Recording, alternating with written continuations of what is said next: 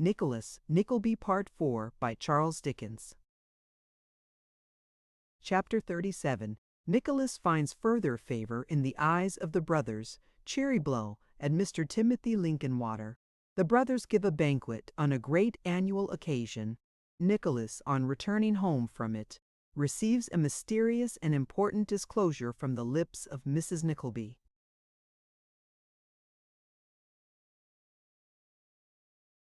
The square in which the counting-house of the brothers Cheeryble was situated, although it might not wholly realize the very sanguine expectations which a stranger would be disposed to form on hearing the fervent encomiums bestowed upon it by Tim Linkinwater, was nevertheless a sufficiently desirable nook in the heart of a busy town like London, and one which occupied a high place in the affectionate remembrances of several grave persons domiciled in the neighborhood, whose recollections, however, dated from a bestaith the bedepquetent and let not those whose eyes have been accustomed to the aristocratic gravity of Grosvenor Square and Hanover Square, the dowager barrenness and frigidity of Fitzroy Square, or the gravel walks and garden seats of the squares of Russell and Euston, suppose that the affections of Tim Linkinwater, or the inferior lovers of this particular locality, had been awakened and kept alive by any refreshing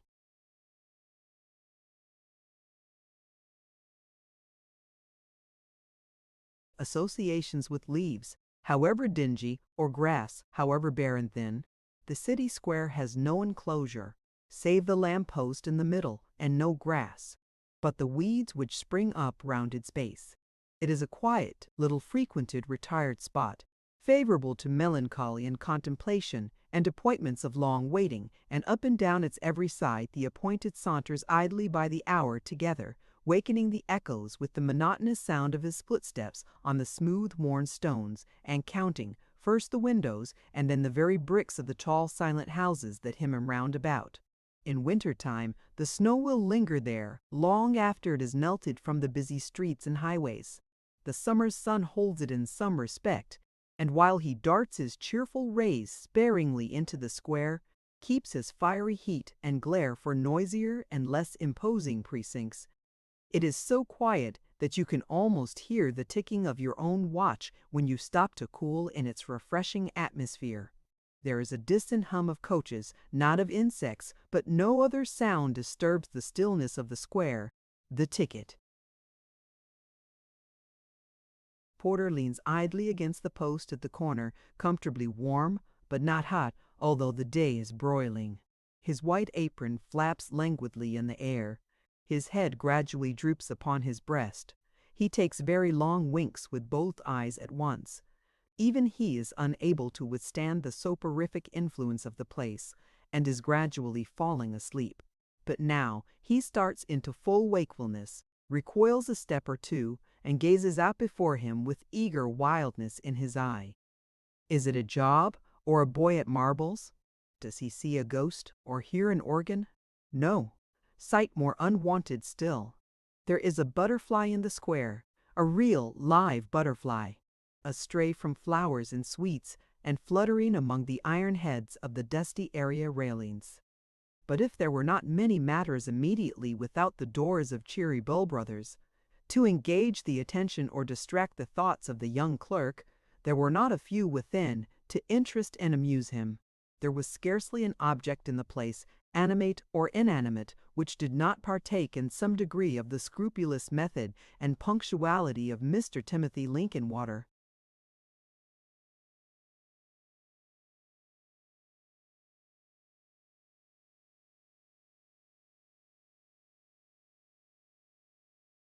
Punctual as the counting-house dial, which he maintained to be the best timekeeper in London next, after the clock of some old, hidden, unknown church hard by, for Tim held the fabled goodness of that at the Horse Guards to be a pleasant fiction, invented by jealous West Enders. The old clerk performed the minutest actions of the day, and arranged the minutest articles in the little room, in a precise and regular order, which could not have been exceeded if it had actually been a real glass case, fitted with the paper, pens, ink, ruler, sealing wax, wafers, pounce-box, string-box, fire-box, Tim's hat, Tim's scrupulously folded gloves, Tim's other coat looking precisely like a back view of himself as it hung against the wall. All had their accustomed inches of space, except the clock.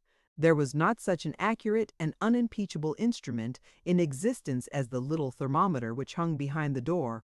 There was not a bird of such methodical and businesslike habits in all the world as the blind blackbird who dreamed and dozed away his days in a large snug cage, and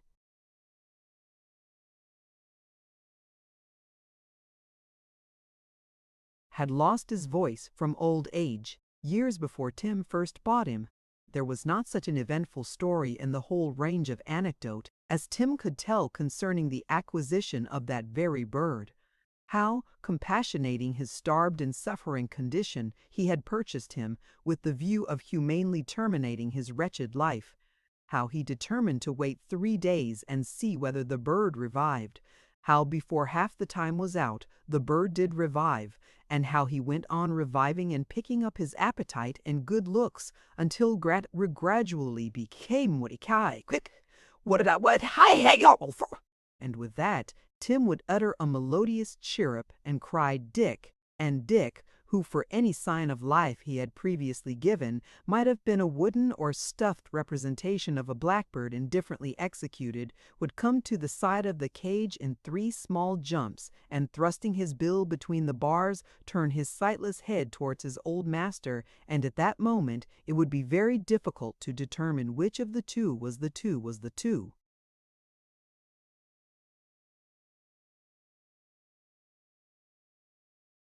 Happier, the bird or Tim Linkinwater. Nor was this all. Everything gave back, besides, some reflection of the kindly spirit of the brothers. The warehousemen and porters were such sturdy, jolly fellows that it was a treat to see them. Among the shipping announcements and steam packet lists which decorated the counting-house wall were designs for almshouses, statements of charities, and plans for new hospitals. A blunderbuss and 2 swords hung above the chimney-piece for the terror of evildoers.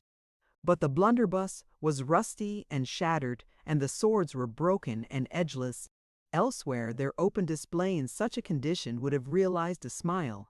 But there it seemed as though even violent and offensive weapons partook of the reigning influence, and became emblems of mercy and forbearance. Such thoughts as these occurred to Nicholas very strongly on the morning when he first took possession of the Bacon stool and looked about him more.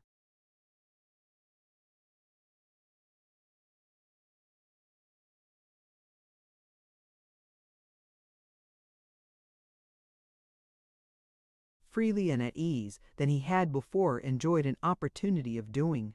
Perhaps they encouraged and stimulated him to exertion, for during the next 2 weeks all his spare hours, late at night and early in the morning, were incessantly devoted to acquiring the mysteries of bookkeeping and some other forms of mercantile account.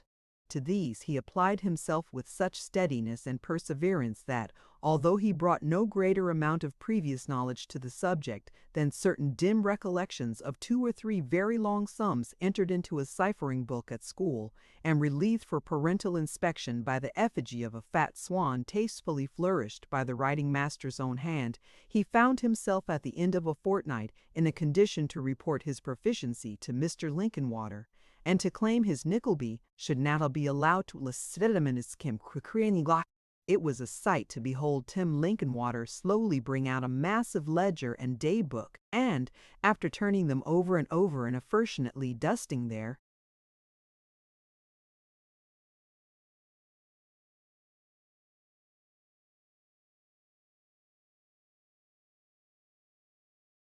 backs and sides, opened the leaves here and there, and cast his eyes, half mournfully, half proudly, upon the fair and unblotted entries. 44 year next May, said Tim. Many new ledgers since then, 44 year. Tim closed the book again. Come, come, said Nicholas, I am all impatience to begin. Tim Linkinwater shook his head with an air of mild reproof. Mr. Nickleby was not sufficiently impressed with the deep and awful nature of his undertaking. Suppose there should be any mistake, any scratching out. Young men are adventurous. It is extraordinary what they will rush upon sometimes. without even taking the precaution of sitting himself down upon his stool, but standing leisurely at the desk and with a smile upon his face, actually a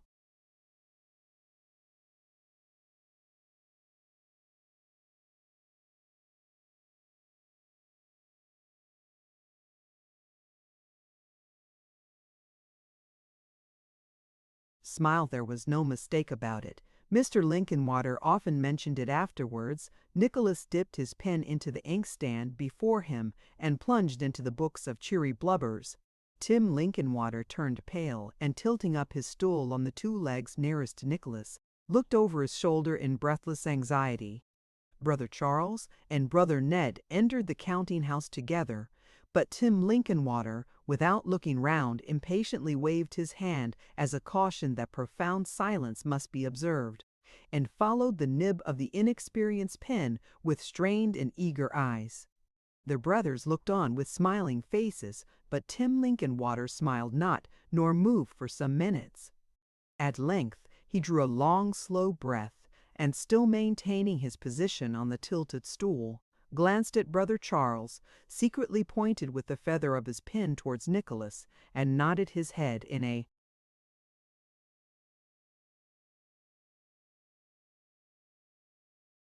grave and resolute manner, plainly signifying he'll do. Brother Charles nodded again, and exchanged the laughing look with Brother Ned. But just then Nicholas stopped to refer to some other page, and Tim Lincolnwater, unable to contain his satisfaction any longer, descended from his stool and caught him rapturously by the hand. "He has done it," said Tim, looking round at his employers and shaking his head triumphantly. "His capital B's and D's are exactly like mine. He dots all his small i's and crosses every t as he writes it. There ain't such a young man as this in all London," said Tim, clapping Nicholas on the back. "Not one. Don't tell me. The city can't produce his equal. I challenge the city to do it." With this casting down of his gauntlet, Tim Lincolnwater struck the desk such a blow with his clenched fist that the old blackbird tumbled off his perch with the start it gave him, and actually uttered a feeble croak in the extremity of his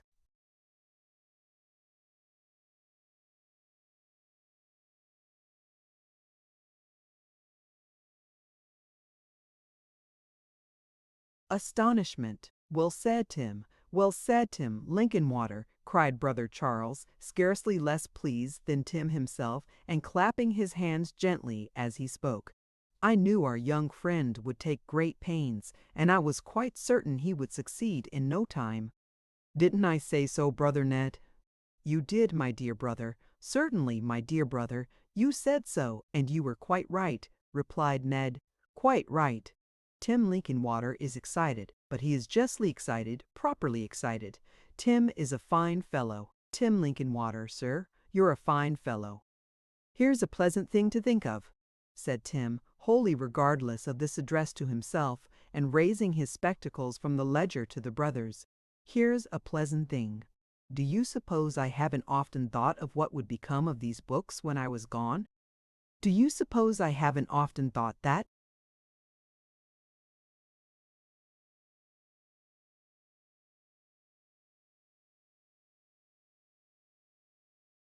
Things might go on irregular and untidy here after I was taken away.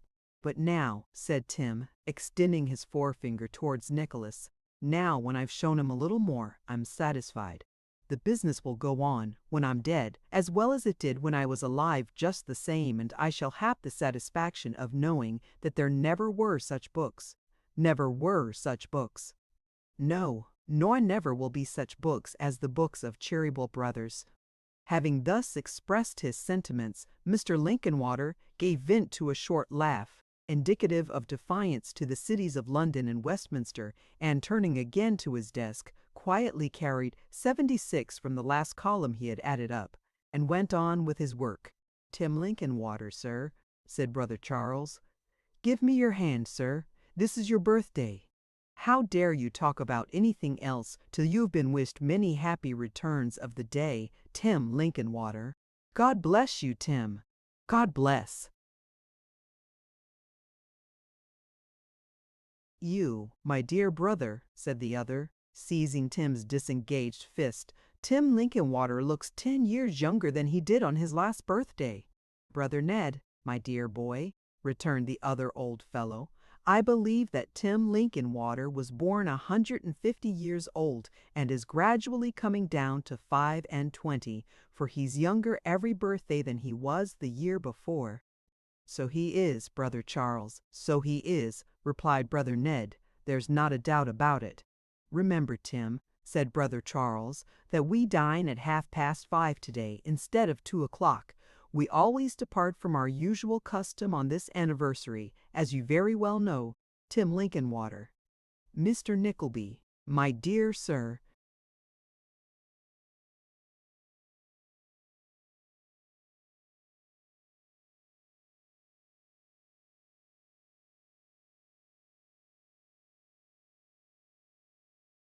"you will make one.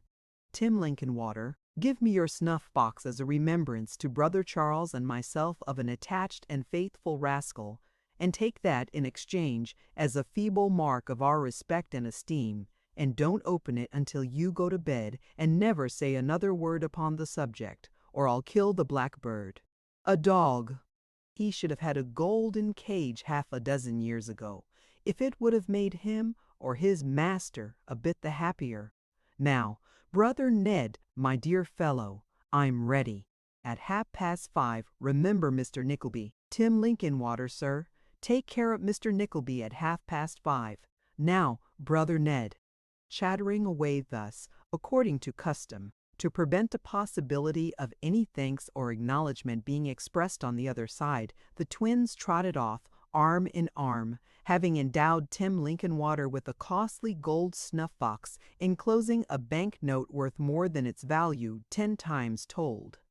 At 5:15, punctual to the minute, arrived according to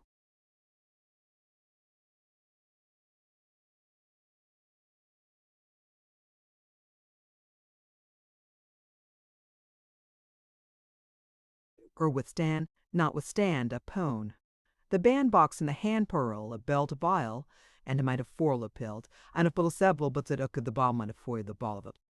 Yards, when, all of a sudden, and when he was least expected, the messenger carrying the bandbox with elaborate caution appeared in an exactly opposite direction, puffing and panting for breath and flushed with recent exercise, as well he might be, for he had taken the air, in the first instance, behind a hackney coach that went to Camberwell, and had followed 2 punches afterwards, and had seen the stilts home to their own door. The cap was all safe, however. That was one comfort, and it was no use. Scolding him, that was another. So the boy went upon his way rejoicing, and Tim Linkinwater's sister presented herself to the company below stairs, just 5 minutes after the half-hour had struck by Tim Linkinwater's own infallible clock. The company consisted of the brothers, Cheeryble, Tim Linkinwater, a ruddy-faced, white-headed friend of Tim's who was a superannuated bank clerk, and Nicholas, who was presented to Tim Linkinwater's sister with much gravity and solemnity. The party being now completed, Brother Ned rang for dinner, and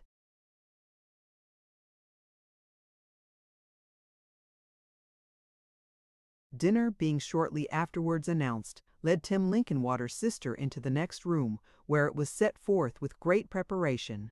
Then Brother Ned took the head of the table, and Brother Charles the foot, and Tim Linkinwater's sister sat on the left hand of Brother Ned, and Tim Linkinwater himself on his right, and an ancient butler of apoplectic appearance, and with very short legs, took up his position at the back of Brother Ned's armchair, and waving his right arm preparatory to taking off the covers with a flourish, stood bolt upright and motionless.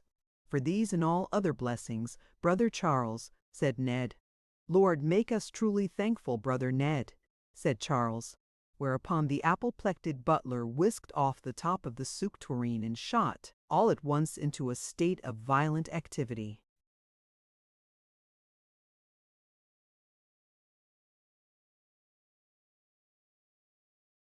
There was abundance of conversation, and little fear of its ever flagging, for the good humor of the glorious old twins drew everybody out, and Tim Linkinwater's sister went off into a long and circumstantial account of Tim Linkinwater's infancy, immediately after the very first glass of champagne, taking care to premise that she was very much Tim's junior, and had only become acquainted with the facts from their being preserved and handed down in the family. This history concluded, Brother Ned related how that, exactly 35 years ago, Tim Linkinwater was suspected to have received a love letter, and how that vague information had been brought to the counting house of his having been seen walking down Cheapside with an uncommonly handsome spinster, at which there was a roar of laughter, and Tim Linkinwater, being charged with blushing and called upon to explain, denied that the accusation was true, and further that there would have been any harm in it if it had been, which last tremendously, and to declare that it was the very best thing he had ever heard in his life, and that Tim Linkinwater might say a great many things before he said anything which would beat that. There was one little ceremony peculiar to the day, both the matter and manner of which made a very strong impression upon Nicholas. The cloth having been removed, and the decanters sent round for the first time, a profound silence succeeded, and in the cheerful faces of the brothers there appeared an expression not of absolute melancholy, but a quiet thoughtfulness, very unusual at a festive table. As Nicholas, struck by this sudden alteration, was wondering what it could portend, the brothers rose together, and the one at the top of the table, leaning forward towards the other, and speaking in a low voice, as if he were addressing him individually, said, "Brother Charles, my dear fellow, there is another association connected with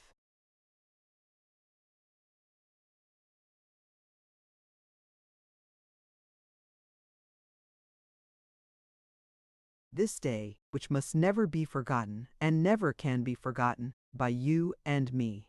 This day, which brought into the world a most faithful and excellent and exemplary fellow, took from it the kindest and very best of parents, the very best of parents to us both. I wish that she could have seen us in our prosperity, and shared it, and had the happiness of knowing how dearly we loved her in it, as we did when we were two poor boys. But that was not to be. My dear brother, the memory of our mother, good Lord, thought Nicholas. And there are scores of people of their own station knowing all this, and 20,000 times more, who wouldn't ask these men to dinner because they eat with their knives and never went to school. But there was no time to moralize, for the joviality again became very brisk, and the decanter of port being nearly out, Brother Ned pulled the bell, which was instantly answered by the apoplectic butler. "David," said Brother Ned. "Sir," replied the butler, "a magnum of the double diamond, David, to drink the health of Mr. Linkinwater." Instantly, by a feat of dexterity, which was the admiration of all the company, and had been, annually, for some years past, the apoplectic butler, bringing his left hand from behind the small of his back, produced a bottle with the corkscrew already inserted, uncorked it at a jerk, and placed the magnum and the cork before his master with the dignity of conscious cleverness. "I's thought of Jerkuls," said Brother Ned, first examining the cork, and afterwards filling his glass, while the old butler looked complacently and amiably on, as if it were all his own property. But the company were quite welcome to make free with it. This looks.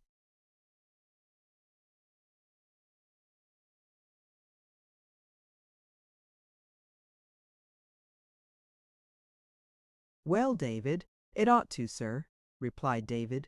"You'd be troubled to find such a glass of wine as is our double diamond, and that Mr. Linkinwater knows very well. That was laid down when Mr. Linkinwater first come, that wine was, gentlemen." "Nay, David, nay," interposed Brother Charles. "I wrote the entry in the cellar book myself, sir, if you please," said David, in the tone of a man quite confident in the strength of his facts.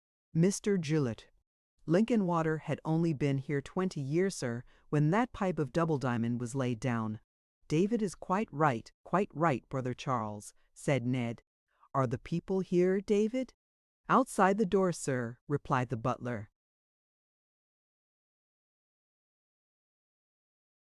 "Show 'em in, David, show 'em in." At this bidding, the older butler placed before his master a small tray of clean glasses, and opening the door, admitted the jolly porters and warehousemen whom Nicholas had seen below. They were 4 in all, and as they came in, bowing and grinning and blushing, the housekeeper and cook and housemaid brought up the rear. "7," said brother Ned, filling a corresponding number of glasses with the double diamond, and David, "8! There! Now, you're all of you to drink the health of your best friend, Mr. Timothy Linkinwater, and wish him health and long life and many happy returns of this day, both for his own sake and that of your old masters, who consider him an inestimable treasure. Tim Linkinwater, sir, your health. Devil take you, Tim Linkinwater, sir. God bless you." With a singular contradiction of terms, brother Ned gave Tim Linkinwater a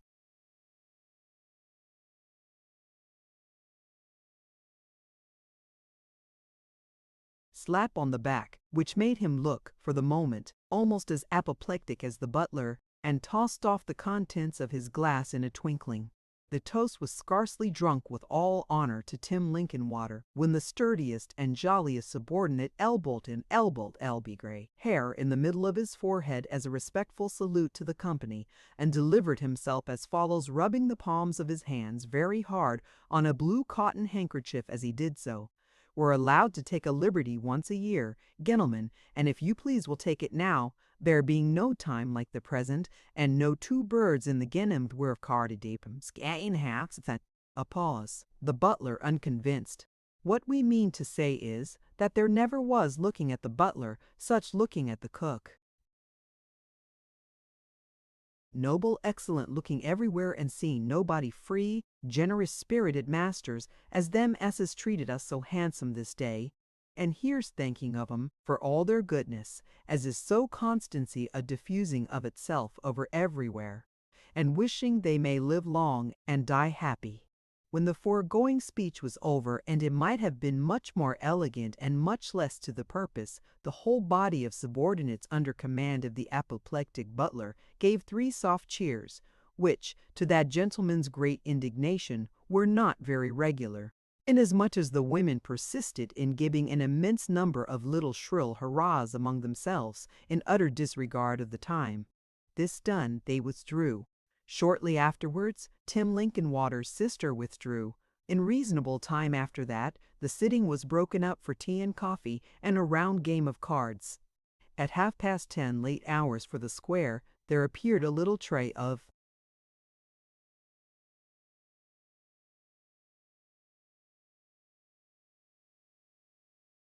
sandwiches and a bowl of Bishop, which Bishop, coming on the top of the double diamond, and other excitements, had such an effect upon Tim Linkinwater that he drew Nicholas aside, and gave him to understand, confidentially, that it was quite true about the uncommonly handsome spinster, and that she was to the full as good-looking as she had been described, more so, indeed, but that she was in too much of a hurry to change her condition, and consequently, while Tim was courting her changing his got married to somebody else.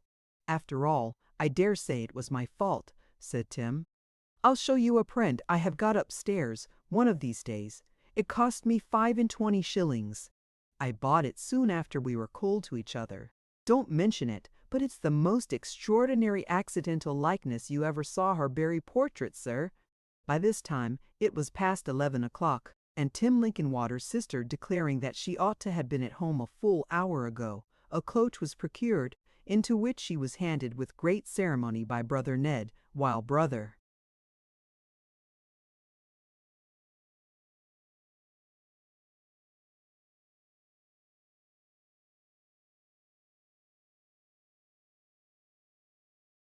Charles imparted the fullest directions to the coachman, and besides paying the man a shilling over and above his fare, in order that he might take the utmost care of the lady, all but choked him with a glass of spirits of uncommon strength, and then nearly knocked all the breath out of his body in his energetic endeavors to knock it in again. At length the coach rumbled off, and Tim Linkinwater's sister being now fairly on her way home, Nicholas and Tim Linkinwater's friend took their leaves together, and left old Tim and the worthy brothers to their repose. As Nicholas had some distance to walk, it was considerably past midnight by the time he reached home, where he found his mother and Smike sitting up to receive him. It was long after their usual hour of retiring, and they had expected him, at the very latest, 2 hours ago, but the time had not hung heavily on their hands, for Mrs. Nickleby had entertained Smike with a genealogical account of her family by the mother's side, comprising biographical sketches of the principal members, and Smike had sat wondering what it was all about, and whether it was learnt from a book, or set out of Mrs. Nickleby's own head, so that they got on together very pleasantly. Nicholas could not go to bed without expatiating on the excellences and munificence of the brothers Cheeryble, and relating the great success which had attended his efforts that day. But before he had said a dozen words, Mrs. Nickleby, with many sly winks and nods, observed that she was sure Mr. Smike must be quite tired out, and that she positively must insist on his not sitting up a minute longer. "A most biddable creature he is, to be sure," said Mrs. Nickleby, when Smike had wished them good night and left the room. "I know you'll excuse me, Nicholas, my dear, but I don't like to do this before a third person, indeed, before a young man. It would not be quite proper, though really, after all, I don't know what harm there is in it, except that to be sure it's not a very becoming thing, though some people say it is very much so, and really I don't know why it should not be, if it's well got up, and the borders are small plaited. Of course, a good deal depends upon that." With which preface, Mrs. Nickleby took her nightcap from between the leaves of a very large prayer book, where it had been folded up small, and proceeded to tie it on, talking away in her usual discursive manner all the time. "People may say what they like," observed Mrs. Nickleby, "but there's a great deal of comfort in a nightcap, as I'm sure you would confess, Nicholas, my dear, if you would only have strings to yours, and wear it like a Christian instead of sticking it upon the very top of your head like a blue coat boy. You needn't think it an unmanly or quizzical thing to be particular about your nightcap, for I have often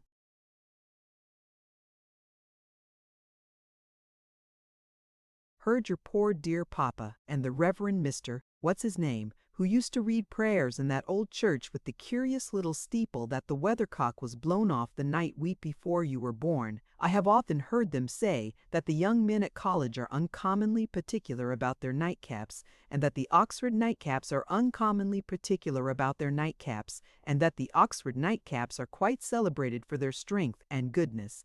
So much so, indeed, that the young men never dreamed gwimmed without a and I like. Nicholas laughed, and entering no further into the subject of this lengthened harangue, reverted to the pleasant tone of the little birthday party. And as Mrs. Nickleby instantly became very curious respecting it, and made a great number of inquiries touching what they had had for dinner, and how it was put on table, and whether it was overdone or underdone, and who was there, and what the Mr. Cheerybles said, and what Nicholas said, and what the Mr. Cheerybles said, and what the Mr. Cheerybles said,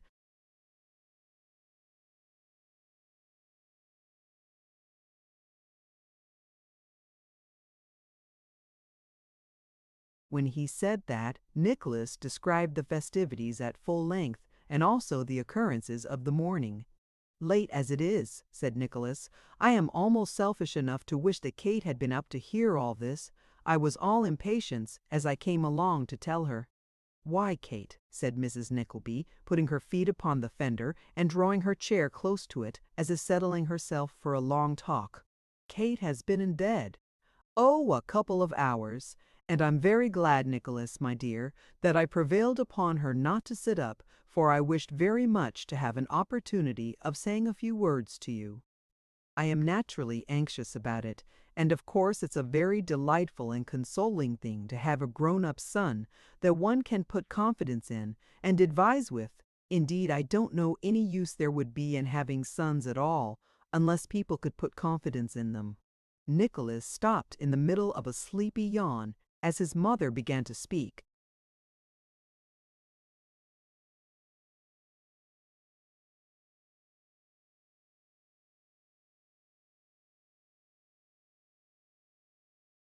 and looked at her with fixed attention. "There was a lady in our neighborhood," said Mrs. Nickleby. "Speaking of sons puts me in mind of it. A lady in our neighborhood when we lived near Dawlish. I think her name was Rogers. Indeed, I am sure it was, if it wasn't Murphy, which is the only doubt I have." "Is it about her, mother, that you wish to speak to me?" said Nicholas quietly. "About her!" cried Mrs. Nickleby. "Good gracious, Nicholas! My dear, how can you be so ridiculous?" But that was always the way with your poor dear papa. Just his way, always wandering, never able to fix his thoughts on any one subject for 2 minutes together. "I think I see him now," said Mrs. Nickleby, wiping her eyes, looking at me while I was talking to him about his affairs, just as if his ideas were in a state of perfect conglomeration. Anybody who had come in upon us suddenly would have supposed I was confusing and distracting him.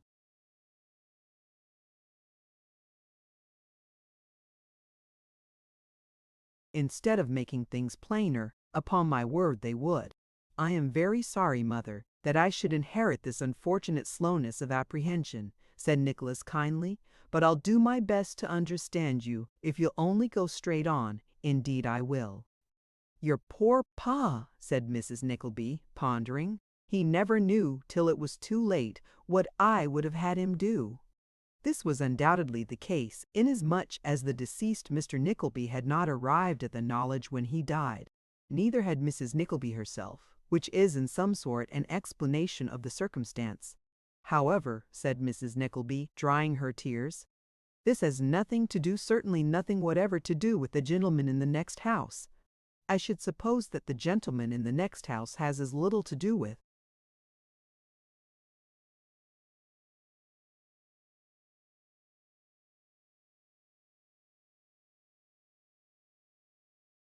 us," returned Nicholas. "There can be no doubt," said Mrs. Nickleby, "that he is a gentleman, and has the manners of a gentleman, and the appearance of a gentleman, although he does wear smalls and grey worsted stockings. That may be eccentricity, or he may be proud of his legs. I don't see why he shouldn't be. The Prince Regent was proud of his legs, and so was Daniel Lambert, who was also a fat man. He was proud of his legs. So was Miss Biffin. She was no," added Mrs. Nickleby, correcting herself. "I think she had only toes, but the principle is the same." Nicholas looked on, quite amazed at the introduction of this new theme, which seemed just what Mrs. Nickleby had expected him to be. "You may well be surprised, Nicholas, my dear," she said. "I am sure I was. It came upon me like a flash of fire, and almost froze my blood. The bottom of his garden joins the bottom of ours, and of course I had several times seen him."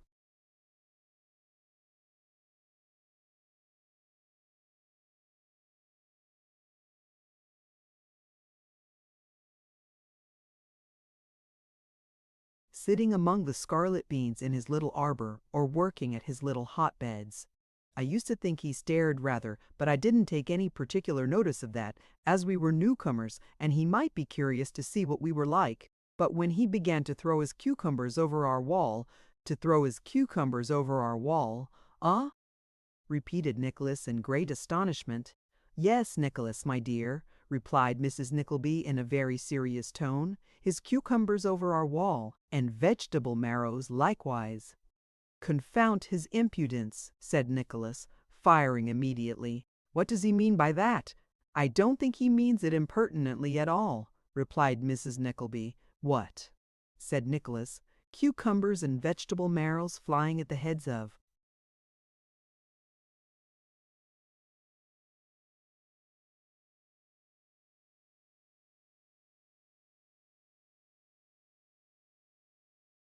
The family as they walk in their own garden, and not meant impertinently.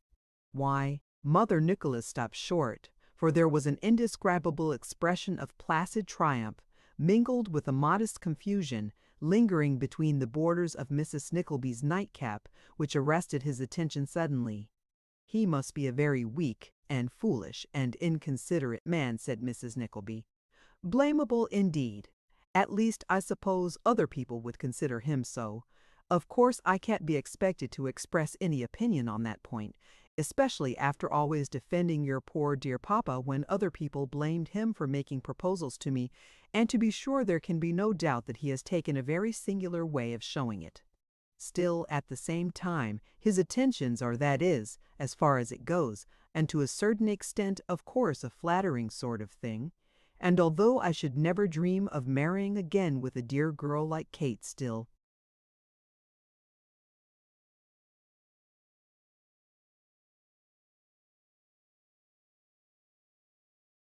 unsettled in life. Surely, mother, such an idea never entered your brain for an instant, said Nicholas. Bless my heart, Nicholas, my dear, returned his mother in a peevish tone. Isn't that precisely what I am saying, if you would only let me speak? Of course, I never gave it a second thought, and I am surprised and astonished that you should suppose me capable of such a thing. All I say is, what step is the best to take so as to reject these advances civilly and delicately and without hurting his feelings too much and driving him to despair or anything of that kind? My goodness me! Exclaimed Mrs. Nickleby with a half simper. Suppose he was to go doing anything rash to himself. Could I ever be happy again, Nicholas? Despite his vexation and concern, Nicholas could scarcely help smiling as he rejoined, Now, do you think, mother, that such a result would be likely to ensue?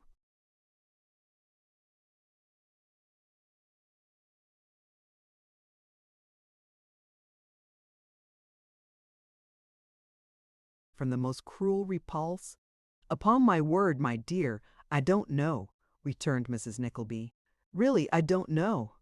I am sure there was a case in the day before yesterday's paper, extracted from one of the French newspapers, about a journeyman shoemaker who was jealous of a young girl in an adjoining village because she wouldn't shut herself up in an airtight 3 pair of stairs and charcoal herself to death with him, and who went and hid himself in a wood with a sharp-pointed knife and rushed out, as she was passing by with a few friends, and killed himself first, and then her. No, killed all the friends, and then Hurdell, as cook the fence, somehow or other, added Mrs. Nickleby after a momentary pause.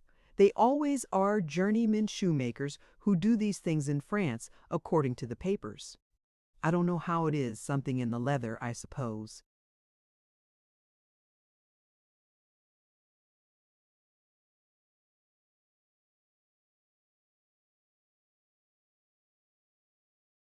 But this man, who is not a shoemaker, what has he done? Mother, what has he said? Inquired Nicholas, fretted almost beyond endurance, but looking nearly as resigned and patient as Mrs. Nickleby herself. You know, there is no language of vegetables which converts a cucumber into a formal declaration of attachment. My dear, replied Mrs. Nickleby, tossing her head and looking at the ashes in the grate, he has done and said all sorts of things. Is there no mistake on your part? Asked Nicholas. Mistake, cried Mrs. Nickleby. Lord Nicholas, my dear, do you suppose I don't know when a man's in earnest? Well, well, muttered Nicholas. Every time I go to the window, said Mrs. Nickleby, he kisses one hand and lays the other upon his heart. Of course it's very foolish of him to do so, and I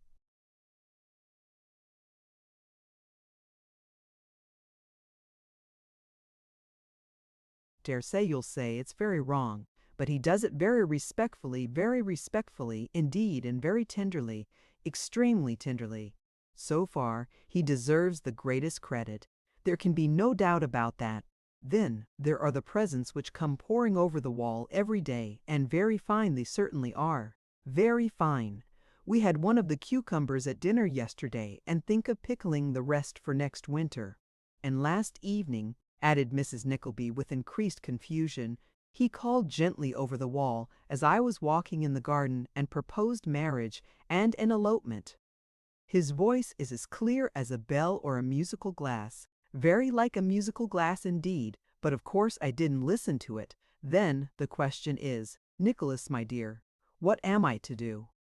Does Kate know of this? Asked Nicholas. I have not said a word about it yet, answered his mother. Then, for heaven's sake, rejoined Nicholas, rising, do not, for it would make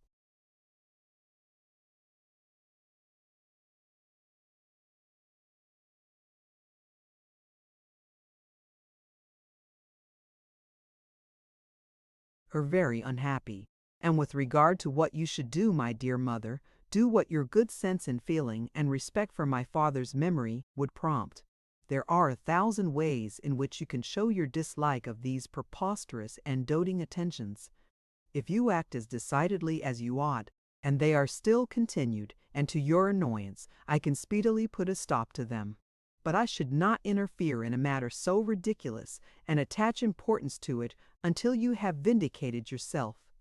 Most women can do that, but especially one of your age and condition, in circumstances like these, which are unworthy of a serious thought.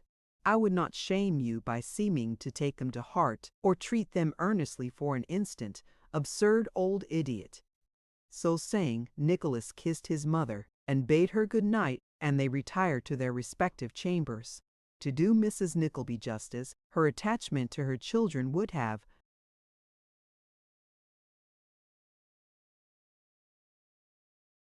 prevented her seriously contemplating a second marriage, even if she could have so far conquered her recollections of her late husband as to have any strong inclinations that way. But, although there was no evil, and little real selfishness in Mrs. Nickleby's heart, she had a weak head and a vain one, and there was something so flattering in being sought and vainly sought in marriage at this time of day, that she could not dismiss the passion of the unknown gentleman quite so summarily or lightly as Nicholas appeared to deem becoming. As to its being preposterous and doting and ridiculous, thought Mrs. Nickleby, communing with herself in her own room, I don't see that at all. It's hopeless on his part, certainly, but why he should be an absurd old idiot, I confess I don't see. He is not to be supposed to know it's hopeless. Poor fellow, he is to be pitied, I think. Having made these reflections, Mrs. Nickleby looked in her little dressing-glass,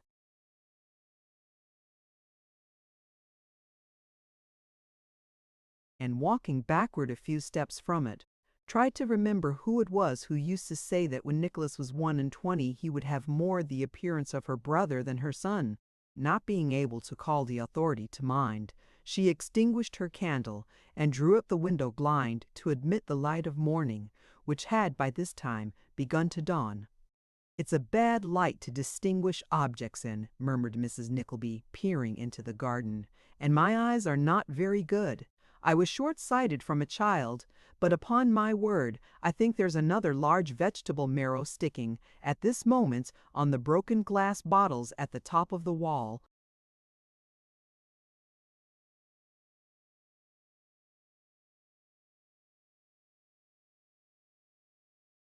Chapter 38 comprises certain particulars arising out of a visit of condolence, which may prove important hereafter. Smike unexpectedly encounters a very old friend, who invites him to his house and will take no denial.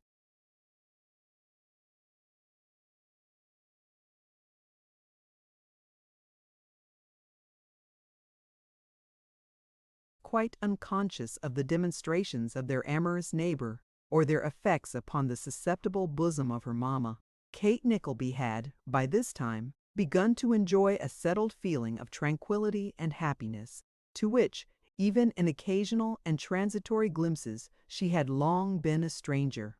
Living under the same roof with the beloved brother from whom she had been so suddenly and hardly separated, with a mind at ease and free from any persecutions which could call a blush into her cheek or a pang into her heart, she seemed to have passed into a new state of being. Her former cheerfulness was restored, her step regained its elasticity and lightness, the color which had forsaken her cheek visited it once again, and Kate Nickleby looked more beautiful than ever.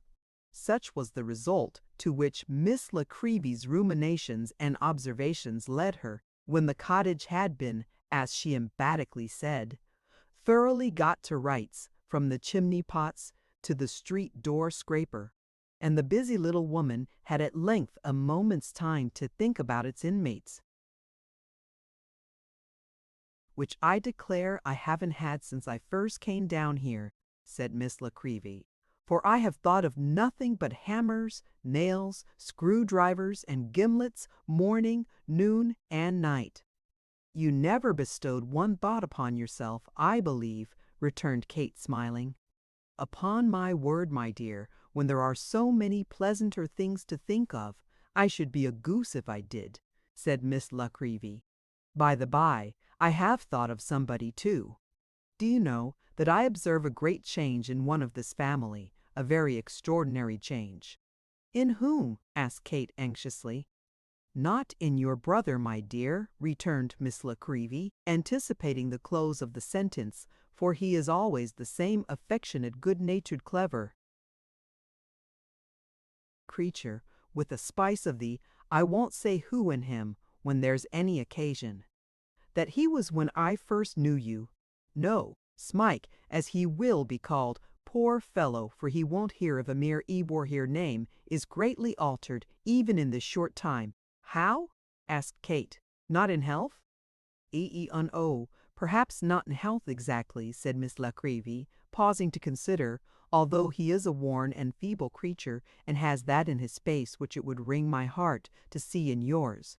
No, not in health." "How then?" "I scarcely know," said the miniature painter, "but I have watched him, and he has brought the tears into my eyes many times. It is not a very difficult matter to do that, certainly, for I am easily melted. Still, I think these came with good cause."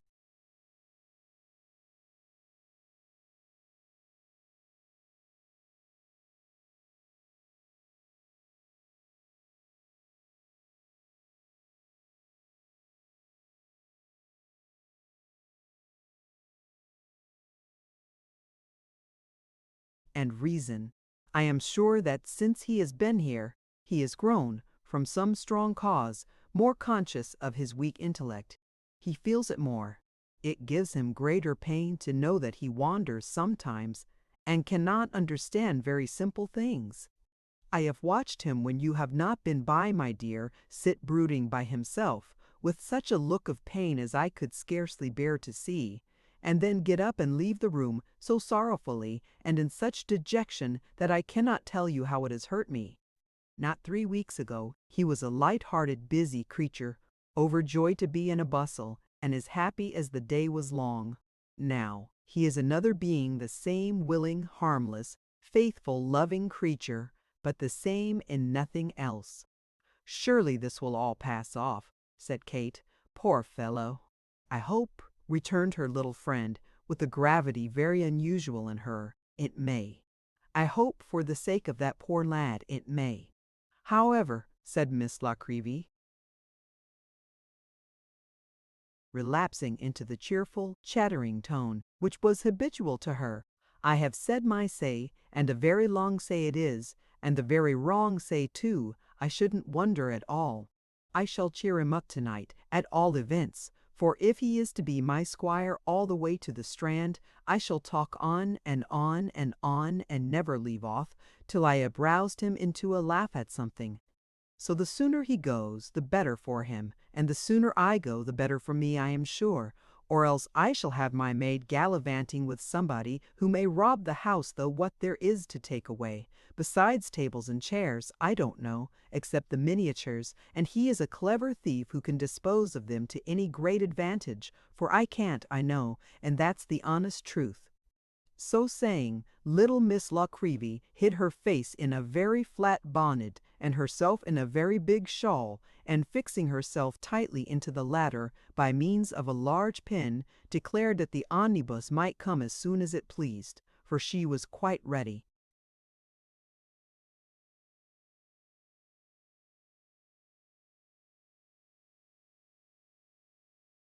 But there was still Mrs. Nickleby to take leave of, and long before that good lady had concluded some reminiscences bearing upon and appropriate to the occasion, the omnibus arrived. This put Miss La Creevy in a great bustle, in consequence whereof, as she secretly rewarded the serving girl with 18 pence behind the street door, she pulled out of her reticule 10 pennyworth of halfpence, which rolled into all possible corners of the passage, and occupied some considerable time in the picking up. This ceremony had, of course, to be succeeded by a second kissing of Kate and Mrs. Nickleby, and a gathering together of the little basket and the brown paper parcel, during which proceedings the omnibus, as Miss La Creevy protested, swore so dreadfully that it was quite awful to hear it. At length and at last it made a feint of going away. And then Miss Nickleby darted out and darted in, apologizing with great volubility to all the passengers and declaring that she wouldn't purposely have kept them waiting on any account whatever. While she was looking about for a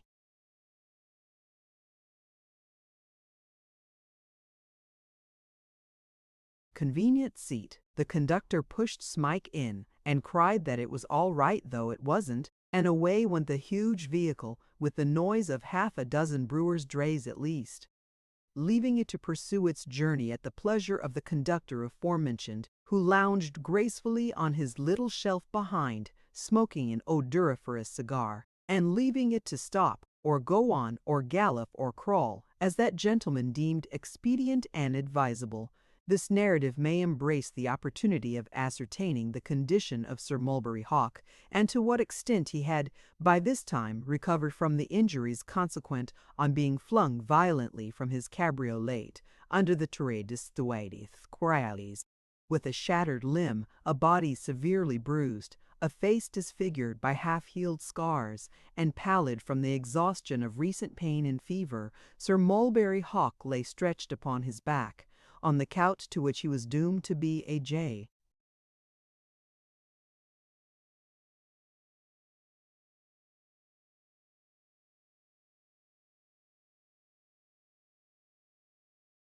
Prisoner for some weeks yet to come.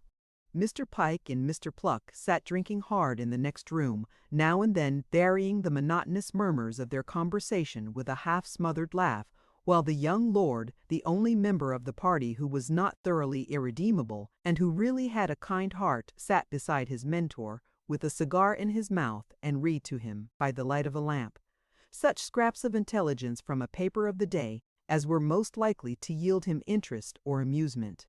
"Curse those hounds," said the invalid, turning his head impatiently towards the adjoining room. "Will nothing stop their infernal throats?" Messrs. Pike and Pluck heard the exclamation, and stopped immediately, winking to each other as they did so, and filling their glasses to the brim, as some recompense for the deprivation of speech. "Damn," muttered the sick man between his teeth, and writhing impatiently in.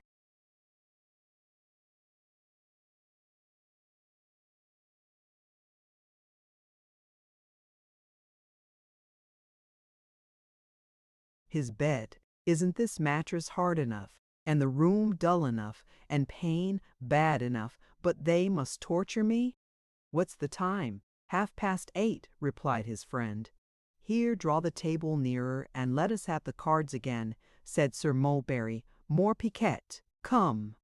It was curious to see how eagerly the sick man, debarred from any change of position save the mere turning of his head from side to side, watched every motion of his friend in the progress of the game, and with what eagerness and interest he played, and yet how warily and coolly. His address and skill were more than 20 times a match for his adversary, who could make little head against them, even when fortune favored him with good cards, which was not often the case. Sir Mulberry won every game, and when his companion threw down the cards and refused to play any longer, thrust forth his wasted arm and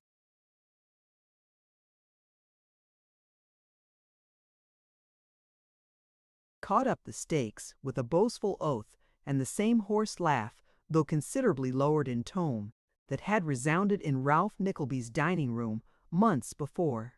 While he was thus occupied, his man appeared to announce that Mr. Ralph Nickleby was below, and wished to know how he was tonight. "Better," said Sir Mulberry impatiently. "Mr. Mulberry." "Nickleby wishes to know, sir." "I tell you better," replied Sir Mulberry, striking his hand upon the table. The man hesitated for a moment or two, and then said that Mr. Nickleby had requested permission to see Sir Mulberry Hawk, if it was not inconvenient. "It is inconvenient." "I can't see him. I can't see anybody," said his master more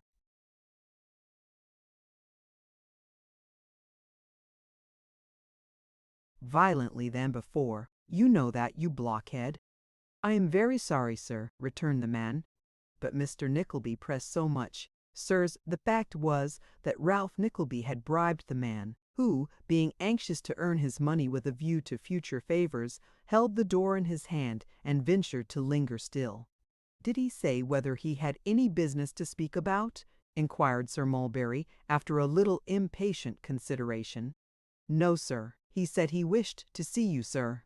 "Particularly," Mr. Nickleby said. "Sir, tell him to come up." "Here," cried Sir Mulberry, calling the man back as he passed his hand over his disfigured face. "Move that lamp and put it on the stand behind me. Wheel that table away and place a chair there further off. Leave it." So, the man obeyed these directions as if he quite comprehended the motive with which they were dictated, and left the room. Lord Frederick Verisopht, remarking that he would look in presently, strolled into the adjoining apartment and closed the folding door behind him. Then was heard a subdued footstep on the stairs, and Ralph Nickleby, hat in hand, crept softly into the room, with his body bent forward as if in profound respect, and his eyes fixed upon the face of his worthy client. "Well, Nickleby," said Sir Mulberry, motioning him to the chair by the couch's side, and waving his hand in assumed carelessness, "I have had a bad accident, you see." "I see," rejoined Ralph with the same steady gaze. "Bad indeed, I should not."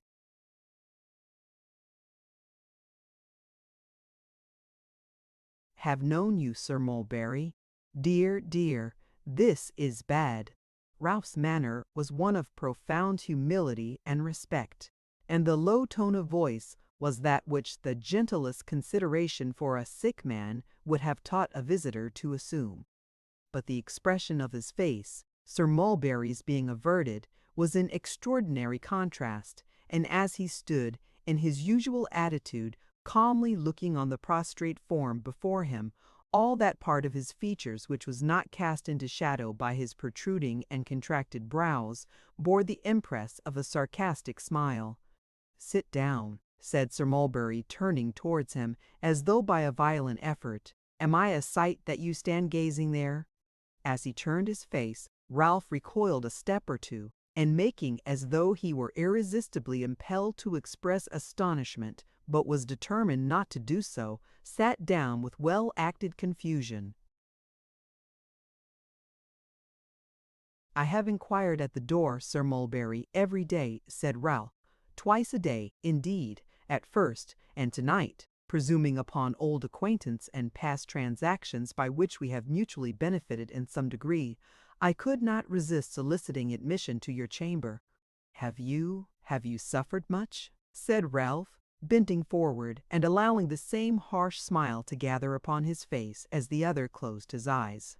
"More than enough to please me, and less than enough to please some broken-down hacks that you and I know of, and who lay their ruin between us, I dare say," returned Sir Mulberry, tossing his arm restlessly upon the coverlet.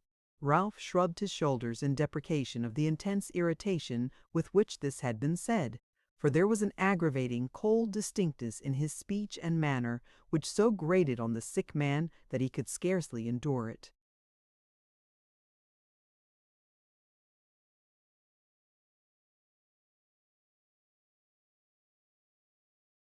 "And what is it in these past transactions that brought you here tonight?" asked Sir Mulberry. "Nothing," replied Ralph. "There are some bills of my lord's which need renewal, but let them be till you are well." I came," said Ralph, speaking more slowly and with harsher emphasis. "I came to say how grieved I am that any relative of mine, although disowned by me, should have inflicted such punishment on you as punishment," interposed Sir Mulberry. "I know it has been a severe one," said Ralph, wilfully mistaking the meaning of the interruption, "and that has made me the more anxious to tell you that I disown this vagabond, that I acknowledge him as no kin of mine, and that I leave him to take his deserts from you and every man besides. You may wring his neck if you please, I shall not interfere."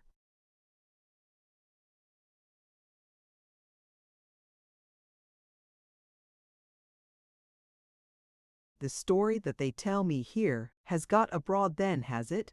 asked Sir Mulberry, clenching his hands and teeth. "Noised in all directions," replied Ralph. every club and gaming room has rung with it. There's been a good song made about it, as I am told," said Ralph, looking eagerly at his questioner.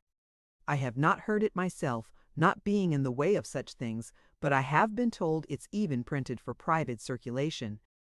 But that's all over town, of course." "It's a lie," said Sir Mulberry. "I tell you it's all a lie. The mare took fright." "They say he frightened her," observed Ralph, in the same unmoved and quiet manner. "Some say he frightened you, but that's a lie, I know. I have said that boldly. Oh, a score of times. I am a peaceable man, but I can't hear folks tell that of you. No, no."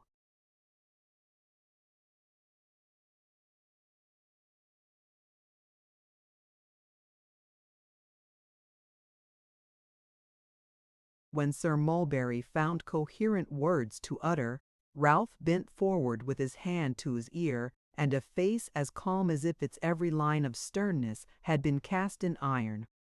"When I am off this cursed bed," said the invalid, actually striking at his broken leg in the ecstasy of his passion, "I'll have such revenge as never man had yet.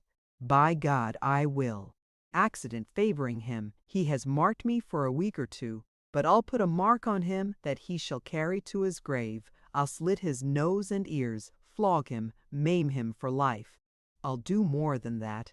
I'll drag that pattern of chastity, that pink of prudery, the delicate sister, through." It might have been that even Ralph's cold blood tingled in his cheeks at that moment.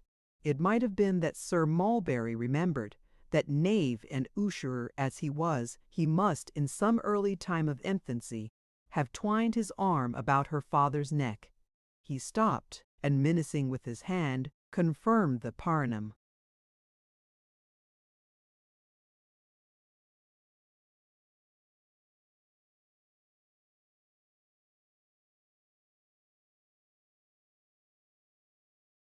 Unuttered threat with a tremendous oath.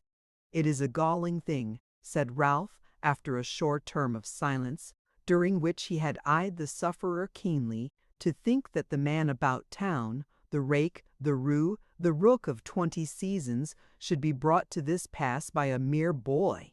Sir Mulberry darted a wrathful look at him, but Ralph's eyes were bent upon the ground, and his face wore no other expression than one of thoughtfulness. "A raw, slight stripling," continued Ralph, "against a man whose very weight might crush him."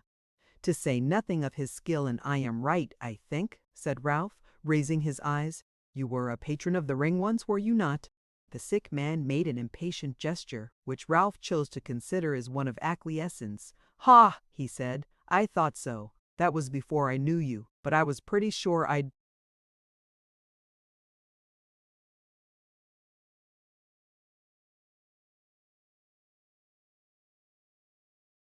couldn't be mistaken. He is light and active, I suppose.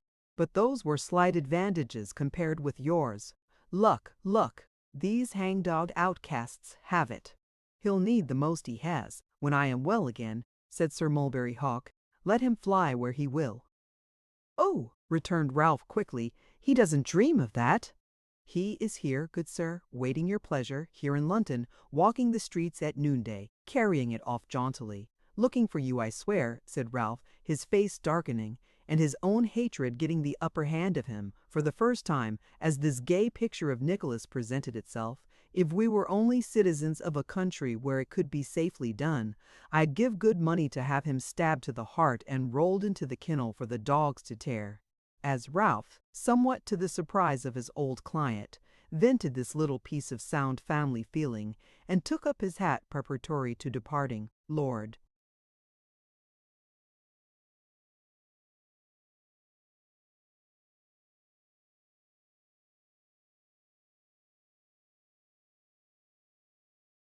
Frederick Verisopht looked in. "Why, what in the devil's name, Hawk, have you and Nickleby been talking about?" said the young man. "I never heard such an insufferable riot. Croak, croak, croak. Bow, wow, wow. What has it all been about?" "Sir Mulberry has been angry, my lord," said Ralph, looking towards the couch. "Not about money, I hope." "Nothing has gone wrong in business, has it, Nickleby?" "No, my lord, no," returned Ralph. On that point we always agree. Sir Mulberry has been calling to mind the cause of. There was neither necessity nor opportunity for Ralph to proceed, for Sir Mulberry took up the theme, and vented his threats and oaths against Nicholas almost as ferociously as before.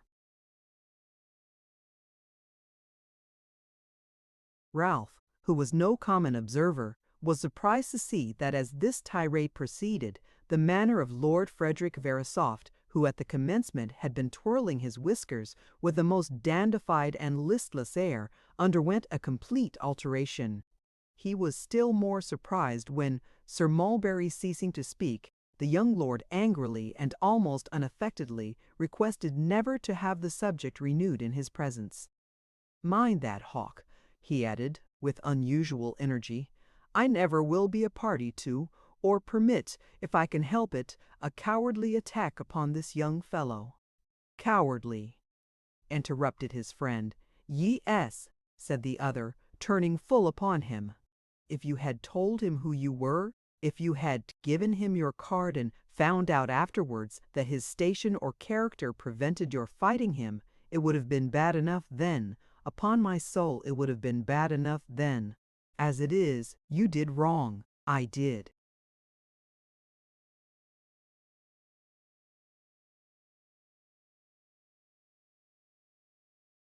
"Wrong, too, not to interfere, and I am sorry for it. What happened to you afterwards was as much the consequence of accident as design, and more your fault than his, and it shall not, with my knowledge, be cruelly visited upon him. It shall not, indeed." With this emphatic repetition of his concluding words, the young lord turned upon his heel. But before he had reached the adjoining room he turned back again and said with even greater vehemence than he had displayed before, "I do believe now, upon my honor I do believe that the sister is as virtuous and modest a young lady as she is a handsome one. And of the brother I say this, that he acted as her brother should, and in a manly and spirited manner. And I only wish with all my heart and soul that any one of us came out of this matter half as well as he does." So saying, Lord Frederick Verisopht walked out of the room, leaving Ralph.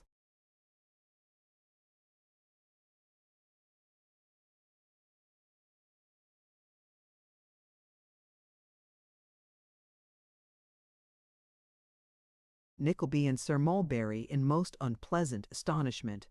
"Is this your pupil?" asked Ralph softly. "Or has he come fresh from some country parson?" "Green fools take these fits sometimes," replied Sir Mulberry Hawk, biting his lip and pointing to the door. "Leave him to me." Ralph exchanged a familiar look with his old acquaintance, for they had suddenly grown confidential again in this alarming surprise, and took his way home, thoughtfully and slowly. While these things were being said and done, and long before they were concluded, the omnibus had disgorged Miss Nickleby and her escort, and they had arrived at her own door. Now, the good nature of the little miniature painter would by no means allow of Smike's walking back again until he had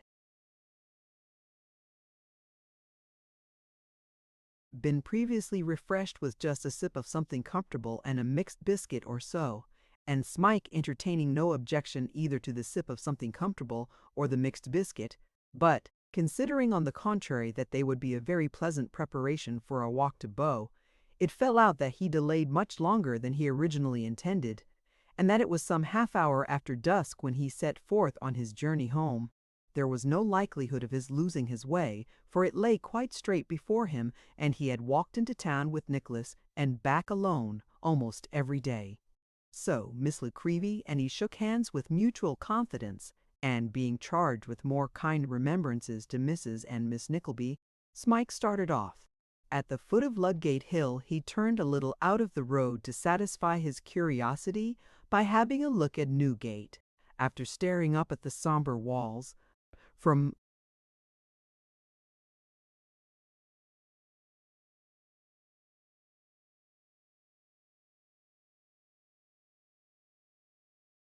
the opposite side of the way, with great care and dread for some minutes, he turned back again into the old track, and walked briskly through the city, stopping now and then to gaze in at the window of some particularly attractive shop, then running for a little way, then stopping again, and so on, as any other country lad might do. He had been gazing for a long time through a jeweler's window, wishing he could take some of the beautiful trinkets home as a present, and imagining what delight they would afford if he could, when the clock struck 8:75. Roused by the sound, he hurried on at a very quick pace, and was crossing the corner of a by-street when he felt himself violently brought to with a jerk so sudden that he was obliged to cling to a lamp-post to save himself from falling. At the same moment, a small blood hooray vibrated in his ears.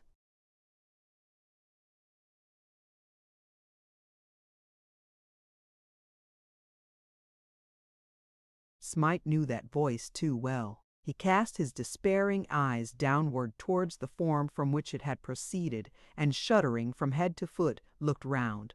Mr. Squeers had hooked him in the coat-collar with the handle of his umbrella, and was hanging on at the other end with all his might and main. The cry of triumph proceeded from Master Wackford, who, regardless of all his kicks and struggles, clung to him with the tenacity of a bulldog.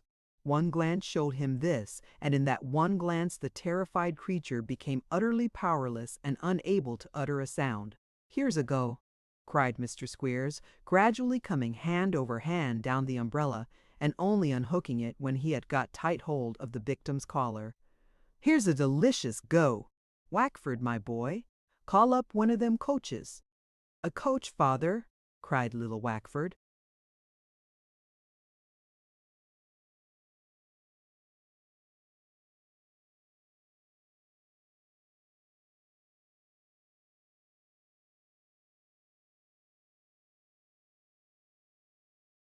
"Yes, a coach, sir," replied Squeers, feasting his eyes upon the countenance of Smike.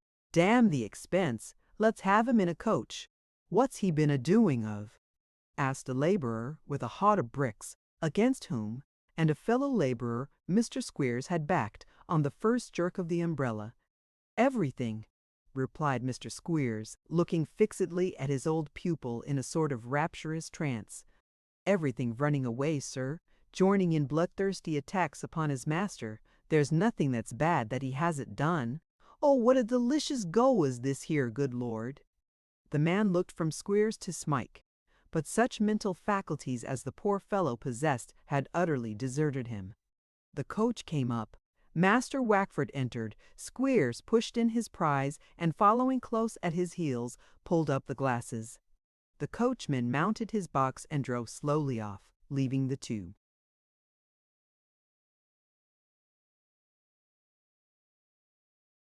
Bricklayers, and an old apple-woman, and a town-made little boy returning from an evening school, who had been the only witnesses of the scene, to meditate upon it at their leisure.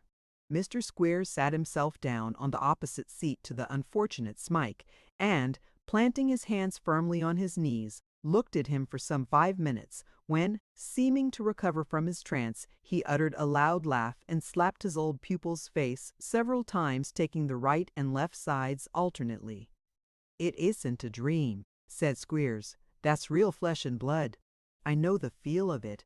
And being quite assured of his good fortune by these experiments, Mr. Squeers administered a few boxes on the ear, lest the entertainments should seem to partake of sameness, and laughed louder and longer at everyone. "Your mother will be fit to jump out of her skin, my boy, when she hears of this," said Squeers to his son.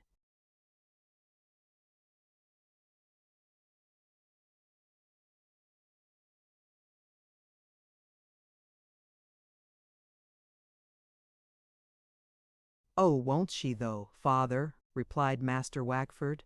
"To think," said Squeers, "that you and me should be turning out of a street, and come upon him at the very nick, and that I should have him tight at only one cast of the umbrella, as if I had hooked him with a grappling iron." "Ha, ha! Didn't I catch hold of his leg neither, father?" said little Wackford. "You did, like a good 'un, my boy," said Mr. Squeers, patting his son's head, "and you shall have the best button-over jacket and waistcoat that the next new boy brings down as a reward of merit. Mind that. You always keep on in the same path, and do them things that you see your father do, and when you die you'll go right slap to heaven and no questions asked." Improving the occasion in these words, Mr. Squeers patted his son's head again, and then patted Smike's but harder, and inquired in a bantering tone how he found himself by this time. "I must go home," replied Smike, looking wildly round. "To be sure you must. You're about right there," replied Mr. Squeers. "You'll go home very soon, you will. You'll find yourself at the peaceful village of Dotheboys, in Yorkshire, in something under a week's time, my young friend. And the next time you get away from there, I give you leave to keep away. Where's the clothes you run off in, you ungrateful robber?" said Mr. Squeers in a severe voice. Smike glanced at the neat attire which the care of Nicholas had provided for him, and wrung his hands. "Do you know that I could hang you up outside of the Old Bailey for making away with them articles of property?" said Squeers. "Do you know that it's a hanging matter, and I and quite certain whether it enacted an anatomy one, besides to walk off with upwards of the value of £5 from a dwelling-house, eh? Do you know that? What do you suppose was the worth of them clothes you had? Do you know that that Wellington boot you wore cost 28 when it was a pair, and the shoe 7 and 6? But you came to the right shop for mercy when you came to me, and thank your stars that it is me as has got to serve you with the article. Anybody not in Mr. Squeers's confidence would have supposed that he was quite out of the article in question, instead of having a large stock on hand ready for all comers. Nor would the opinion of skeptical persons have undergone much alteration when he followed up the remark by poking Smike in the chest with the ferrule of his umbrella, and dealing a smart shower of blows with the ribs of the same instrument upon his head and shoulders.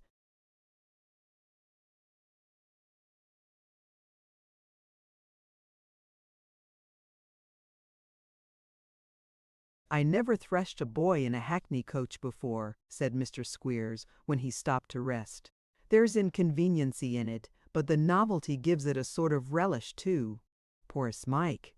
He warded off the blows as well as he could, and now shrunk into a corner of the coach, with his head resting on his hands and his elbows on his knees. He was stunned and stupefied, and had no more idea that any act of his would enable him to escape from the all-powerful Squeers, now that he had no friend to speak to or to advise with, than he had in all the weary years of his Yorkshire life which preceded the arrival of Nicholas. The journey seemed endless. Street after street was entered and left behind, and still they went jolting on.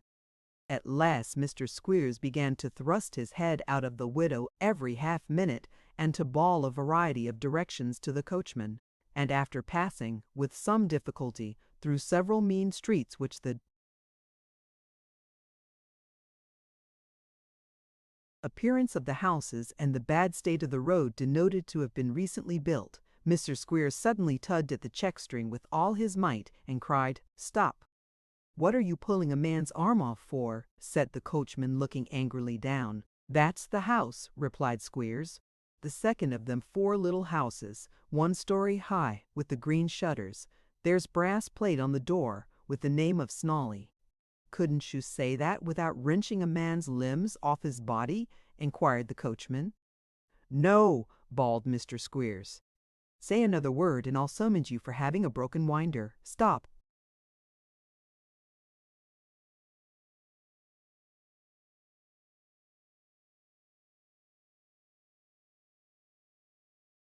Obedient to this direction, the coach stopped at Mr. Snawley's door. Mr. Snawley may be remembered as the sleek and sanctified gentleman who confided 2 sons-in-law to the parental care of Mr. Squeers, as narrated in the 4th chapter of this history. Mr. Snawley's house was on the extreme borders of some new settlements adjoining Somers Town, and Mr. Squeers had taken lodgings therein for a short time, as his stay was longer than usual, and the Saracen, having experience of Master Wackford's appetite, had declined to receive him on any other terms than as a full-grown customer. "Here we are," said Squeers, hurrying Smike into the little parlour, where Mr. Snawley and his wife were taking a lobster supper. "Here's the vagrant, the felon, the rebel, the monster of unthankfulness.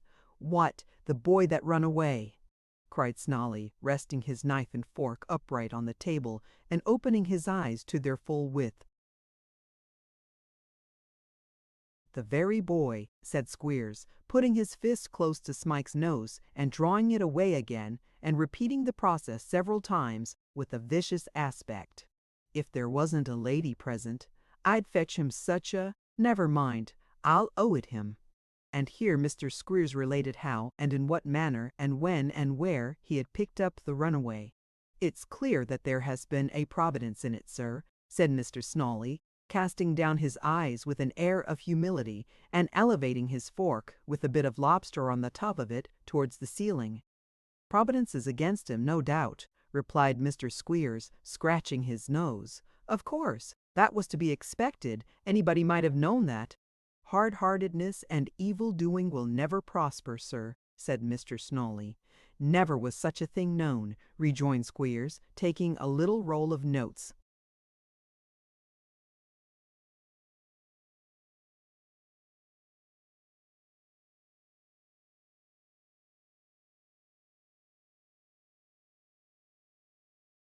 From his pocketbook to see that they were all safe. "I have been, Mr. Snawley," said Mr. Squeers, when he had satisfied himself upon this point, "I have been that chap's benefactor, feeder, teacher, and clother.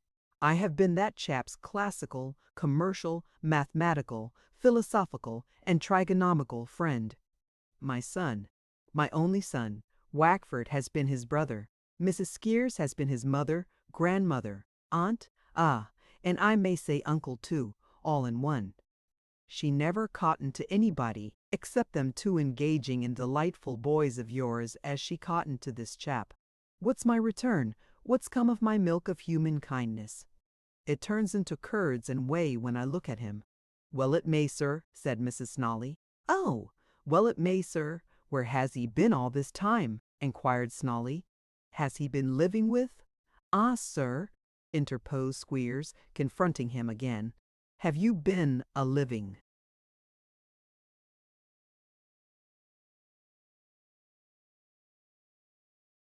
"With that there devilish Nickleby, sir?" But no threats or cuffs could elicit from Smike one word of reply to this question, for he had internally resolved that he would rather perish in the wretched prison to which he was again about to be consigned, than utter one syllable which could involve his first and true friend. He had already called to mind the strict injunctions of secrecy as to his past life which Nicholas had laid upon him when they travelled from Yorkshire, and a confused and perplexed idea that his benefactor might have committed some terrible crime in bringing him away, which would render him liable to heavy punishment if detected, had contributed in some degree to reduce him to his present state of apathy and terror. Such were the thoughts, if to visions so imperfect and undefined as those which wandered through his enfeebled brain the term can be applied, which were.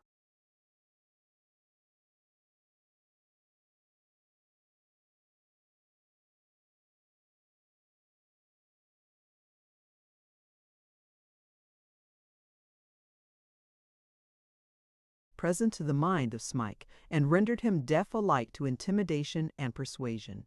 Finding every effort useless, Mr. Squeers conducted him to a little back room upstairs, where he was to pass the night, and, taking the precaution of removing his shoes and coat and waistcoat, and also of locking the door on the outside, lest he should muster up sufficient energy to make an attempt at escape, that worthy gentleman left him to his meditations.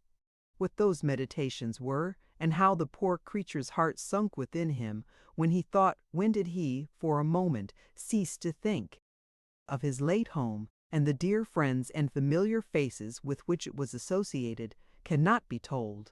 To prepare the mind for such a heavy sleep, its growth must be stopped by rigor and cruelty in childhood. There must be years of misery and suffering, lightened by no ray of hope, the cords of the heart, which beat a quick response to the voice of gentleness and affection, must have rusted and broken in their secret places and bear the lingering echo of no old word of love.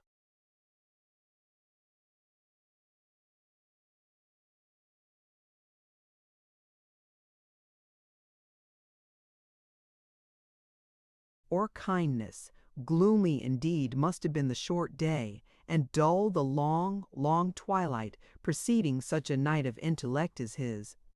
There were voices which would have roused him, even then, but their welcome tones could not penetrate there, and he crept to bed the same listless, hopeless, blighted creature that Nicholas had first found him at the Yorkshire school.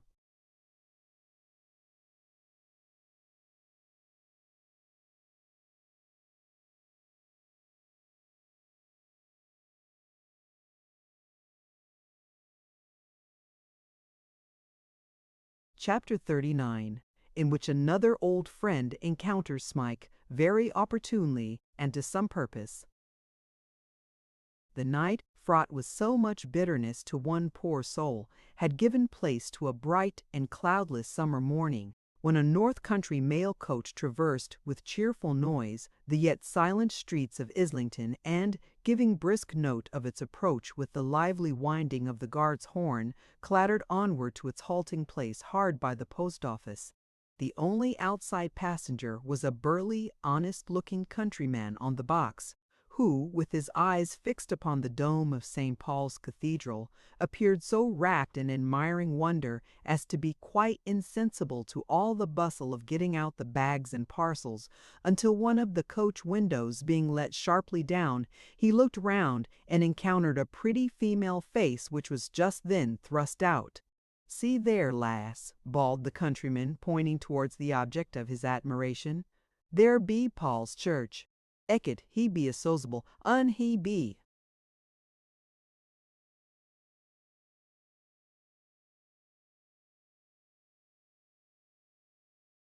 "Goodness, John, I shouldn't have thought it could have been half the size. What a monster!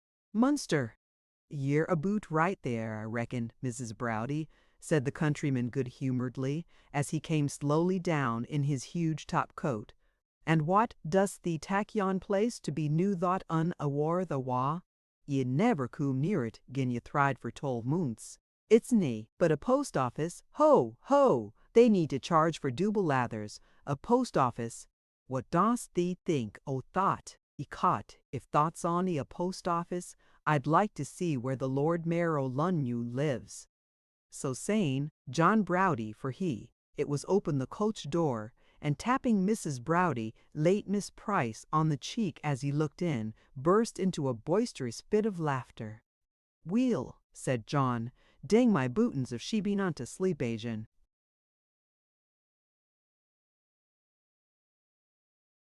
"She's been asleep all night, and was all yesterday, except for a minute or two now and then," replied John Browdy's choice, "and I was very sorry when she woke, for she has been so cross." The subject of these remarks was a slumbering figure, so muffled in shawl and cloak that it would have been matter of impossibility to guess at its sex, but for a brown beaver bonnet and green veil which ornamented the head, and which, having been crushed and flattened for 250 miles in that particular angle of the vehicle from which the lady snores now proceeded, presented an appearance sufficiently ludicrous to have moved less risible muscles than those of John Browdy's ruddy face. "Hallo!" cried John, twitching one end of the dragged veil. "Coom, waken oop, will 'ee?" After several burrowings into the old corner and many exclamations of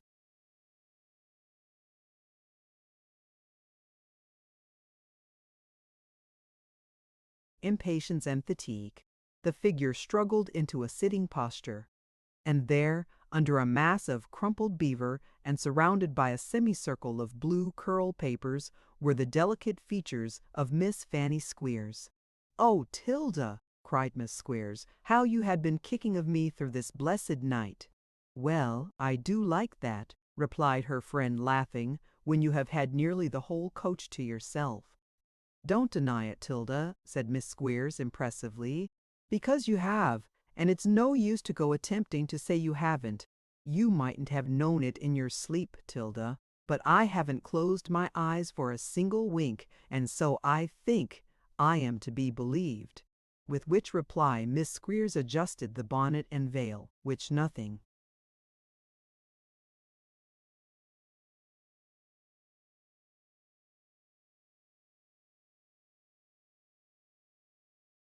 but supernatural interference and an utter suspension of nature's laws could have reduced to any shape or form, and evidently flattering herself that it looked uncommonly neat, brushed off the sandwich crumbs and bits of biscuit which had accumulated in her lap, and availing herself of John Browdie's proffered arm, descended from the coach.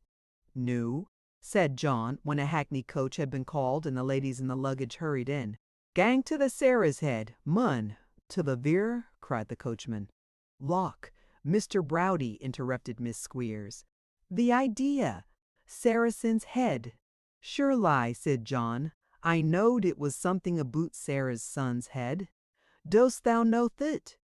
"Oh, I know that," replied the coachman gruffly, as he banged the door.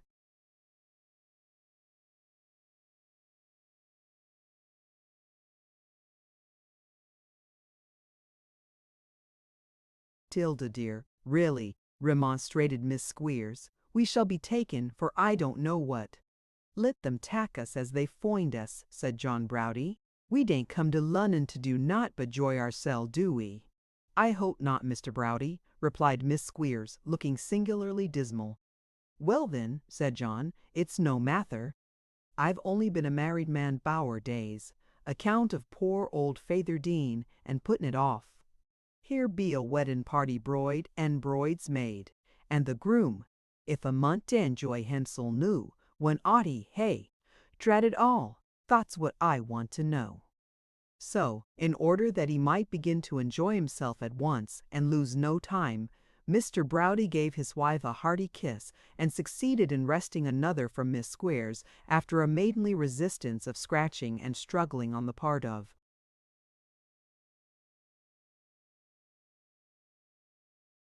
that young lady, which was not quite over when they reached the Saracen's Head.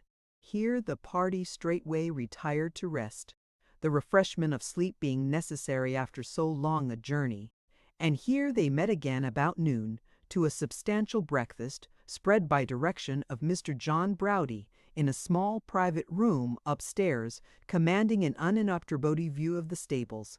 To have seen Miss Squeers now, divested of the brown beaver, the green veil, and the blue curl papers, and arrayed in all the virgin splendor of a white frock and spencer, with a white muslin bonnet, and an imitative damask rose in full bloom on the inside thereof, her luxuriant crop of hair arranged in curls so tight that it was impossible they could come out by any accident, and her bonnet cap trimmed with little damask roses, which might be supposed to be so many promising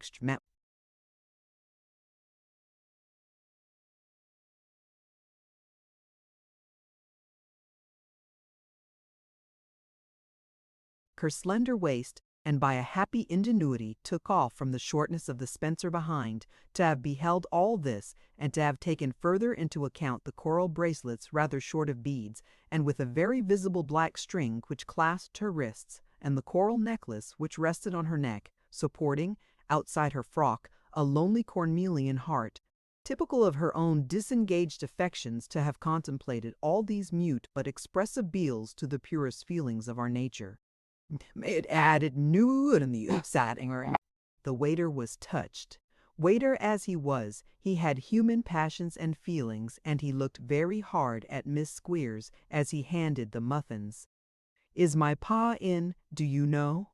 asked Miss Squeers with dignity. "Beg your pardon, miss."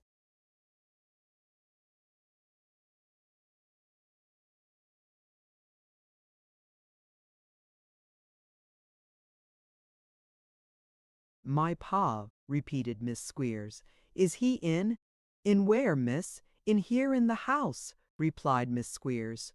"My pa, Mr. Wackford Squeers, he's stopping here. Is he at home?" "I didn't know there was any gentleman of that name in the house, missus," replied the waiter.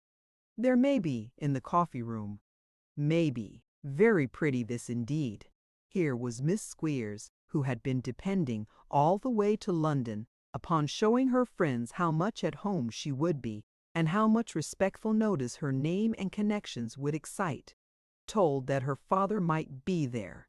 "As if he was a feller," observed Miss Squeers with emphatic indignation. "You'd better inquire, mon," said John Browdie, and unned up another pigeon.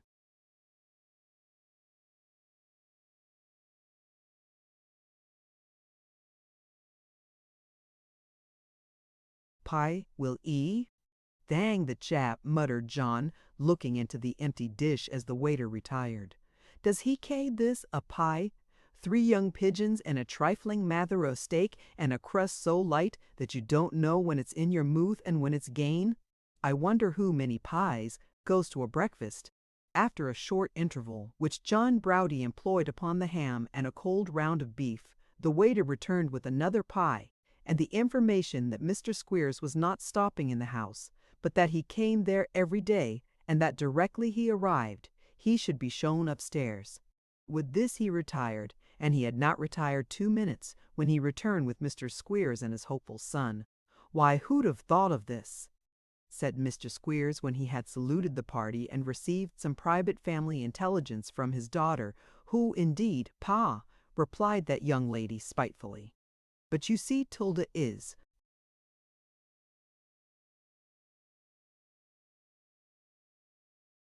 married at last, and I's strong threat for a soit o' Lunnon. Schoolmeaster," said John, vigorously attacking the pie. "One of them things that young men do when they get married," returned Squeers, "and as runs through with their money like nothing at all. How much better wouldn't it be now to save it up for the edication of any little boys, for instance?" "They come on you," said Mr. Squeers in a moralizing way, "before you're aware of it. Mine did upon me." "Will pick a bit?" said John. "I won't myself," returned Squeers, "but if you'll just let little Wackford tuck into something fat, I'll be obliged to you. Give it him in his fingers, else the waiter charges it on, and there's lot of profit on this sort of victuals without that."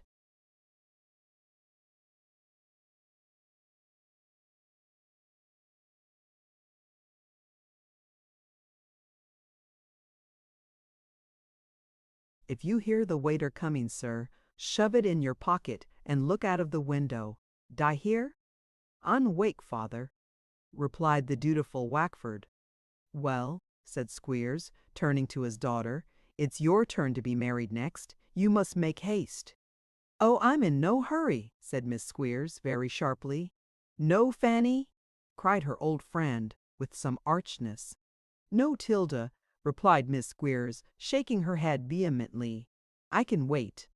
"So can the young men, it seems, Fanny," observed Mrs. Browdie. "They ain't drawed into it by M.E. Tilda," retorted Miss Squeers.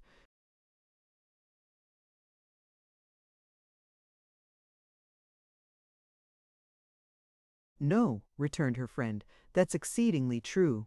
The sarcastic tone of this reply might have provoked a rather acrimonious retort from Miss Squeers, who, besides being of a constitutionally vicious temper aggravated, just now, by travel and recent jolting was somewhat irritated by old recollections and the failure of her own designs upon Mr. Browdie, and the acrimonious retort might have led to a great many other retorts, which might have led to heaven knows what if the subject of conversation had not been, at that precise moment, changed by many as didge. "What had it said that gentleman. Who do you suppose we have laid hands on?" "Wackford and me, Paul, not Mister." Miss Squeers was unable to finish the sentence, but Mrs. Browdie did it for her, and added, "Nickleby."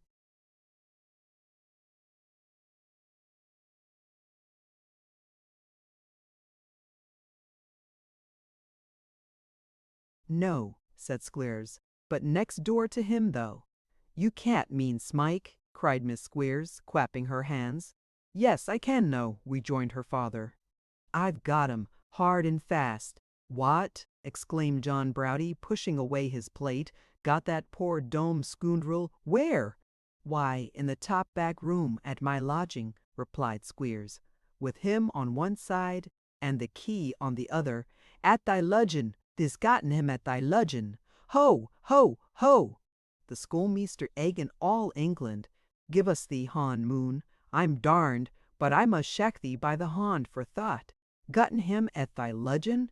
"Yes," replied Squeers, staggering in his chair under the congratulatory blow-on. The chest which the stout Yorkshireman dealt him. "Thank'ee. Don't do it again. You mean it kindly, I know, but it hurts rather. Yes, there he is. That's not so bad, is it? Bod," repeated John Browdie. "It's NF to scare a mun to hear tell on." "I thought it would surprise you a bit," said Squeers, rubbing his hands. "It was pretty neatly done, and pretty quick too." "Who were it?" inquired John, sitting down close to him. "Tell us all aboot it, mun. Coom, quick." Although he could not keep pace with John Browdie's impatience, Mr. Squeers related the lucky chance by which Smike had fallen into his hands as quickly as he could, and, except when he was interrupted by the admiring remarks of his auditors, paused not in the recital until he had brought it to an end.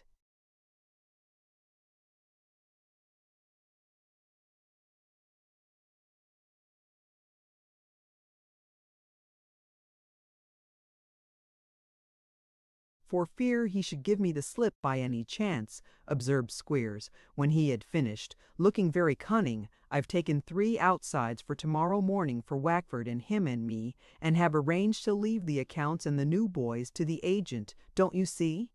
So it's very lucky you come to-day, or you'd have missed us, and as it is, unless you could come and tea with me tonight, we shan't see anything more of you before we go away." "Dean't say an hootherd word," returned the Yorkshireman, shaking him by the hand. "We'd coom if it was 20 mile." "No, would you though?" returned Mr. Squeers, who had not expected quite such a ready acceptance of his invitation, or he would have considered twice before he gave it. John Browdie's only reply was another squeeze of the hand, and an assurance that they would not begin to see London till tomorrow, so that they might be at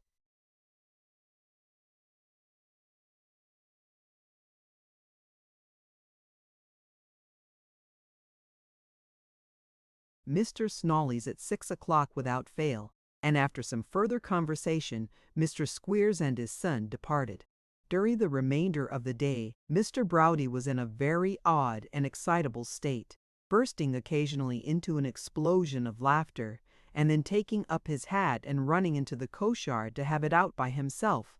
He was very restless too, constantly walking in and out and snapping his fingers and dancing scraps of uncouth country dances and, in short, conducting himself in such a very extraordinary manner that Miss Squeers opined he was going mad, and begging her dear Tilda not to distress herself, communicated her suspicions in so many words. Mrs. Browdie, however, without discovering any great alarm, observed that she had seen him so once before, and that although he was almost sure to be ill after it, it would not be anything very serious, and therefore he was better left alone. The result proved her to be perfectly correct, for, while they were all sitting in Mr. Snawley's parlour that night, and just as it was beginning to get dusk, John Browdie was taken so ill, and seized with such an alarming dizziness in the head, that the whole company were thrown into the utmost consternation. His good lady, indeed, was the only person present who retained presence of mind enough to observe that if he were allowed to lie down on Mr. Squeers's bed for an hour or so, and left entirely to himself, he would be sure to recover again almost as quickly as he had been taken ill. Nobody could refuse to try the effect of so reasonable a proposal before sending for a surgeon. Accordingly, John was supported upstairs with great difficulty, being a monstrous weight, and regularly tumbling down 2 steps every time they hoisted him up 3, and being laid on the bed, was left in charge of his wife, who, after a short interval, reappeared in the parlour with the gratifying intelligence that he had fallen fast asleep.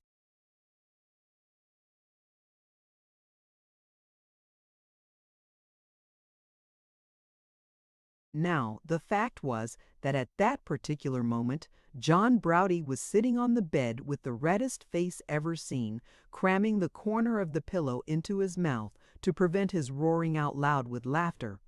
He had no sooner succeeded in suppressing this emotion than he slipped off his shoes and, creeping to the adjoining room where the prisoner was confined, turned the key, which was on the outside, and darting in, covered Smike's mouth with his huge hand before he could utter a sound. "Odds bobs, dost thee not know me, mun?" whispered the Yorkshireman to the bewildered lad. "Browdy, chait us met thee ether schoolmeaster was banged." "Yes, yes," cried Smike. "Oh, help me, help thee," replied John, stopping his mouth again the instant he had said this much. "Thee didn't need help, if thee want as silly youngster as ever drawed breath. What did he come here for, then?"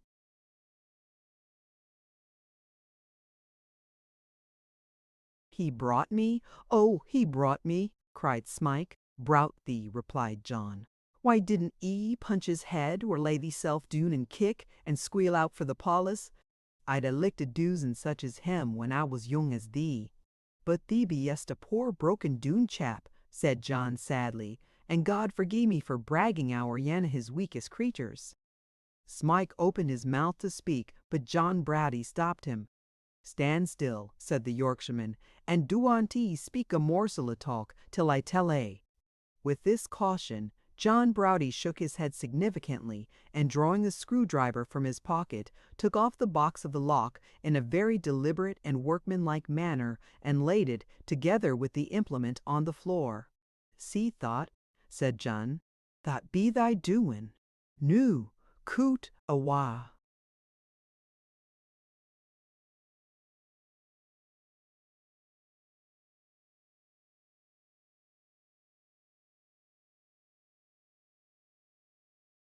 Smike looked vacantly at him, as if unable to comprehend his meaning. "I say coot awa," repeated John hastily. "Dost thee know where thee livest? The dost, weel. Are yon by clothes or schoolmeasters?" "Mine," replied Smike, as the Yorkshireman hurried him to the adjoining room, and pointed out a pair of shoes and a coat which were lying on a chair.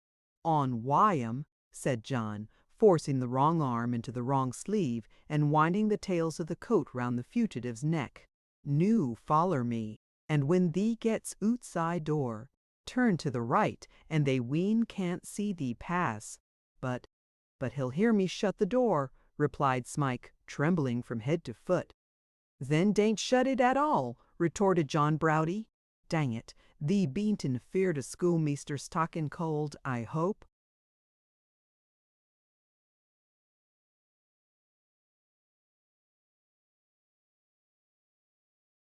"No," said Smike, his teeth chattering in his head. "But he brought me back before, and will again. He will indeed. He will, me deed. He wull," mead replied John impatiently. "He ween, can't, he weened. Lookee, I want to do this neighbourly like, and let them think thee's got in the wa oiself. But if he coons oot at parlour a whiles there clearing off, he munt have mercy on his own bones, for I ween, if he foinds it ut soon efter, I'll put un on a wrong scent, I warrant 'ee. But if thee keeps a good heart, thee'll be at whom afore they know thee's gotten off, coom." Smike, who comprehended just enough of this to know it was intended as encouragement, prepared to follow with tottering steps, when John whispered in his ear, "They'll just tell yoon measter that I'm sploiced to Tilly Price, and to be heerd on at the Saracen by Lather, and that I been jealous of undang it, I'm."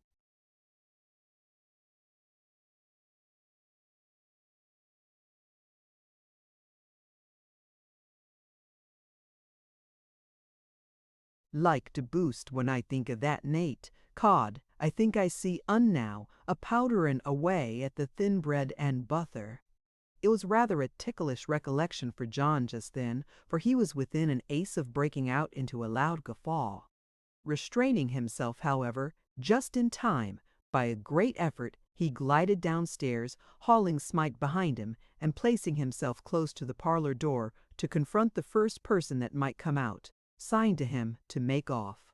Having got so far, Smike needed no second bidding. opening the house door gently and casting a look of mingled gratitude and terror at his deliverer, he took the direction which had been indicated to him and sped away like the wind. The Yorkshireman remained on his post for a few minutes, but, finding that there was no pause in the conversation inside, crept back again unheard and stood, listening over the stair rail, for a full hour, everything remaining perfectly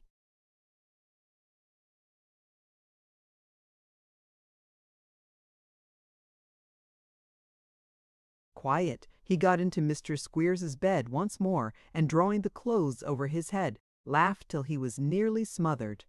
If there could only had been somebody by to see how the bedclothes shook, and to see the Yorkshireman's great red face and round head appear above the sheets, every now and then, like some jovial monster coming to the surface to breathe, and once more dive down convulsed with the laughter which came bursting forth afresh, that somebody would have been scarcely less amused than John Browdie himself.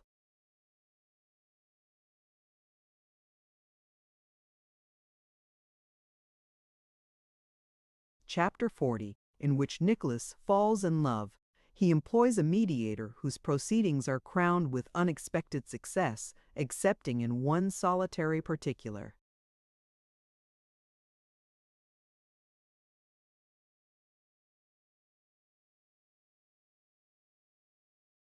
Once more out of the clutches of his old persecutor, it needed no fresh stimulation to call forth the utmost energy and exertion that Smike was capable of summoning to his aid.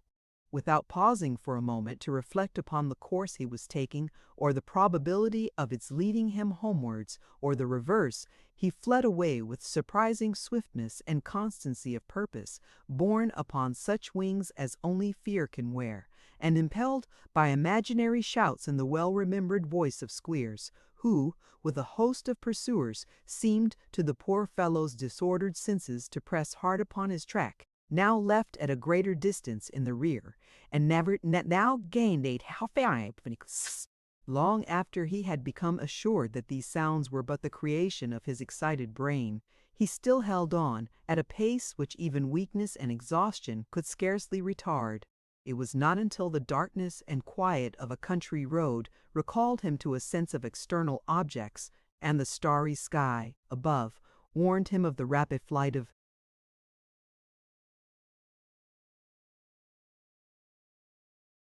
time, that, covered with dust and panting for breath, he stopped to listen and look about him. All was still and silent. A glare of light in the distance, casting a warm glow upon the sky, marked where the huge city lay. Solitary fields, divided by hedges and ditches, through many of which he had crashed and scrambled in his flight, skirted the road, both by the way he had come and upon the opposite side. It was late now. They could scarcely trace him by such paths as he had taken, and if he could hope to regain his own dwelling, it must surely be at such a time as that, and under cover of the darkness. This by degrees became pretty plain, even to the mind of Smike. He had at first entertained some vague and childish idea of travelling to the country for 10 or a dozen miles, and then returning homewards by a wide circuit which should keep him clear of London, so great was his apprehension of traversing the streets alone, lest he should again encounter his dreaded enemy, but yielding to the conviction which these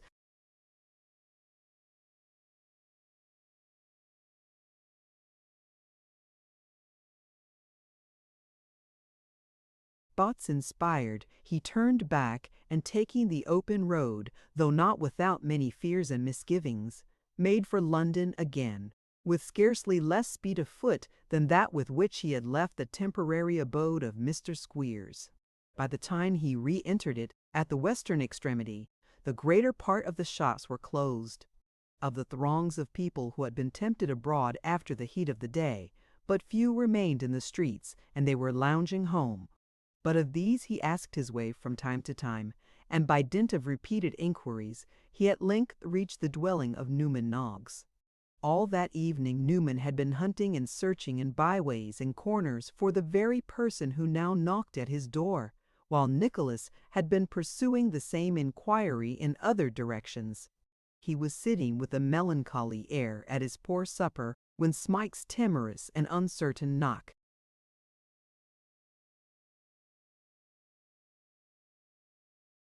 reached his ears. Alive to every sound in his anxious and expectant state, Newman hurried downstairs and, uttering a cry of joyful surprise, dragged the welcome visitor into the passage and up the stairs, and said not a word until he had him safe in his own garret and the door was shut behind them, when he mixed a great mug full of gin and water, and holding it to Smike's mouth, as one might hold a bowl of medicine to the lips of a refractory child, commanded him to drain it to the last drop. Newman looked uncommonly blank when he found that Smike did little more than put his lips to the precious mixture.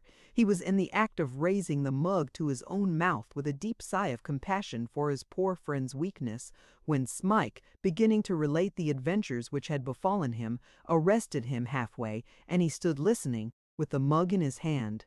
It was odd enough to see the change that came over Newman as Smike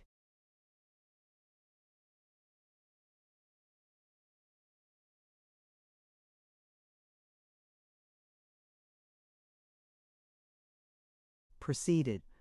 At first he stood, rubbing his lips with the back of his hand as a preparatory ceremony towards composing himself for a draught. Then, at the mention of Squeers, he took the mug under his arm, and opening his eyes very wide, looked on in the utmost astonishment. When Smike came to the assault upon himself in the hackney coach, he hastily deposited the mug upon the table, and limped up and down the room in a state of the greatest excitement, stopping himself with a jerk every now and then, as if to listen more attentively. When John Browdie came to be spoken of, he dropped, by slow and gradual degrees, into a chair, and rubbing his hands upon his knees quicker and quicker as the story reached its climax, burst, at last, into a laugh composed of one loud sonorous "ha, ha," and due for, having given vent to which, his countenance immediately fell again as he inquired with the utmost anxiety whether it was probable that John Browdie and Squeers had come to blows. "No, I think not," replied Smike. "I don't think he could have missed me till I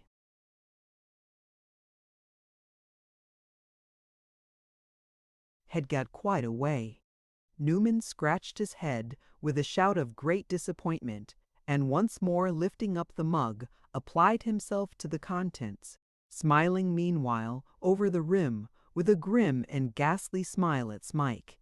"You shall stay here," said Newman. "You're tired, fagged. I'll tell them you're come back. They have been half mad about you." "Mr. Nicholas, God bless him!" cried Smike. "Amen," returned Newman. "He hasn't had a minute's rest or peace. No more has the old lady, nor Miss Nickleby." "No, no. Has she thought about me?" said Smike. "Has she, though? Oh, has she, has she? Don't tell me so if she is not."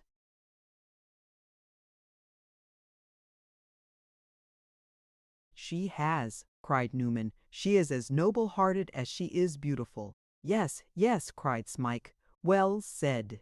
"So mild and gentle," said Newman. "Yes, yes," cried Smike with increasing eagerness. "And yet with such a true and gallant spirit," pursued Newman.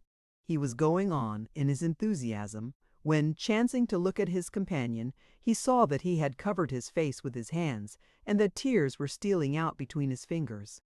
A moment before, the boy's eyes were sparkling with unwonted fire, and every feature had been lighted up with an excitement which made him appear, for the moment, quite a different being.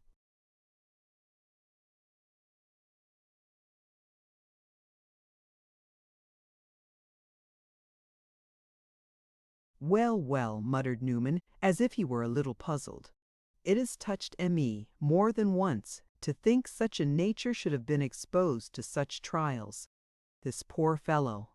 Yes, yes, he feels that too. It softens him, makes him think of his former misery. Huh, that's it? Yes, that's It was by no means clear, from the tone of these broken reflections, that Newman Noggs considered them as explaining, at all satisfactorily, the emotion which had suggested them. He sat in a musing attitude for some time, regarding Smike occasionally with an anxious and doubtful glance, which sufficiently showed that he was not very remotely connected with his thoughts. At length he repeated his proposition that Smike should remain where he was for that night, and that he, Noggs, should straightway repair to the cottage to relieve the suspense of the family.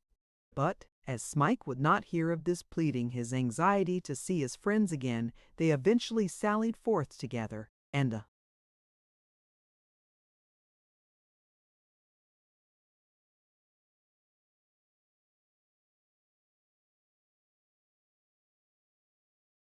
night being by this time far advanced, and Smike being, besides, so footsore that he could hardly crawl along, it was within an hour of sunrise when they reached their destination.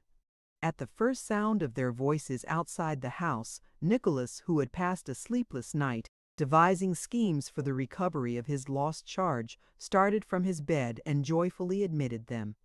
There was so much noisy conversation and congratulation and indignation that the remainder of the family were soon awakened, and Smike received a warm and cordial welcome not only from Kate, but from Mrs. Nickleby also, who assured him of her future favor and regard, and was so obliging as to relate, for his entertainment and that of the assembled circle, a most remarkable account extracted from some work, the name of which she had never known, of a miraculous escape from some work when she did never known, a third fet. At first, Nicholas was disposed to give his uncle credit for some portion of this bold attempt, which had so nearly proved successful to carry off Smike.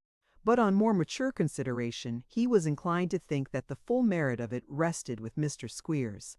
Determined to ascertain, if he could, through John Browdie, how the case really stood, he betook himself to his daily occupation, meditating, as he went, on a great variety of schemes for the punishment of the Yorkshire schoolmaster, all of which had their foundation in the strictest principles of retributive justice, and had but the one drawback of being wholly impracticable. "A fine morning, Mr. Linkinwater," said Nicholas, entering the office. "Ah," replied Tim, "talk of the country, indeed. What do you think of this now for a London day, eh?" "It's a little clearer out of town," said Nicholas.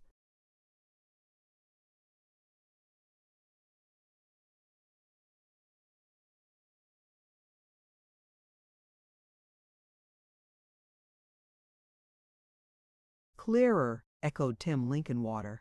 "You should see it from my bedroom window. You should see it from mine," replied Nicholas with a smile. "Pooh, pooh, pooh," said Tim Linkinwater. "Don't tell me. Country?" Bow was quite a rustic place to Tim. "Nonsense! What can you get in the country but new-laid eggs and flowers? I can buy new-laid eggs in Leadenhall Market any morning before breakfast. And as to flowers, it's worth a run upstairs to smell my mignonette, or to see the double wallflower in the back attic window at number 6 in the court." "There is a double wallflower at number 6 in the court, is there?" said Nicholas. "Yes, is there," replied Tim, "and planted in a cracked jug without a spout. There were hyacinths there this last spring, blossoming in, but you'll laugh at that of."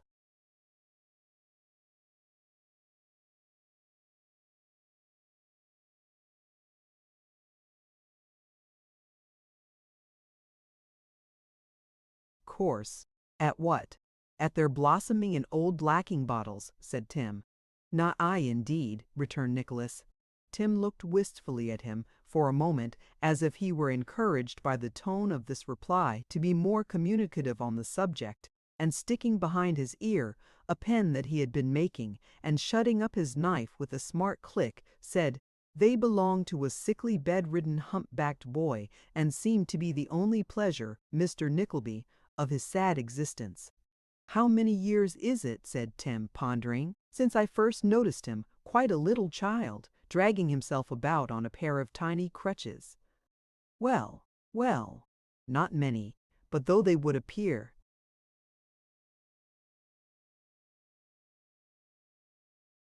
"Nothing, if I thought of other things. They seem a long, long time, when I think of him. It is a sad thing," said Tim, breaking off, "to see a little deformed child sitting apart from other children who are active and merry, watching the games he is denied the power to share in. He made my heart ache very often." "It is a good heart," said Nicholas, "that disentangles itself from the close avocations of every day to heed such things. "You were saying that the flowers belong to this poor boy," said Tim. "That's all. When it is fine weather and he can crawl out of bed, he draws a chair close to the window and sits there looking at them and arranging them all day long. He used to nod at first, and then we came to speak. Formerly, when I called to him of a morning and asked him how he was, he would smile and say, 'Better.' But now he shakes his head and only bends more closely over his old plants. It must be dull to watch the dark housetops and the flying clouds for so many months, but he is."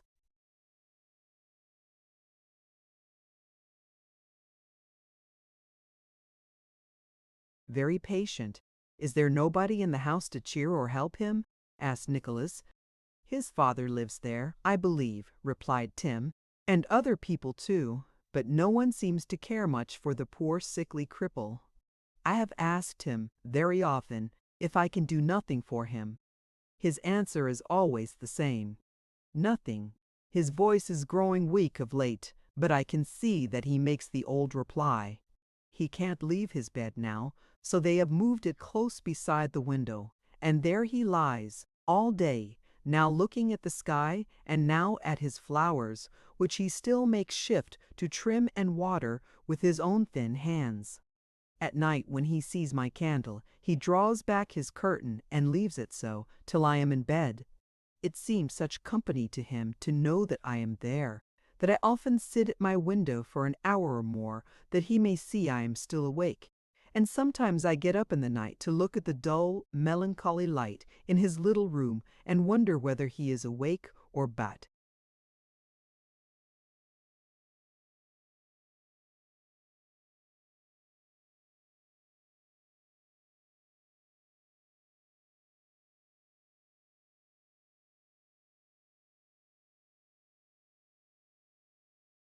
"Sleeping. The night will not be long coming," said Tim, "when he will sleep and never wake again on earth. We have never so much as shaken hands in all our lives, and yet I shall miss him like an old friend. Are there any country flowers that could interest me like these, do you think?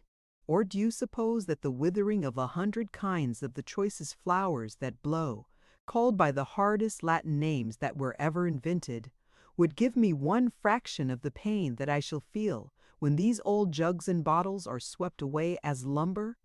"Country," cried Tim with a contemptuous emphasis. "Don't you know that I couldn't have such a cord under my bedroom window anywhere but in London?" With which inquiry Tim turned his back, and pretending to be absorbed in his accounts, took an opportunity of hastily wiping his eyes when he supposed Nicholas was looking another way.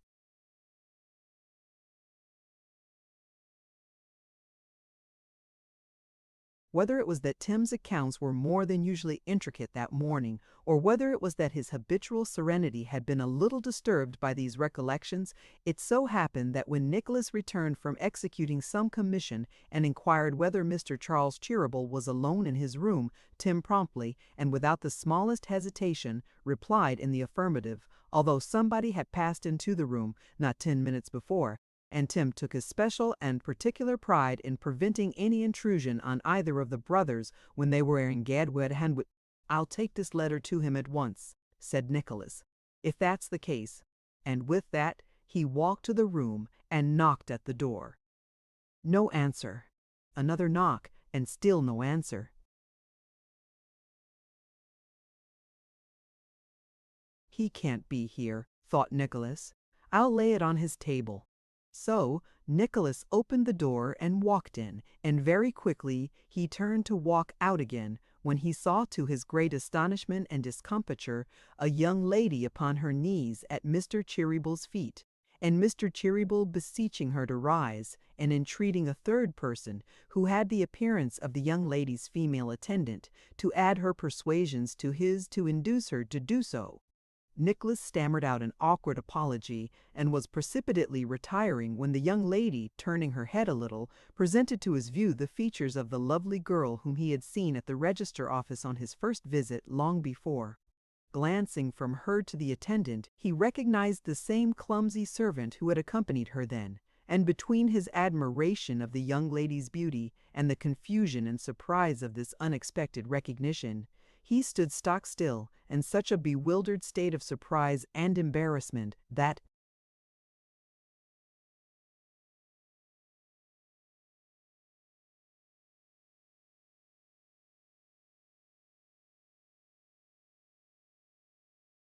for the moment, he was quite bereft of the power either to speak or move. "My dear ma'am, my dear young lady," cried brother Charles in violent agitation, "pray don't not another word. I beseech and entreat you, I implore you, I beg of you to rise. We are not alone." As he spoke, he raised the young lady, who staggered to a chair and swooned away. "She has fainted, sir," said Nicholas, darting eagerly forward. Poor dear," cried brother Charles. "Where's my brother Ned? Ned, my dear brother, come here, pray." "Brother Charles, my dear fellow," replied his brother, hurrying into the room. "What is what—"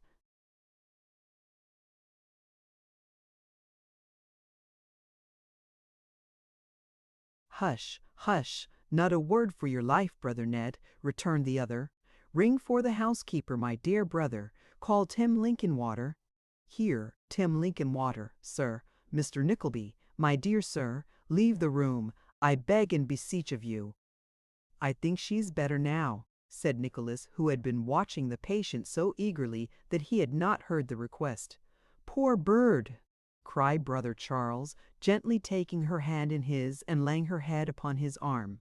"Brother Ned, my dear fellow, you will be surprised, I know, to witness this in business hours," but here he was again reminded of the presence of Nicholas, and shaking him by the hand, earnestly requested him to leave the room, and to send Tim Linkinwater without an instant's delay.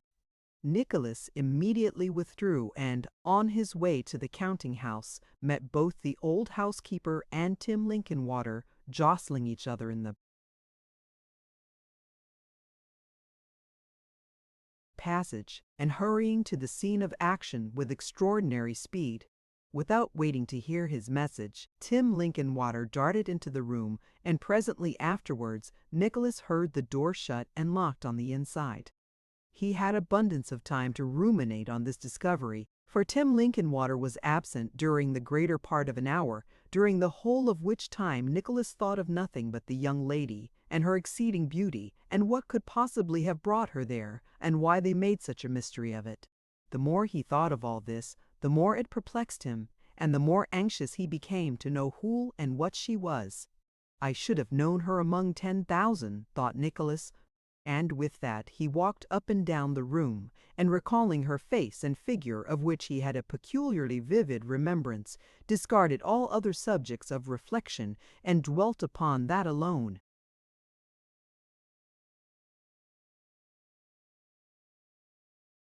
At length Tim Linkinwater came back provokingly cool, and with papers in his hand and a pen in his mouth, as if nothing had happened. "Is she quite recovered?"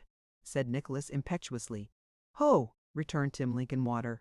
"Ho!" repeated Nicholas. "The young lady." "What do you make, Mr. Nickleby?" said Tim, taking his pen out of his mouth. "What do you make of 427 times 3,238?" "Nay," returned Nicholas, "what do you make of my question first? I asked you about the young lady," said Tim Linkinwater, putting on his spectacles, "to be sure." "Yes. Oh! She's very well."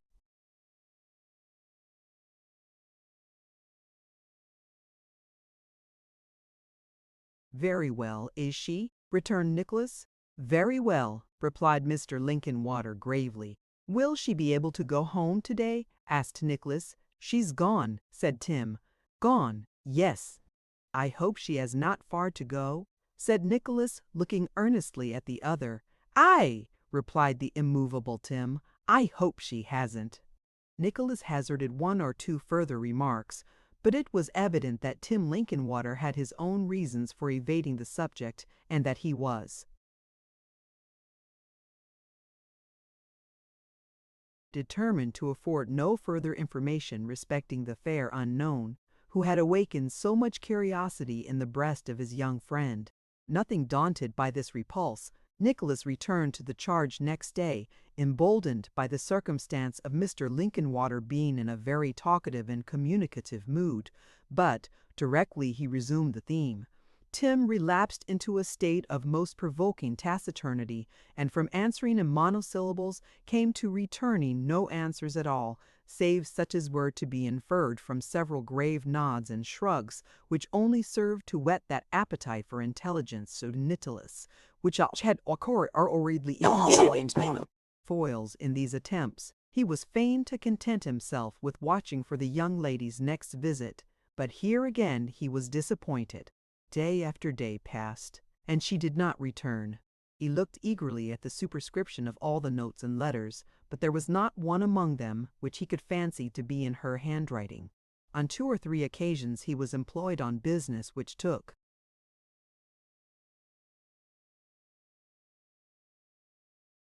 him to a distance, and had formerly been transacted by Tim Linkinwater.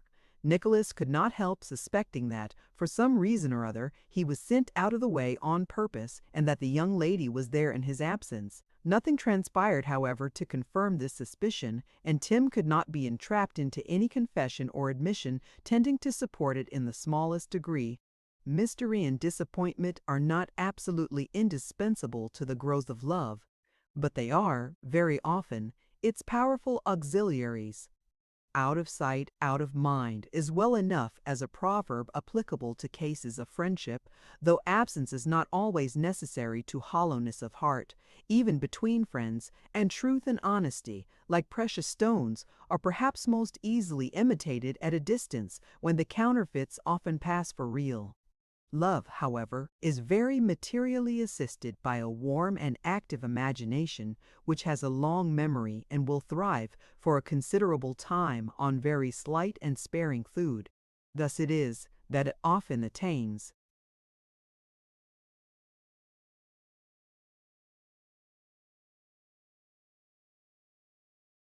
its most luxuriant growth in separation and under circumstances of the utmost difficulty. And thus it was that Nicholas, thinking of nothing but the unknown young lady from day to day and from hour to hour, began, at last, to think that he was very desperately in love with her, and that never was such an ill-used and persecuted lover as he.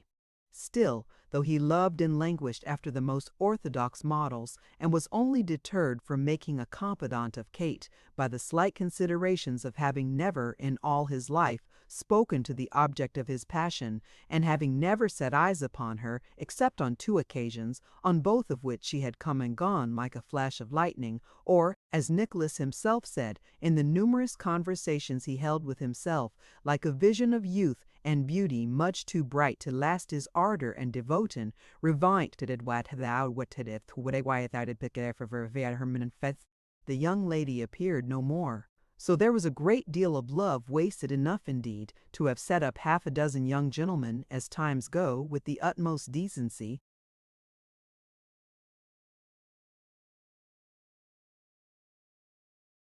and nobody was a bit the wiser for it, not even Nicholas himself, who, on the contrary, became more dull, sentimental, and lackadaisical every day. While matters were in this state, the failure of a correspondent of the brothers Cheeryble, in Germany, imposed upon Tim Linkinwater and Nicholas the necessity of going through some very long and complicated accounts, extending over a considerable space of time. To get through them with the greater dispatch, Tim Linkinwater proposed that they should remain at the counting-house for a week or so, until 10 o'clock at night. To this, as nothing damped the zeal of Nicholas in the service of his kind patrons, not even romance, which has seldom business habits, he cheerfully assented. On the very first night of these later hours, at 9 exactly, there came, not the young lady herself, but her servant, who, being closeted with brother Charles for some time, went away and returned next night at the same hour, and on the next, and on the next, and on the next again.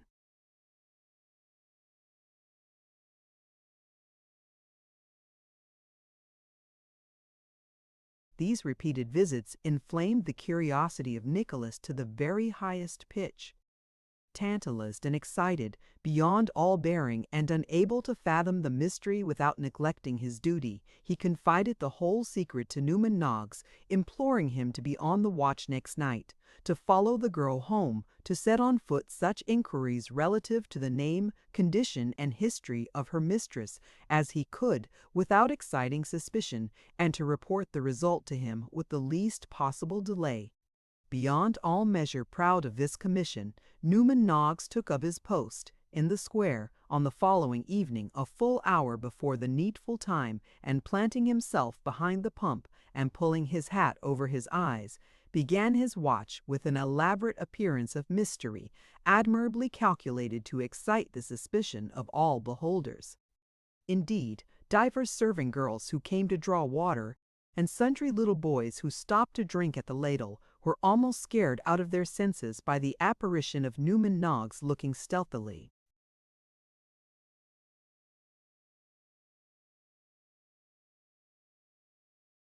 round the pump, with nothing of him visible but his face, and that wearing the expression of a meditative ogre. Punctual to her time, the messenger came again, and, after an interview of rather longer duration than usual, departed. Newman had made 2 appointments with Nicholas, one for the next evening, conditional on his success, and one the next night following, which was to be kept under all circumstances.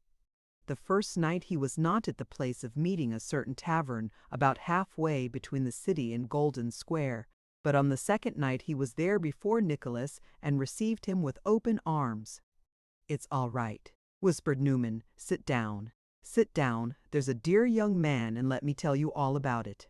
Nicholas needed no second invitation, and eagerly inquired what was the news.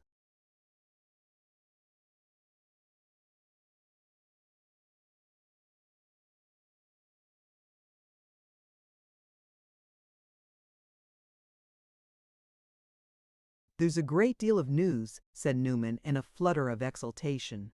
"It's all right. Don't be anxious. I don't know where to begin. Never mind that. Keep up your spirits. It's all right." "Well?" said Nicholas eagerly. "Yes, yes," replied Newman. "That's it." "What's it?" said Nicholas. The name, my dear fellow." "The name's Bobster," replied Newman. "Bobster," repeated Nicholas indignantly. "That's the name," said Newman.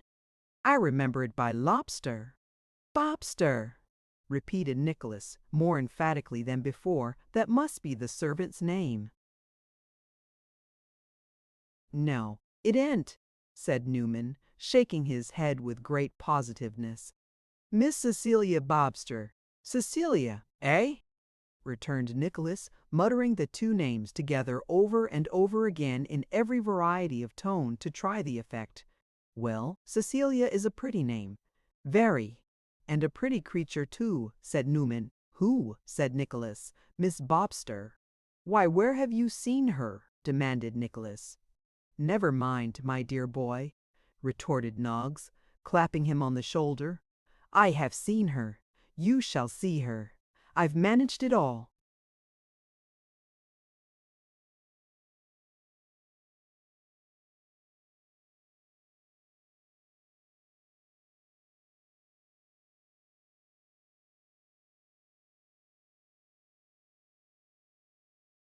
"My dear Newman," cried Nicholas, grasping his hand, "are you serious?" "I am," replied Newman. "I mean it all. Every word. You shall see her tomorrow night. She consents to hear you speak for yourself. I persuaded her. She is all affability, goodness, sweetness, and beauty. I know she is. I know she must be, Newman," said Nicholas, wringing his hand. "You are right," returned Newman. "Where does she live?" cried Nicholas. "What have you learnt of her history? Has she a father, mother, any brothers, sisters? What did she say? How came you to see her? Was she not very much surprised? Did you say how passionately I have longed to speak to her? Did you tell her where I had seen her? Did you tell her how, and when, and where, and how long, and how often I have thought of that sweet face which came upon me in my bitterest distress like a glimpse of some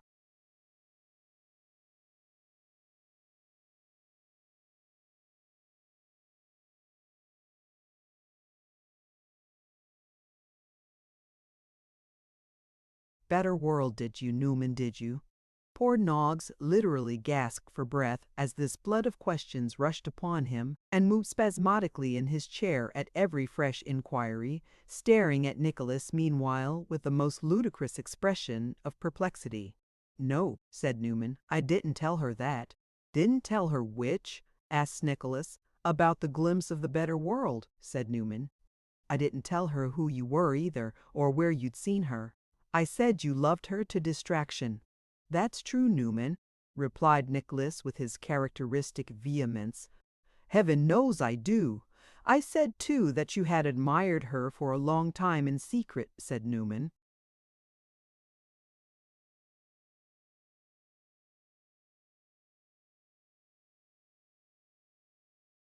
"Yes, yes. What did she say to that?" asked Nicholas. "Blushed," said Newman. "To be sure. Of course she would," said Nicholas approvingly. Newman then went on to say that the young lady was an only child, that her mother was dead, that she resided with her father, and that she had been induced to allow her lover a secret interview at the intercession of her servant, who had great influence with her. He further related how it required much moving and great eloquence to bring the young lady to this pass, how it was expressly understood that she merely afforded Nicholas an opportunity of declaring his passion, and how she by no means pledged herself to be favorably impressed with his attentions. The mystery of her visits to the brothers' cheery ball remained wholly unexplained, for Newman had not alluded to them, either in his preliminary conversations with the servant or his subsequent interview with the mistress, merely remarking that he had been instructed to watch the girl home and plead his young friend's cause, and not saying how far he had followed her, or from what point. But Newman hinted that from what had fallen from the confidant, he had been led to suspect that the young lady led a very miserable and unhappy life, under the strict control of her only parent, who was of a violent and brutal temper, a circumstance which he thought might in some degree account, both for her having sought the protection and friendship of the brothers, and her suffering herself to be prevailed upon to grant the promised interview. The last he held to be a very logical deduction from the premises, inasmuch as it was but natural to suppose that a young lady whose present condition was so unenviable would be more than commonly desirous to change it. It appeared, on further questioning, for it was only by a very long and arduous process that all this could be got out of Newman Noggs, that Newman, in explanation of his shabby appearance, had represented himself as being for certain wise and indispensable purposes connected with that intrigue in disguise, and, being questioned how he had come to exceed his commission so far as to procure an interview, he responded that the lady appearing willing to grant it, he considered himself bound, both in duty and gallantry, to avail himself of such a golden means of enabling Nicholas to prosecute his addresses. After these and all possible questions had been asked and answered 20 times over, they parted, undertaking to meet on the following night at 10:30 for the purpose of fulfilling the appointment, which was for 11 o'clock. "Things come about very strangely," thought Nicholas as he walked home.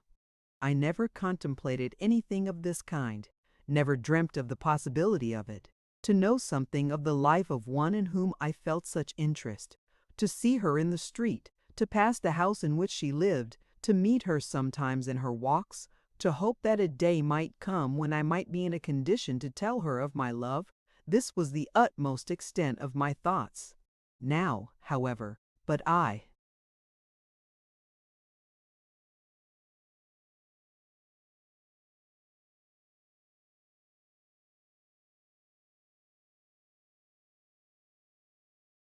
should be a fool indeed to repine at my own good fortune. Still, Nicholas was dissatisfied, and there was more in the dissatisfaction than mere revulsion of feeling.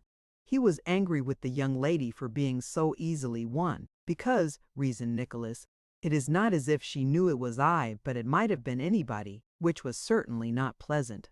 The next moment he was angry with himself for entertaining such thoughts, arguing that nothing but goodness could dwell in such a temple, and that the behavior of the brothers sufficiently showed the estimation in which they held her. "The fact is, she's a mystery altogether," said Nicholas. This was not more satisfactory than his previous course of reflection, and only drove him out upon a new sea of speculation and conjecture, where he tossed and tumbled, in great discomfort of mind, until the clock struck 10, and the hour of meeting drew nigh. Nicholas had dressed himself with great care, and even Newman Noggs had trimmed himself up a little, his coat presenting the phenomenon of 2 consecutive buttons, and the supplementary pins being inserted at tolerably regular intervals. He wore his hat, too, in the newest taste, with a pocket-handkerchief in the crown, and a twisted end of it straggling out behind after the fashion of a pigtail, though he could scarcely lay claim to the ingenuity of inventing this latter decoration, inasmuch as he was utterly unconscious of it, being in a nervous and excited condition which rendered him quite insensible to everything but the great object of the expedition. They traversed the streets in profound silence, and after walking at a round pace for some distance, arrived in one, of a gloomy appearance and very little frequented, near the Edgware Road. "Number 12, said Newman. "Oh," replied Nicholas, looking about him.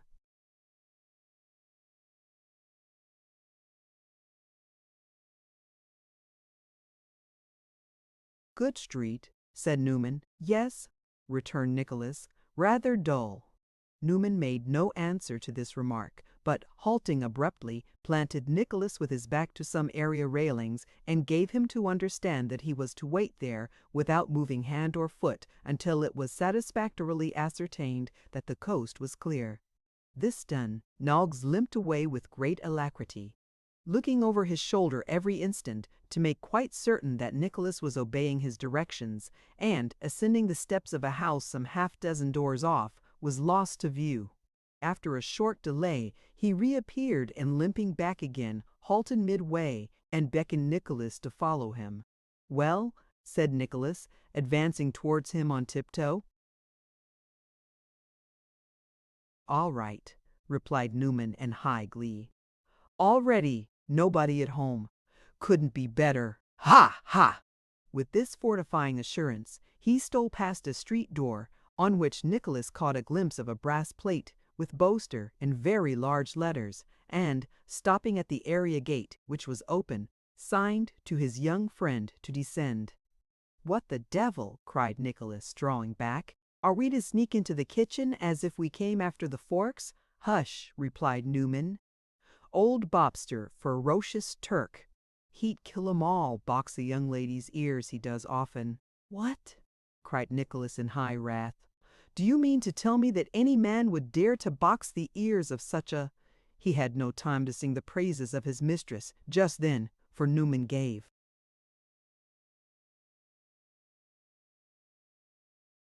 him a gentle push which had nearly precipitated him to the bottom of the area steps. Thinking it best to take the hint in good part, Nicholas descended, without further remonstrance, but with a countenance bespeaking anything rather than the hope and rapture of a passionate lover. Newman followed. He would have followed head first, but for the timely assistance of Nicholas, and, taking his hand, led him through a stone passage, profoundly dark, into a back kitchen or cellar of the blackest and most pitchy obscurity, where they stopped. "Well," said Nicholas in a discontented whisper, "this is not all, I suppose, is it?" "No, no," rejoined Noggs. "They'll be here directly. It's all right." "I am glad to hear it," said Nicholas. "I shouldn't have thought it, I confess." And they exchanged no further words, and there Nicholas stood, listening to the loud breathing of Newman Noggs, and imagining that his nose seemed to glow.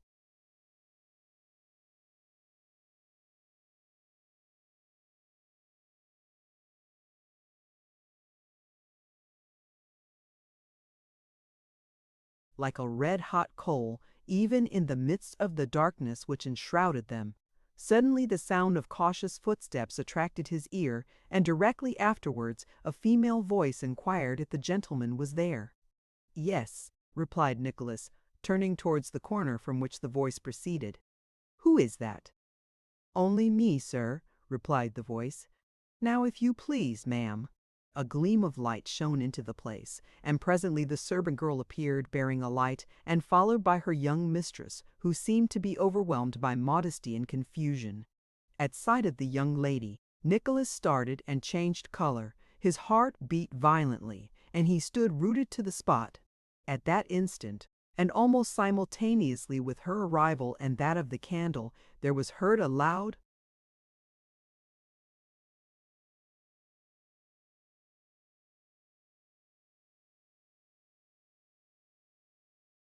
and furious knocking at the street door, which caused Newman Noggs to jump up with great agility from a beer barrel on which he had been seated astride, and to exclaim abruptly and with a face of ashy paleness, "Bobster, by the Lord!"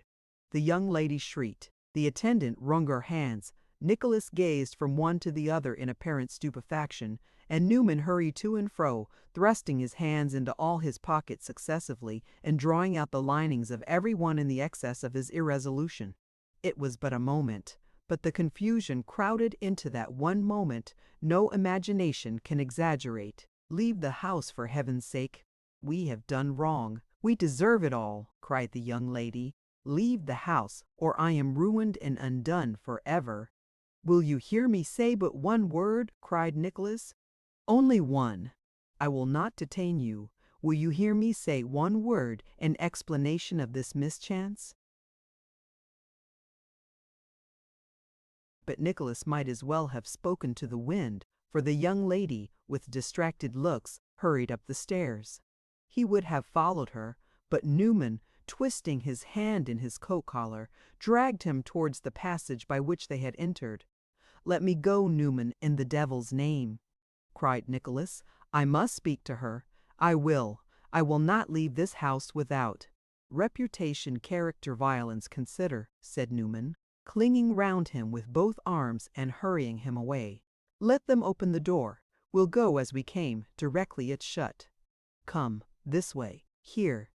Overpowered by the remonstrances of Newman, and the tears and prayers of the girl, and the tremendous knocking above which had never ceased, Nicholas allowed himself to be hurried off, and, precisely as Mr. Bobster made his entrance by the street door, he and Noggs made their exit by the area gate.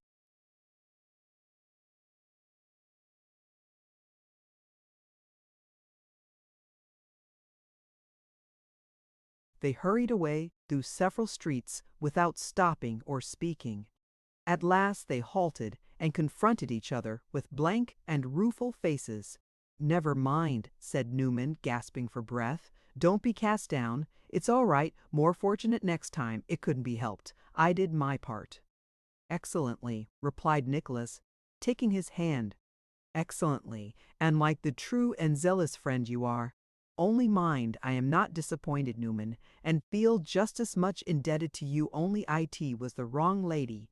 "Eh?" cried Newman Noggs. "Taken in by the servant." Newman," said Nicholas, laying his hand upon his shoulder. "It was the wrong servant, too."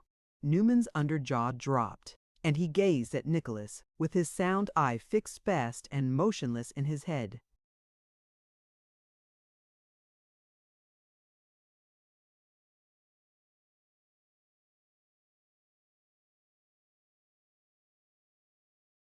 "Don't take it to heart," said Nicholas.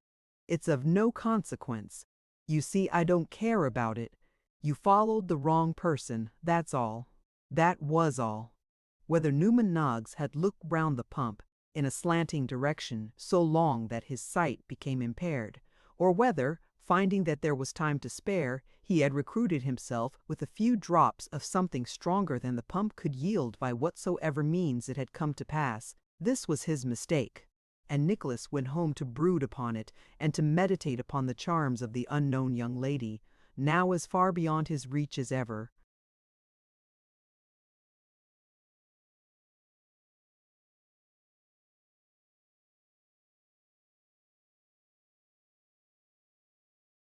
Chapter 41, containing some romantic passages between Mrs. Nickleby and the gentleman in the small clothes next door. Ever since her last momentous conversation with her son, Mrs. Nickleby had begun to display unusual care in the adornment of her person, gradually superadding to those staid and matronly habiliments, which had up to that time formed her ordinary attire.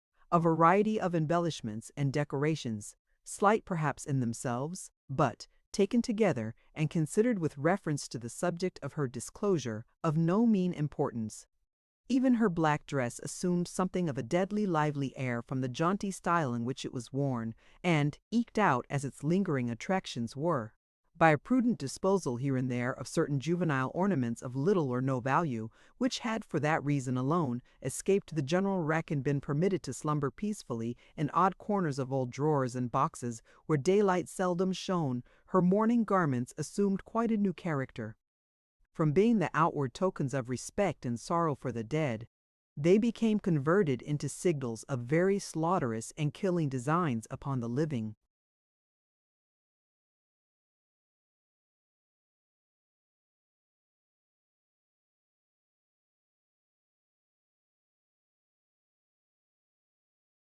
Mrs. Nickleby might have been stimulated to this proceeding by a lofty sense of duty and impulses of unquestionable excellence. She might, by this time, have become impressed with the sinfulness of long indulgence in unavailing woe, or the necessity of setting a proper example of neatness and decorum. To her blooming daughter, considerations of duty and responsibility apart, the change might have taken its rise in feelings of the purest and most disinterested charity. The gentleman next door had been vilified by Nicholas, rudely stigmatized as a dotard and an idiot, and for these attacks upon his understanding, Mrs. Nickleby was in some sort accountable. She might have felt that it was the act of a good Christian to show by all means in her power that the abused gentleman was neither the one nor the other. And what better means could she adopt toward so virtuous and laudable an end than proving to all men, in her own person, that his passion was the most rational and reasonable in the world, and just the very result of all others which discreet and thinking persons might have foreseen?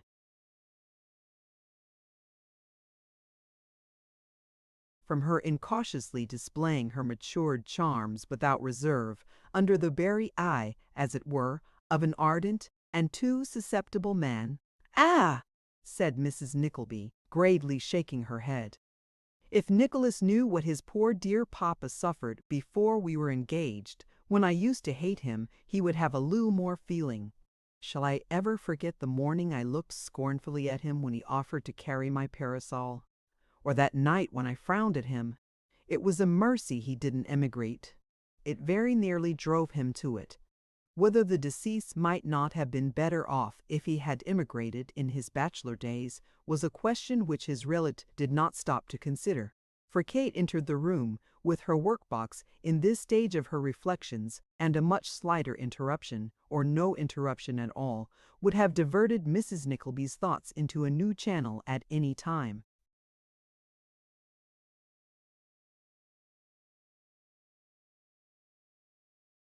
"Kate, my dear," said Mrs. Nickleby, "I don't know how it is, but a fine, warm summer day like this, with the birds singing in every direction, always puts me in mind of roast pig with sage and onion sauce and made gravy. That's a curious association of ideas, is it not, mamma?" "Upon my word, my dear, I don't know," replied Mrs. Nickleby. "Roast pig. Let me see. On the day 5 weeks after you were christened, we had a roast. No, that couldn't have been a pig either, because I recollect there were a pair of them to carve, and your poor papa and I could never have thought of sitting down to 2 pigs. They must have been partridges. Roast pig.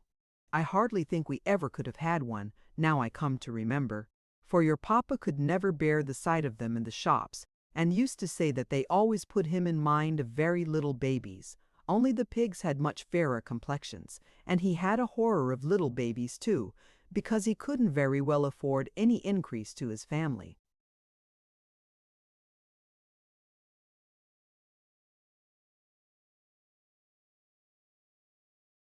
And had a natural dislike to the subject. "It's very odd now. What can have put that in my head?"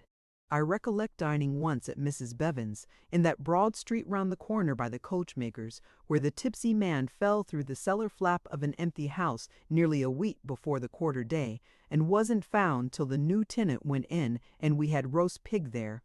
It must be that, I think, that reminds me of it, especially as there was a little bird in the room that would keep on singing all the time of dinner. At least, not a little bird, for it was a parrot, and he didn't sing exactly, for he talked and swore dreadfully. But I think it must be that. Indeed, I am sure it must. Shouldn't you say so, my dear? I should say there was not a doubt about it, mamma, returned Kate with a cheerful smile. No. But do you think so, Kate? Said Mrs. Nickleby with as much gravity as if it were a question of the most eminent and thrilling interest. If you don't say,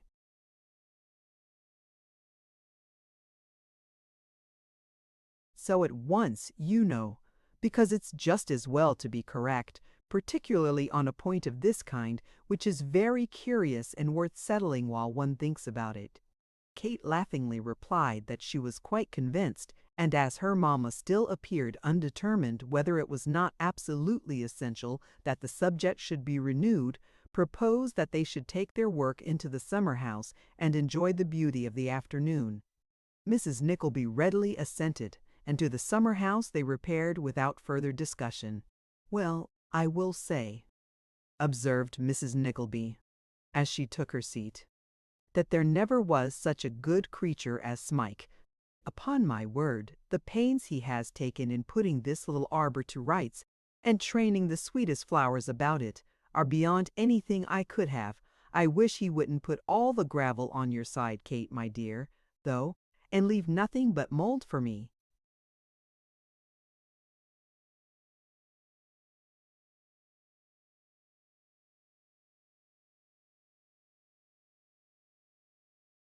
Dear mamma, returned Kate hastily, take this seat, do to oblige me, mamma.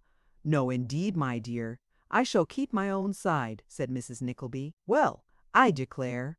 Kate looked up inquiringly. If he hasn't been, said Mrs. Nickleby, and got from somewhere or other a couple of roots of those flowers that I said I was so fond of the other night, and asked you if you were not that you said you were so fond of the other night, and asked me if I wasn't. It's the same thing. Now, upon my word, I take that as very kind and attentive indeed. I don't see, added Mrs. Nickleby, looking narrowly about her, any of them on my side, but I suppose they grow best near the gravel. You may depend upon it they do, Kate, and that's the reason they are all near you, and he has put the gravel there, because it's the sunny side. Upon my word, that's very clever now. I shouldn't have had half as much thought myself.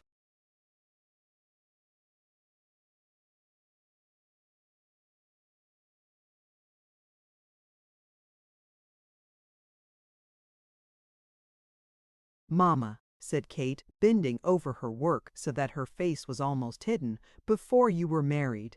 Dear me, Kate, interrupted Mrs. Nickleby, what in the name of goodness graciousness makes you fly off to the time before I was married when I'm talking to you about his thoughtfulness and attention to me?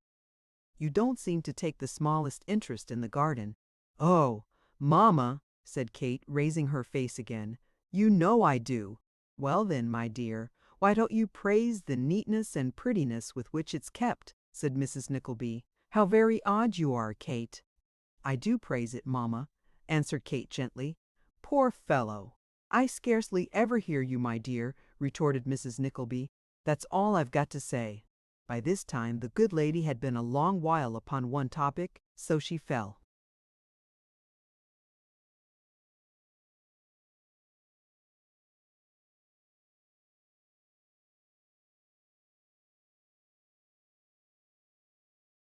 At once into her daughter's little trap, if trap it were, and inquired what she had been going to say. About what, mamma? Said Kate, who had apparently quite forgotten her diversion. Lor, Kate, my dear, returned her mother, why, you're asleep or stupid. About the time before I was married. Oh, yes, said Kate. I remember. I was going to ask, mamma, before you were married, had you many suitors? Suitors, my dear, cried Mrs. Nickleby. with a smile of wonderful complacency. "First and last, Kate. I must have had a dozen at least." "Mamma," returned Kate in a tone of remonstrance.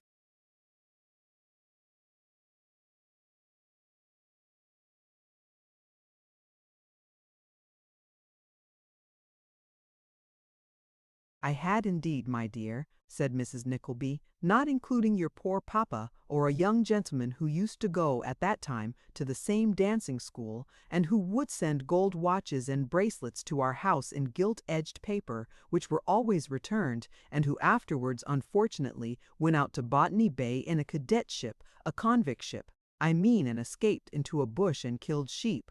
I don't know how they got there, and was going to be hung 'em cheap, and the Chemdit hist and the Guftamit shempt amount. Then there was young Lucan," said Mrs. Nickleby, beginning with her left thumb and checking off the names on her fingers, "Mauchley Tipsart Cabry Smithser." Having now reached her little finger, Mrs. Nickleby was carrying the account over to the other hand when a loud hem, which appeared to come from the very foundation of the garden wall, gave both herself and her daughter a violent start.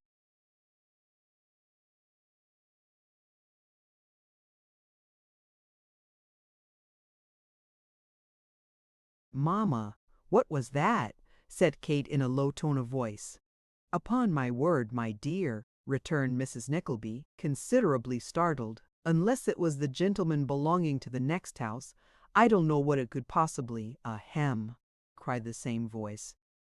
And that not in the tone of an ordinary clearing of the throat, but in a kind of bellow, which woke up all the echoes in the neighborhood, and was prolonged to an extent which must have made the unseen bellower quite black in the face.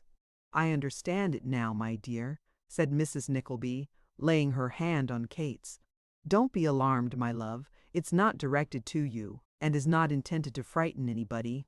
Let us give everybody their due, Kate. I am bound to say that." So saying, Mrs. Nickleby nodded her head and patted the back of her.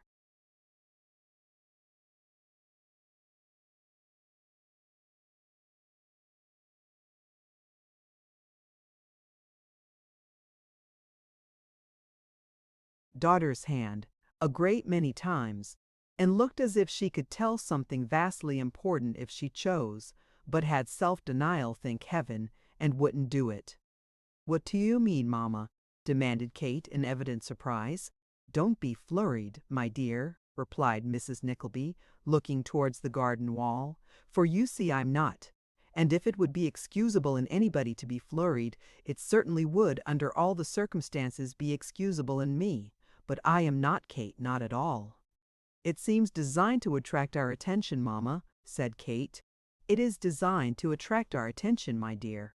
"At least," rejoined Mrs. Nickleby, drawing herself up and patting her daughter's hand more blandly than before, "to attract the attention of one of us." You needn't be at all."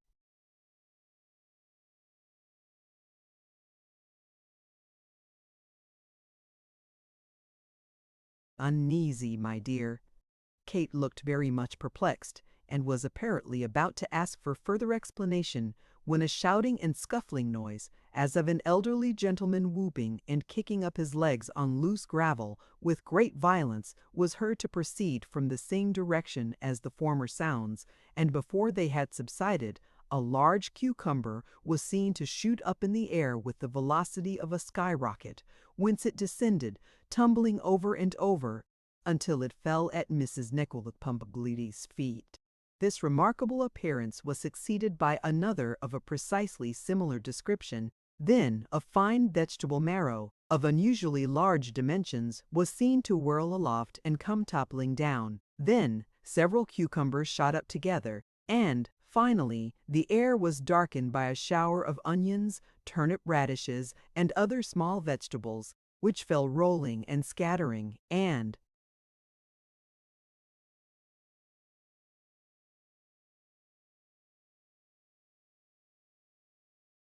bumping about in all directions.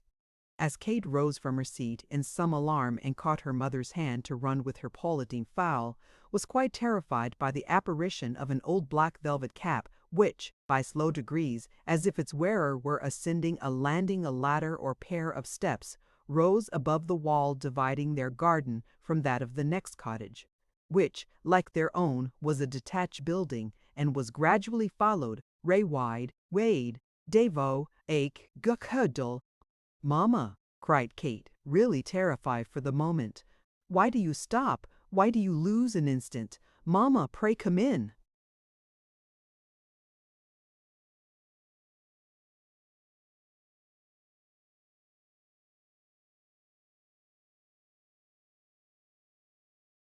"Kate, my dear," returned her mother, still holding back, "how can you be so foolish? I'm ashamed of you. How do you suppose you are ever to get through life, if you're such a coward as this? What do you want, sir?" said Mrs. Nickleby, addressing the intruder with a sort of simpering displeasure. "How dare you look into this garden?" "Queen of my soul," replied the stranger, folding his hands together, "this goblet sip—" "Nonsense, sir," said Mrs. Nickleby. "Kate, my love, pray be quiet. Won't you sip the goblet?" urged the stranger, with his head imploringly on one side and his right hand on his breast. "Oh, do sip the goblet." "I shall not consent to do anything of the kind, sir," said Mrs. Nickleby. "Pray, begone."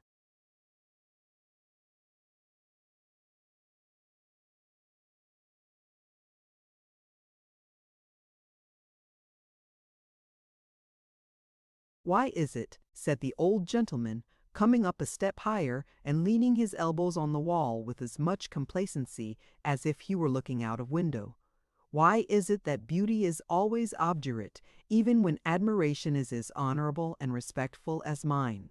Here he smiled, kissed his hand, and made several low bows. "Is it owing to the bees, who, when the honey season is over, and they are supposed to have been killed with brimstone, in reality fly to Barbary and lull the captive Moors to sleep with their drowsy songs?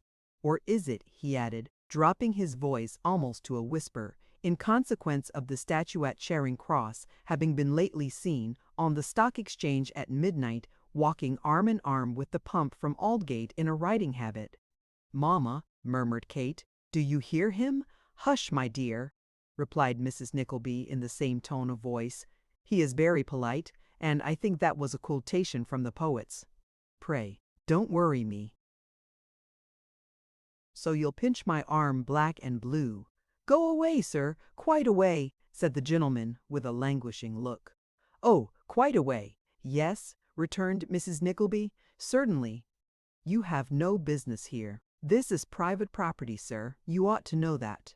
"I do know," said the old gentleman, laying his finger on his nose with an air of familiarity most reprehensible, "that this is a sacred and enchanted spot, where the most divine charms," here he kissed his hand and bowed again, "waft mellifluousness over the neighbors' gardens, and force the fruit and vegetables into premature existence. That fact I am acquainted with. But will you permit me, fairest creature, to ask you one question, in the absence of the planet Venus, who has gone on business to the Horse Guards, and would otherwise, jealous of your superior charms, interpose between us?"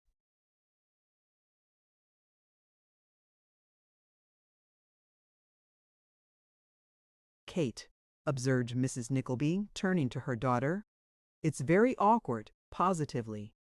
I really don't know what to say to this gentleman. One ought to be civil, you know." "Dear mamma," rejoined Kate, "don't say a word to him, but let us run away as fast as we can and shut ourselves up till Nicholas comes home." Mrs. Nickleby looked very grand, not to say contemptuous, at this humiliating proposal, and, turning to the old gentleman, who had watched them during these whispers with absorbing eagerness, said, "If you will conduct yourself, sir, like the gentleman I should imagine you to be, from your language and appearance, quite the counterpart of your grandpapa, Kate, my dear, in his best days, and will put your question to me in plain words, I will answer it."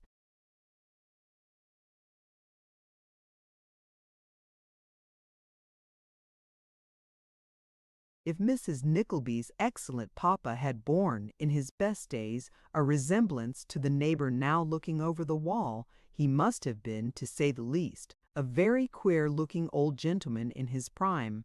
Perhaps Kate thought so, for she ventured to glance at his living portrait with some attention as he took off his black velvet cap and, exhibiting a perfectly bald head, made a long series of bows, each accompanied with a fresh kiss of the hand. After exhausting himself, to all appearance, with this fatiguing performance, he covered his head once more, pulled the cap very carefully over the tips of his ears, and resuming his former attitude said, "The question is—" Here he broke off to look round in every direction and satisfy himself, beyond all doubt, that there were no listeners near.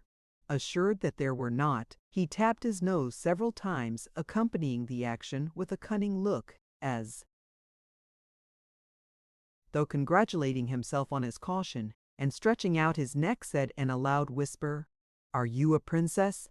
"You are mocking me, sir," replied Mrs. Nickleby, making a feint of retreating towards the house. "No, but are you?" said the old gentleman. "You know I am not, sir," replied Mrs. Nickleby. "Then are you any relation to the Archbishop of Canterbury?" inquired the old gentleman with great anxiety. "Or to the Pope of Rome? Or the Speaker of the House of Commons? Forgive me if I am wrong, but I was told you were niece to the Commissioners of Paving and daughter-in-law to the Lord Mayor and Court of Common Council, which would account for your relationship to all three."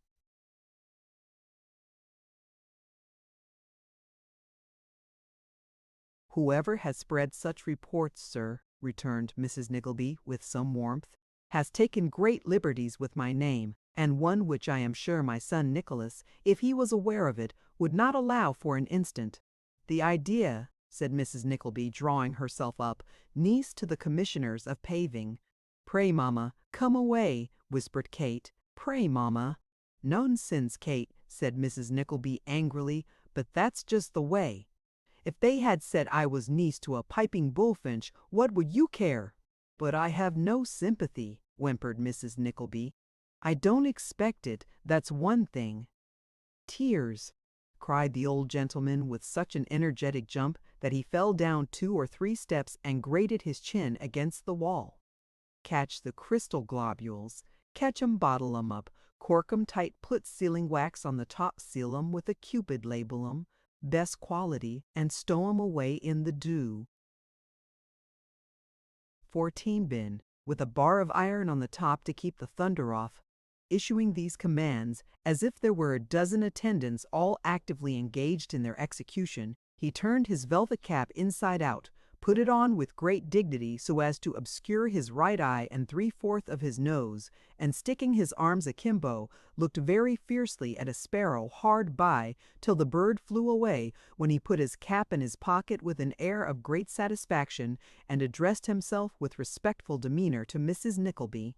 "Beautiful madam," such were his words, "if I have made any mistake with regard to your family or connections, I humbly beseech you to pardon me.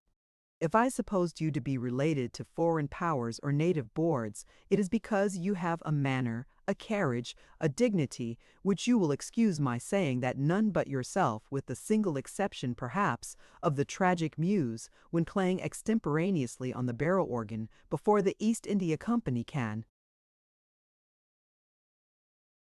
parallel. I am not a youth, ma'am, as you see, and although beings like you can never grow old, I venture to presume that we are fitted for each other." "Really, Kate, my love," said Mrs. Nickleby faintly, and looking another way. "I have estates, ma'am," said the old gentleman, flourishing his right hand negligently, as if he made very light of such matters, and speaking very fast, "jewels, lighthouses, fish ponds, a whalery of my own in the North Sea, and several oyster beds of great profit in the Pacific Ocean.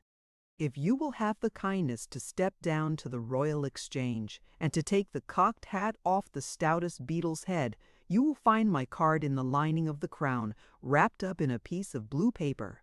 My walking stick is also to be seen on application to the chaplain of the House of Commons, who is strictly forbidden to take any money for showing it. I have enemies about me, ma'am."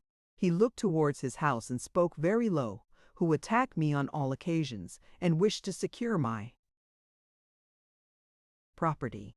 If you bless me with your hand and heart, You can apply to the Lord Chancellor, or call out the military if necessary. Sending my toothpick to the commander-in-chief will be sufficient, and so clear the house of them before the ceremony is performed.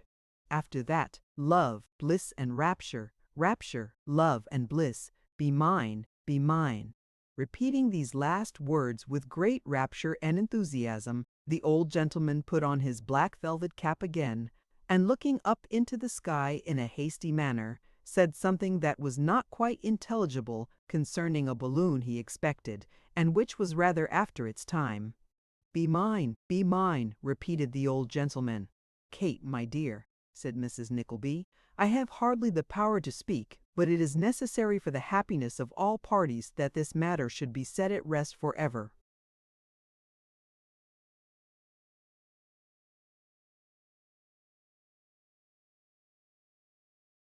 Surely there is no necessity for you to say one word, mamma, reasoned Kate. You will allow me, my dear, if you please, to judge for myself, said Mrs. Nickleby. Be mine, cried the old gentleman. It can scarcely be expected, sir, said Mrs. Nickleby, fixing her eyes modestly on the ground, that I should tell a stranger whether I feel flattered and obliged by such proposals or not. They certainly are made under very singular circumstances. Still, at the same time, as far as it goes, and to a certain extent of course is Mrs. Nickleby's customary qualification, they must be gratifying and agreeable to one's feelings. Be mine, cried the old gentleman. Gog and Magog, Gog and Magog, Gog and Magog, be mine, be mine.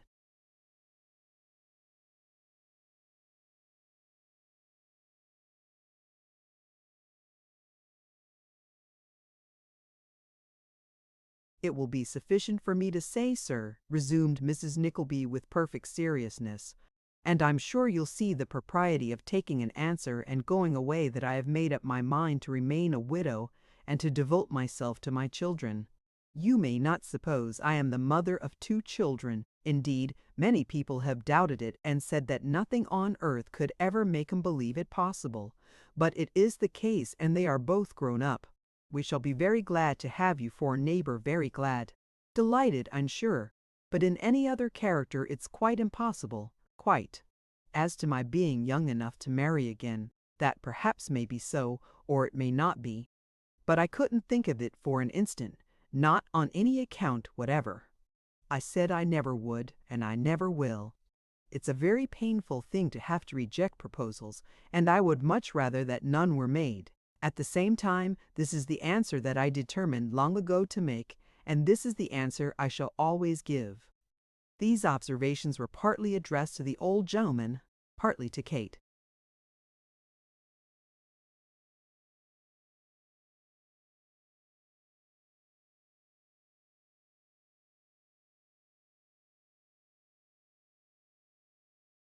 And partly delivered in soliloquy.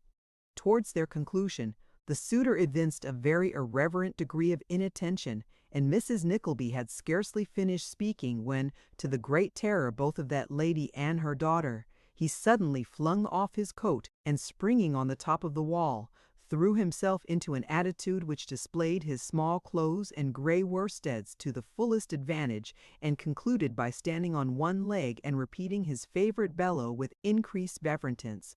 While he was still dwelling on the last note and embellishing it with a prolonged flourish, a dirty hand was observed to glide stealthily and swiftly along the top of the wall, as if in pursuit of a fly, and then to clasp with the utmost dexterity one of the old gentleman's ankles.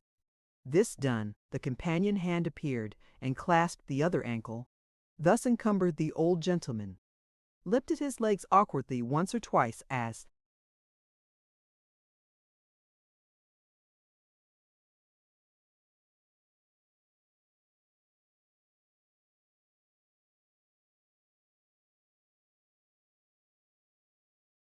if they were very clumsy and imperfect pieces of machinery, and then looking down on his own side of the wall, burst into a loud laugh. "It's you, is it?" said the old gentleman. "Yes, it's me," replied a gruff voice. "How's the Emperor of Tartary?" said the old gentleman. "Oh, he's much the same as usual," was the reply. "No better and no worse." "The young Prince of China," said the old gentleman with much interest. "Is he reconciled to his father-in-law, the great potato salesman?" "No," answered the gruff voice, "and he says he never will be, that's more."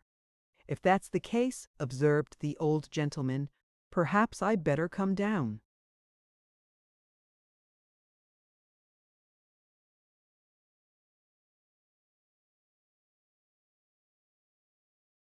"Well," said the man on the other side, "I think you had perhaps." One of the hands being then cautiously unclasped, the old gentleman dropped into a sitting posture and was looking round to smile and bow to Mrs. Nickleby, when he disappeared with some precipitation, as if his legs had been pulled from below. Very much relieved by his disappearance, Kate was turning to speak to her mamma when the dirty hands again became visible, and were immediately followed by the figure of a coarse squat man, who ascended by the steps which had been recently occupied by their singular neighbor. "Beg your pardon, ladies," said this newcomer, grinning and touching his hat. "Has he been making love to either of you?" "Yes," said Kate.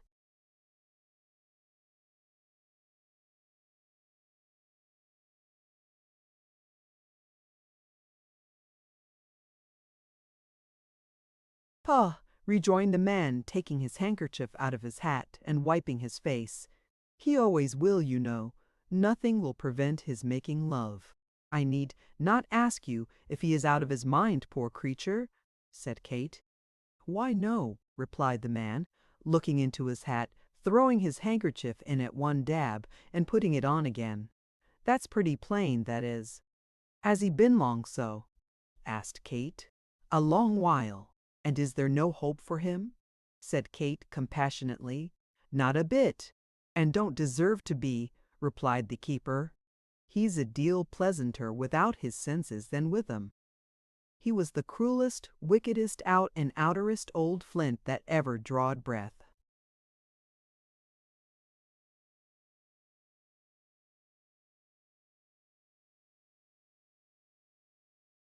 "Indeed," said Kate. "By George," replied the keeper, shaking his head so emphatically that he was obliged to frown to keep his hat on. "I never come across such a vagabond, and my mate says the same. Broke his poor wife's heart, turned his daughters out of doors, drove his sons into the streets. It was a blessing he went mad at last, through evil tempers and covetousness and selfishness and guzzling and drinking, or he'd have drove many others so. Hope for him, an old rip. There isn't too much hope going, but I'll bet a crown that what there is saved for more deserving chaps than him, anyhow." With which confession of his faith, the keeper shook his head again, as much as to say that nothing short of this would do, if things were to go on at all, and touching his hat sulkily, not that he was in an ill humor, but that his subject ruffled him, descended the ladder, and took it away. During this conversation, Mrs. Nickleby had regarded the man with a severe and steadfast look. She now heaved a profound sigh, and pursing up her lips, shook her head in a slow and doubtful manner. "Poor creature," said Kate. "Ah, poor indeed," rejoined Mrs. Nickleby. "It's shameful that such things should be allowed. Shameful." "How can they be helped, mamma?" said Kate mournfully. "The infirmities of nature, said Mrs. Nickleby. "What? Do you suppose this poor gentleman is out of his mind? Can anybody who sees him entertain any other opinion, mamma?"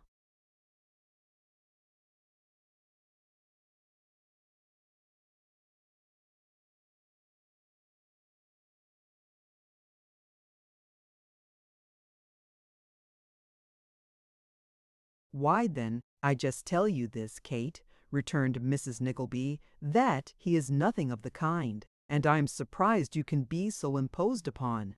It's some plot of these people to possess themselves of his property, didn't he say so himself? He may be a little odd and flighty perhaps, many of us are that, but downright mad, and express himself as he does, respectfully, and in quite poetical language, and making offers with so much thought, and care, and prudence, not as if he ran into the streets, and went down upon his knees to the first chit of a girl he met, as a madman would. No, no, Kate, there's a great deal too much method in his madness. Depend upon that, my dear.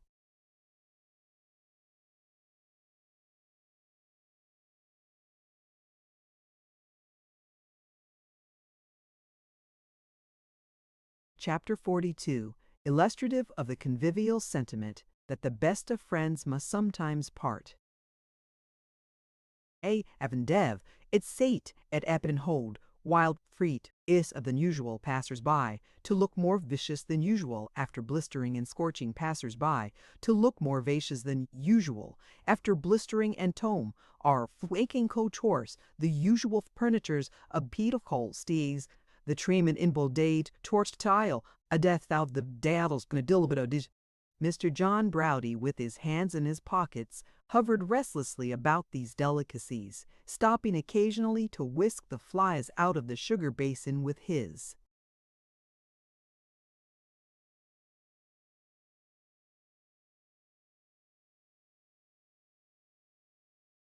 wife's pocket handkerchief, or to dip a teaspoon in the milk pot and carry it to his mouth, or to cut off a little knob of crust and a little corner of meat and swallow them at 2 gulps like a couple of pills.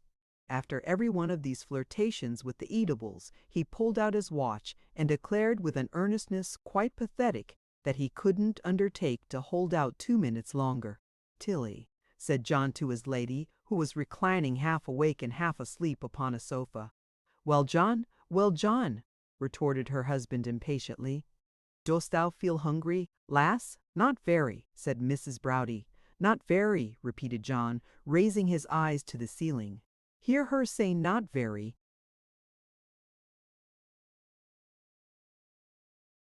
and us dining at 3, and lunching off past 3 thought, aggravates a mon instead of pacifying him. Not very."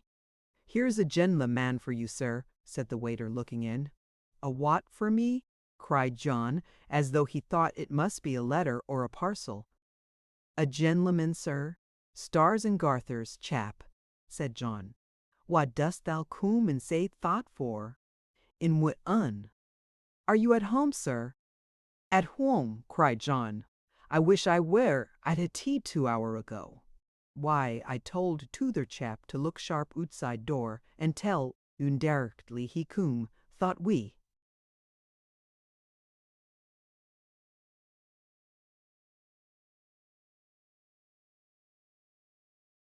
"War faint we hunger, in wayun. Aha, thee hond, Mr. Nickleby, this is nigh to be the proudest day o' my life, sir, who be all wi' you, ding. But I'm glad o' this."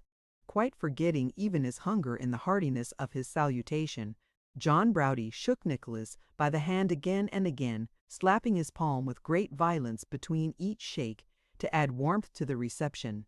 "Ah, there she be," said John, observing the look which Nicholas directed towards his wife. "There she be. We shan't quarrel about her noo, eh? Ecod, when I think, oj, that but thou wants summat to eat. Fall to, fall to, and for what were a boot?"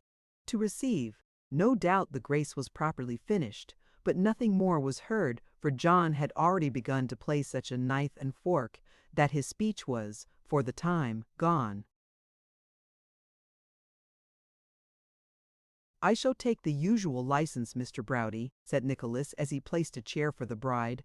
"Take whatever thou like," said John, "and when as gain, K for more."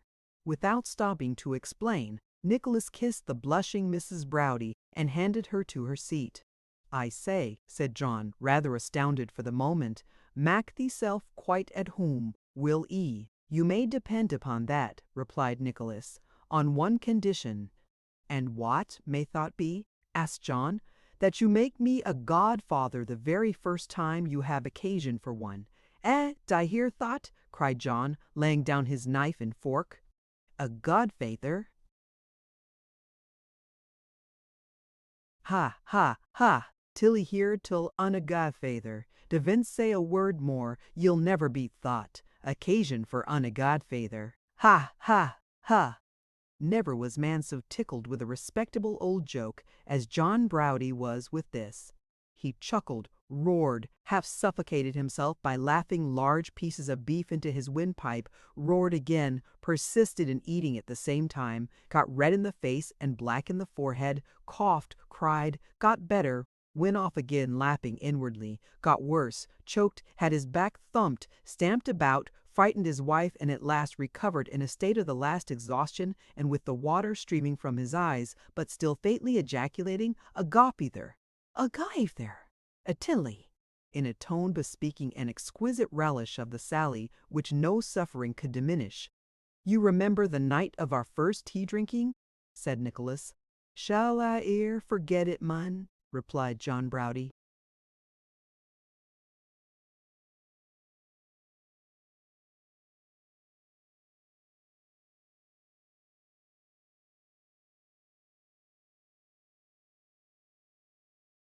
"He was a desperate fellow that night, though, was he not, Mrs. Browdie?" said Nicholas. "Quite a monster." "If you had only heard him as we were going home, Mr. Nickleby, you'd have said so indeed," returned the bride. "I never was so frightened in all my life." "Coom," said John, with a broad grin, "thou know'st better than thought, Tilly." "So I was," replied Mrs. Browdie. "I almost made up my mind never to speak to you again." "Almost," said John, with a broader grin than the last. "Almost made up her mind, and she were coaxin' and wheedlin' of the blessed wall. 'Why didst thou let yon chap make oop to before?' says I. 'I deedn't, John,' says she, a squeedging my arm. 'You deedn't,' says I. 'Noa,' says she. 'Noa,' says she.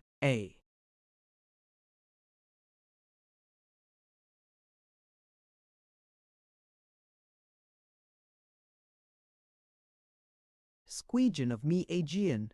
'Lord, John,' interposed his pretty wife, coloring very much, 'how can you talk such nonsense, as if I should have dreamt of such a thing?' 'I did not know whether thou ever dreamt of it, though I think that's like enough, mind,' retorted John, 'but thou didst it.' 'Ye're feckle, changeable weathercock, lass,' says I. 'Not feckle, John,' says she. 'Yes,' says I, 'feckle, dommed feckle.' 'Didna tell me thou binnit efter yon chap at schoolmeaster's,' says I. 'Him,' says she, quite screeching. 'Ah, him,' says I. 'Why, John,' says she, and she coom a deal closer, and squeeched a deal harder than she'd deen afore, 'dost thou think it's natural, noo, that having such a proper mun as thou to keep company wi', I'd ever tak' up wi' such a leetle, scanty whipper-snapper as yon?' She says, 'Ha, ha, ha,' she said, 'whipper-snapper.' 'Ecod,' I says, 'ef thur thought, neem the day and let's have it our. Ha, ha, ha.'"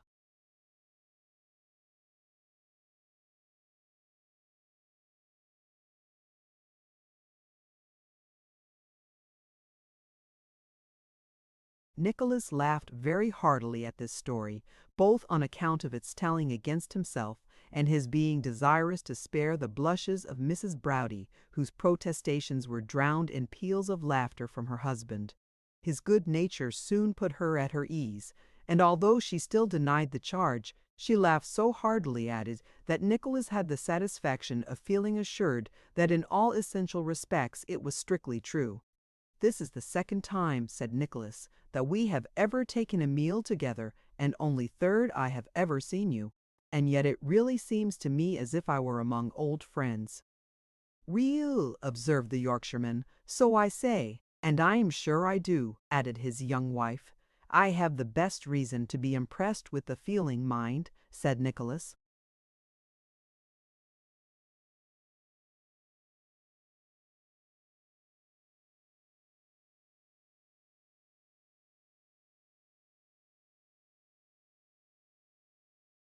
"For if it had not been for your kindness of heart, my good friend, when I had no right or reason to expect it, I know not what might have become of me, or what plight I should have been in by this time." "Talk aboot summat else," replied John gruffly, "and din not bother. It must be a new song to the same tune then," said Nicholas, smiling. "I told you in my letter that I deeply felt and admired your sympathy with that poor lad. whom you released at the risk of involving yourself in trouble and difficulty. But I can never tell you how grateful he and I, and others whom you don't know, are to you for taking pity on him." "Ecod," rejoined John Browdie, drawing up his chair, "and I can never tell you who grateful soon folks that we do know would be likewise if they knowed I had taken pity on him."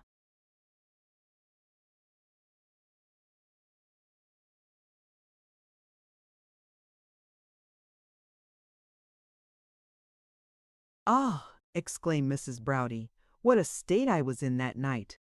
"Were they at all disposed to give you credit for assisting in the escape?" inquired Nicholas of John Browdie. "Not a bit," replied the Yorkshireman, extending his mouth from ear to ear. "There I lay snook in schoolmeaster's bed, long ether it was dark, and nobody coom nigh the police.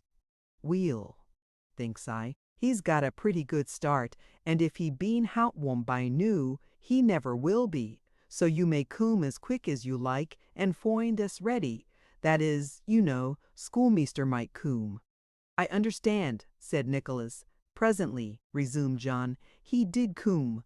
I heerd door shut doonstairs, and him a working oop in the dark. Slow and steady, I says to myself, 'Take your time, sir. No hurry.' He cooms to the door, turns the key, when there mort nothing to hold the lock and case ut hold a hollow there. 'Yes,' thinks I, 'you made you that Asian, and not whacking anybody, sir.' 'Hullo there,' he says, and then he stops. 'Thou'd betther not aggravate me,' says schoolmeaster. 'Efter a little time, I'll brack every bone in your body, Smike,' he says. Efter another little time. Then all of a sodden he sings oot for a light, and when it cooms ecod, such a horly borly, 'Wait's the matter?' says I. 'He's gane,' says he, stark mad wi' vengeance. 'Have you heerd naught?' 'Ease,' says I, 'a heerd street door shut no time at a goal. I heerd a person run doon there, pointing t'other Jean. They're pointing t'other wa. Oh, help!' he cries. 'I'll help you,' says I, and off we set the wrong wa. Ho, ho, ho!" "Did you go far?" asked Nicholas. "Far," replied John. "I run him clean off his legs in quarther of an hour. To see old schoolmeaster while we had his hat, skimming along oop to his knees in mud and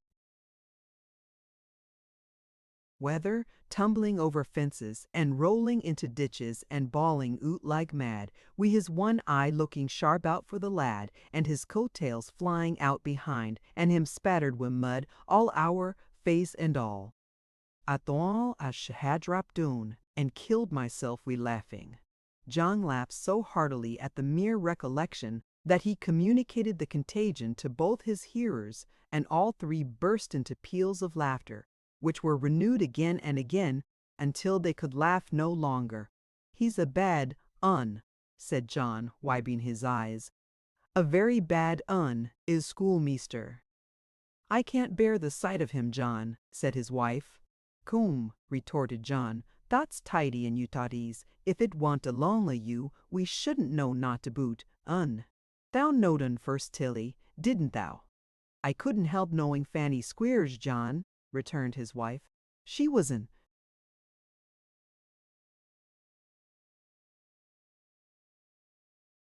old playmate of mine, you know."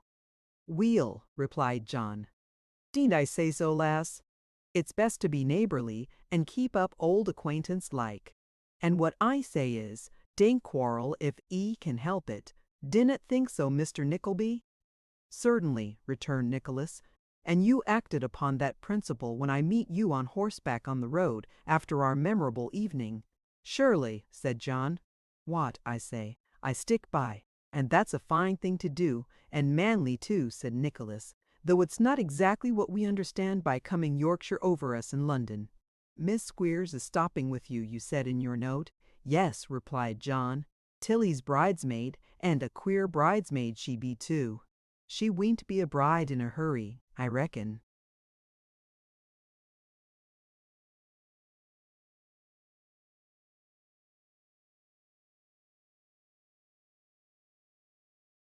"For shame, John," said Mrs. Browdy, with an acute perception of the joke, though being a bride herself. "The groom will be a blessed mun," said John, his eyes twinkling at the idea. "He'll be in luck, he will." "You see, Mr. Nickleby," said his wife, "that it was in consequence of her being here that John wrote to you and fixed tonight, because we thought that it wouldn't be pleasant for you to meet after what has passed." "Unquestionably. You were quite right in that," said Nicholas, interrupting. "Especially," observed Mrs. Browdy, looking very sly, "after what we know about past and gone love matters." "We know indeed," said Nicholas, shaking his head. "You behaved rather wickedly there, I suspect."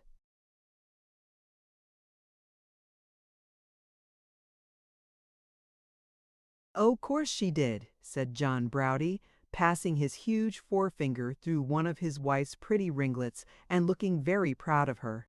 "She were always as skittish and full o' tricks as a well as a what?" said his wife. "As a one'un," returned John. "Ding! But I didn't know aught else that cooms near it." "You were speaking about Miss Squeers," said Nicholas, with the view of stopping some slight connubialities which had begun to pass between Mr. and Mrs. Browdy, and which rendered the position of a third party in some degree embarrassing, as occasioning him to feel rather in the way than otherwise. "Oh yes," rejoined Mrs. Browdy, "John had done. John fixed tonight because she had settled that she would go and drink tea with her father, and to make quite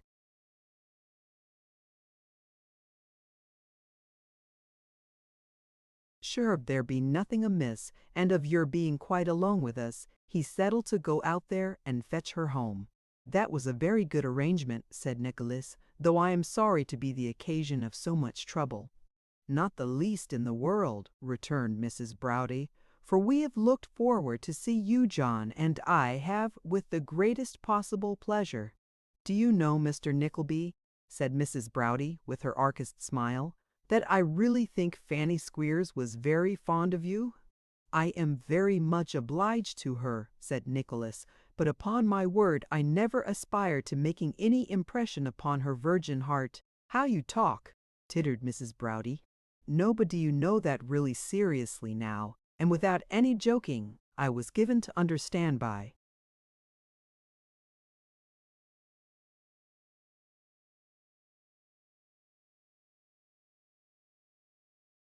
Fanny herself, that you had made an offer to her, and that you two were going to be engaged quite solemn and regular. Was you, ma'am, was you?" cried a shrill female voice. "Was you given to understand that I was going to be engaged to an assassinating thief that shed the gore of my pa? Do you think, ma'am, that I was very fond of such dirt beneath my feet as I couldn't condescend to touch with kitchen tongs without blacking and crocking myself by the contract? Do you, ma'am? Do you? Oh, base and degrading Tilda!" With these reproaches, Miss Squeers flung the door wide open, and disclosed to the eyes of the astonished Browdys and Nicholas, not only her own symmetrical form, arrayed in the chaste white garments before described a little dirtier, but the form of her brother and father, the pair of Wackfords. "This is the hen, is it?" continued Miss Squeers, who, being excited, aspirated.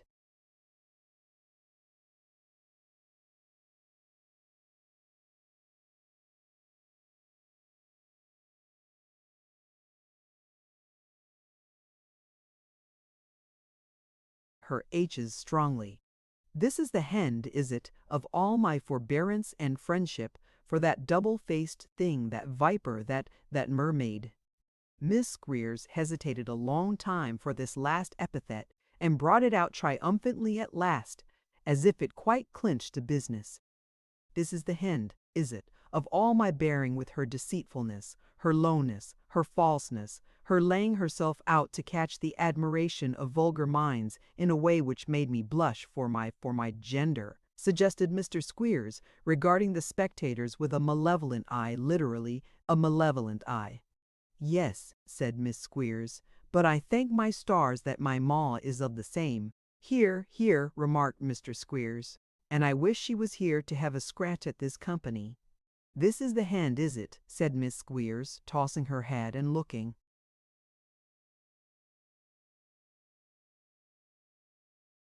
contemptuously at the floor, "of my taking notice of that rubbishing creature, and demeaning myself to patronize her?" "Oh, come," rejoined Mrs. Browdie, disregarding all the endeavours of her spouse to restrain her, and forcing herself into a front row, "don't talk such nonsense as that." "Have I not patronized you, ma'am?" demanded Miss Squeers. "No," returned Mrs. Browdie. "I will not look for blushes in such a quarter," said Miss Squeers haughtily, "for that countenance is a stranger to everything but ignominiousness and red-faced boldness." "I say," interposed John Browdie, nettled by these accumulated attacks on his wife, "drate it mild, drate it mild." "You, Mr. Browdie," said Miss Squeers, taking him up very quickly, "I pity. I have no feeling for you, sir, but one of unliquidated pity." "Oh!" said John. "No," said Miss Squeers, looking sideways at her parent. "Although I am a queer bridesmaid, and shan't be a bride in a hurry, and although my husband will be in luck, I entertain no sentiments towards you, sir, but sentiments of pity." Here Miss Squeers looked sideways at her father again, who looked sideways at her, as much as to say, "There you had him." "I know what you got to go through," said Miss Squeers, shaking her curls violently. "I know what life is before you, and if you was my bitterest and deadliest enemy, I could wish you nothing worse." "Couldn't you wish to be married to him yourself, if that was the case?" inquired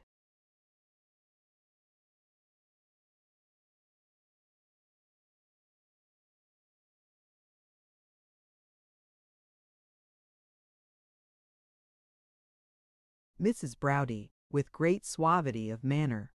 "Oh, ma'am, how witty you are!" retorted Miss Squeers, with a low curtsy, almost as witty, ma'am, as you are clever. "How very clever it was in you, ma'am, to choose a time when I had gone to tea with my pa, and was sure not to come back without being fetched. What a pity you never thought that other people might be as clever as yourself and spoil your plans." "You won't vex me, child, with such airs as these," said the late Miss Price, assuming the matron. "Don't missus me, ma'am, if you please," returned Miss Squeers sharply. "I'll not bear it. Is this the hint? Dang it cried John Browdie impatiently. "Say thee say out, Fanny, and make sure it's the end, and dinnot ask nobody whether it is or not."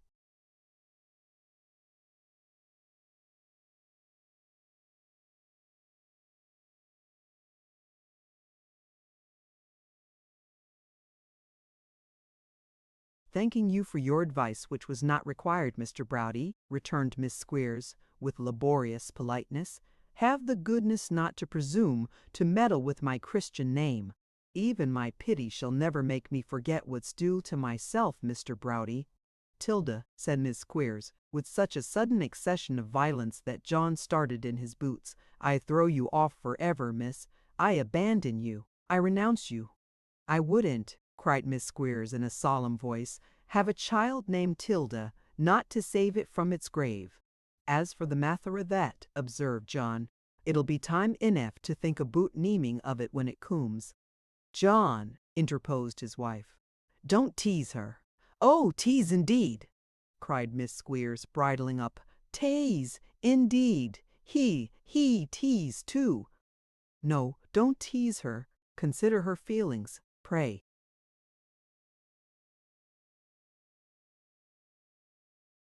"If it's fated that listeners are never to hear any good of themselves," said Mrs. Browdie, "I can't help it, and I am very sorry for it.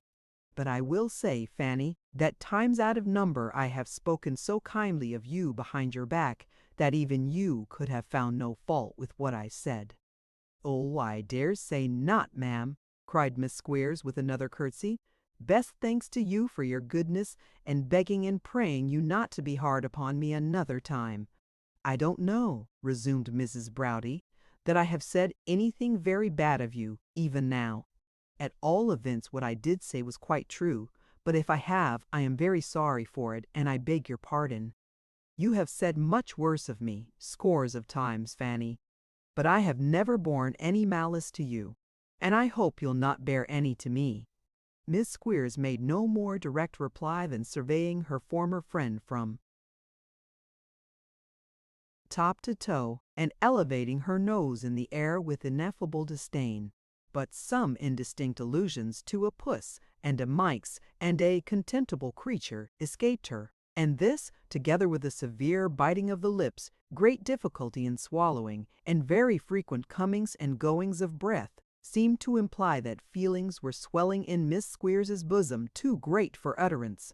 While the foregoing conversation was proceeding, Master Wackford, finding himself unnoticed, and feeling his preponderating inclination strong upon him, had by little and little sidled up to the table and attacked the food with such slight skirmishing as drawing his fingers round and be inside of the plates, and afterwards sucking them with infinite relish, picking the bread and dragging the pieces over the surface of the butter, pocketing lumps of sugar, pretending all the time to be absorbed in thought, and so forth. Finding that no interference was attempted with these small liberties, he gradually mounted to greater, and, after helping himself to a moderately good cold collation, was by this time deep in the pie. Nothing of this had been unobserved by Mr. Squeers, who, so long as the attention of the company was fixed upon other objects, hugged himself to think that his son and heir should be fattening at the enemy's expense.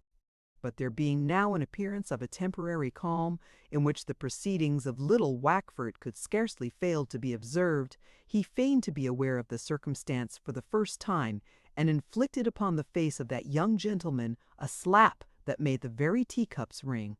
"Eating," cried Mr. Squeers, "of what his father's enemies has left, it's fit to go and poison you, you unnatural boy." "It ween hurt him," said John, apparently very much relieved by the prospect of having a man in the quarrel. "Let's and eat. I wish the whole school was here. I'd give 'em summat to stay their unfortunate stomachs, if I spent the last penny I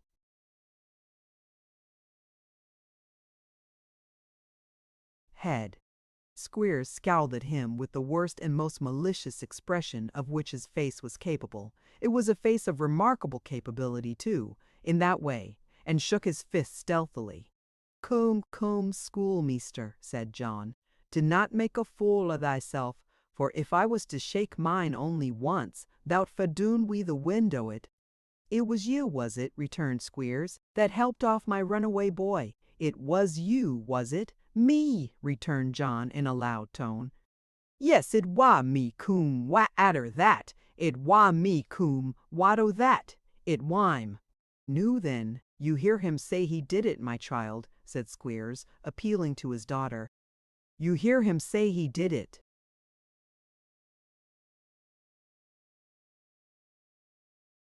"Did it?" cried John. "I'll tell 'ee more. Hear this, too. If thou'd got another runaway boy, I'd do it agin. If thou got 20 runaway boys, I'd do it 20 times hour, and 20 more to thought. And I tell thee more," said John, "nu my blood is oop, that thou'd an old rascal, and that it's weel for thou beest an old un, or I'd poon thee to flour when thou told not who thou'd poon thee to flour when thou told not who thou'd lick that poor chap in Tucor." "An honest man?" cried Squeers with a sneer. "Ah, an honest man," replied John.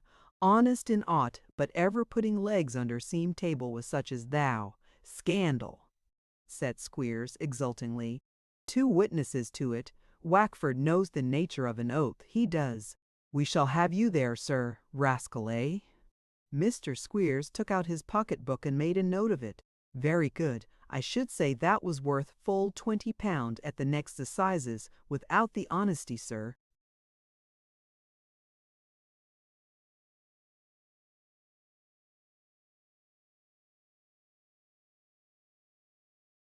"Sozes," cried John, "thou betther not talk to me o' sozes. Yorkshire schools have been shown up at Soizes afore noo, mun, and it's a ticklish so obj act to revive, I can tell ye." Mr. Squeers shook his head in a threatening manner, looking very white with passion, and taking his daughter's arm, and dragging little Wackford by the hand, retreated towards the door. "As for you," said Squeers, turning round and addressing Nicholas, who, as he had caused him to smart pretty soundly on a former occasion, purposely abstained from taking any part in the discussion, "see if I ain't down upon you before long. You'll go a-kidnapping of boys, will you? Take care their fathers don't turn up, Mark, that take care their fathers don't turn up, and send 'em back to me to do as I like with, in spite of you." "I am not afraid of that," replied Nicholas, shrugging his shoulders.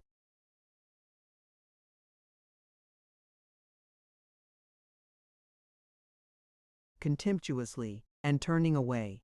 "Ain't you?" retorted Squeers with a diabolical look. "Now then, come along." "I leave such society with my pa for hever," said Miss Squeers, looking contemptuously and loftily round. "I am defiled by breathing the air with such creatures. Poor Mr. Browdie, he, I do pity him, that I do, he's so deluded, he, artful and designing 'Tilda." With this sudden relapse into the sternest and most majestic wrath, Miss Squeers swept from the room, and having sustained her dignity until the last possible moment, was heard to sob and scream and struggle in the passage. John Browdie remained standing behind the table, looking from his wife to Nicholas and back again, with his mouth wide open, until his hand accidentally fell upon the tankard of ale, when he took it up, and having obscured his features,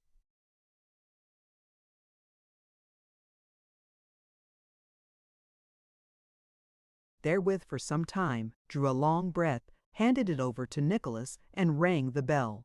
"Here, waiter," said John briskly, "look alive here. Tack these things a wall, and let's have summat broiled for super, very comfortable, and plenty o' it at 10 o'clock. Bring soom brandy and soom weather, and a pair o' slippers, the largest pair in the house, and be quick aboot it. Dash my wig," said John, rubbing his hands, "there's no ganging oot to neat, noo, to fetch anybody hwome, and ecod will begin to spend the evening in earnest." Chapter 43 officiates as a kind of gentleman usher in bringing various people together. En de eastnides it een native persquensen in kits trommetrum do wager read had cheerful conversations now word conversation within anapankities of fronts this ear abominations the brow pen purchade at what about a hardly companies purchase curtrotate for 'tis I hit it.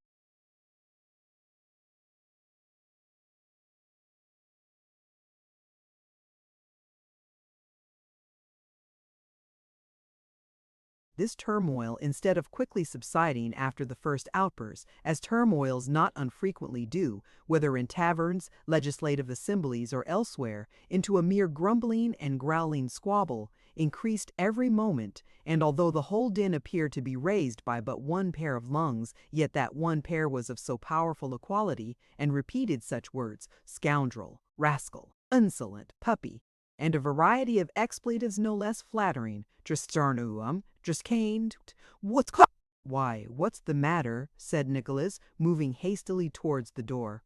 John Browdie was striding in the same direction when Mrs. Browdie turned pale, and, leaning back in her chair, requested him with a faint voice to take notice that if he ran into any danger, it was her intention to fall into hysterics.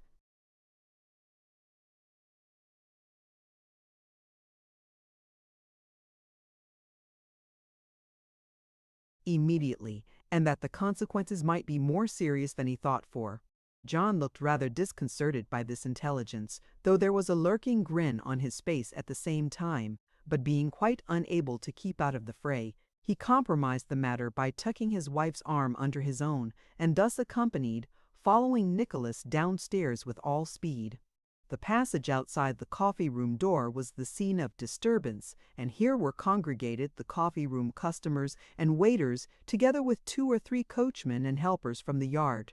These had hastily assembled round a young man who from his appearance might have been a year or 2 older than Nicholas, and who, besides having given utterance to the defiances just now described, seemed to have proceeded to even greater lengths in his indignation, inasmuch as his feet had no other covering than a pair of stockings, while a couple of slippers lay at no great distance from the head of a prostrate figure in an opposite corner, who bore the appearance of having been shot into his present.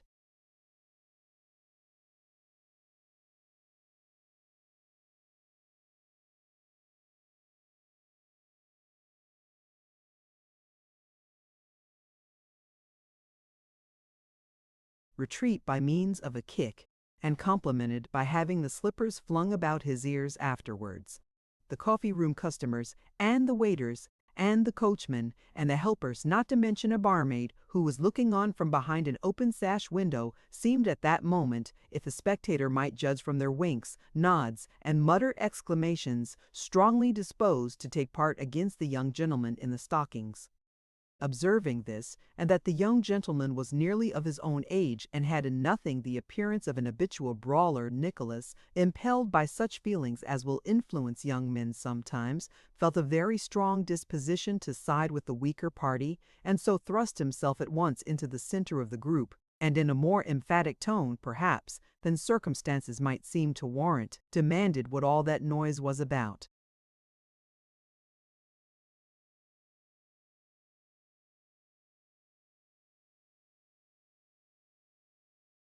"Hallo," said one of the men from the yard. "This is somebody in disguise, this is." "Room for the eldest son of the Emperor of Rollshire, gentlemen," cried another fellow. Disregarding these sallies, which were uncommonly well received, as sallies at the expense of the best-dressed persons in a crowd usually are, Nicholas glanced carelessly round, and addressing the young gentleman, who had by this time picked up his slippers and thrust his feet into them, repeated his inquiries with a courteous air. "A mere nothing," he replied.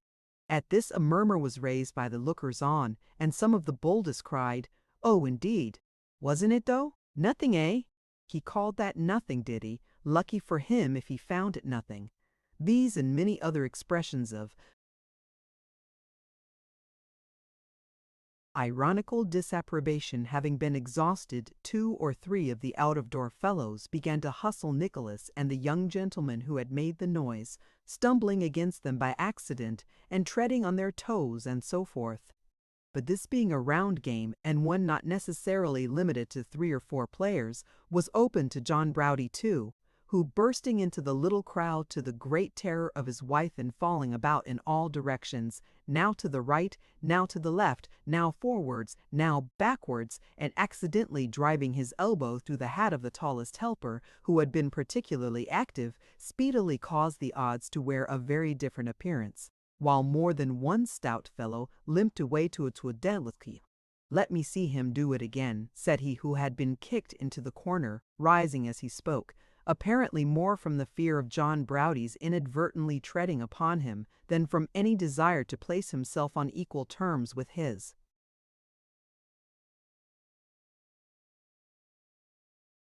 late adversary. "Let me see him do it again, that's all." "Let me hear you make those remarks again," said the young man, "and I'll mock that head of yours in among the wine-glasses behind you there." Here a waiter who had been rubbing his hands in excessive enjoyment of the scene, so long as only the breaking of heads was in question, adjured the spectators with great earnestness to fetch the police, declaring that otherwise murder would be surely done, and that he was responsible for all the glass and china on the premises. "No one need trouble himself to stir," said the young gentleman.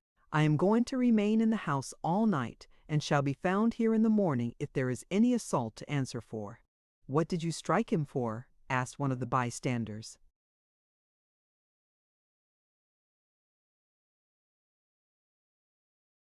"Ah, what did you strike him for?" demanded the others. The unpopular gentleman looked coolly round, and addressing himself to Nicholas, said, "You inquired just now what was the matter here. The matter is simply this. Yonder person, who was drinking with a friend in the coffee-room when I took my seat there for half an hour before going to bed, for I have just come off a journey and preferred stopping here tonight to going home at this hour, where I was not expected until tomorrow, chose to express himself in very disrespectful and insolently familiar terms of a young lady whom I recognize from his description and other circumstances, and whom I have the honor to know. As he spoke loud enough to be overheard by the other guests who were present, I informed him most civilly that he was mistaken in his conjectures, which were of an offensive nature, and requested him to forbear. He did so for a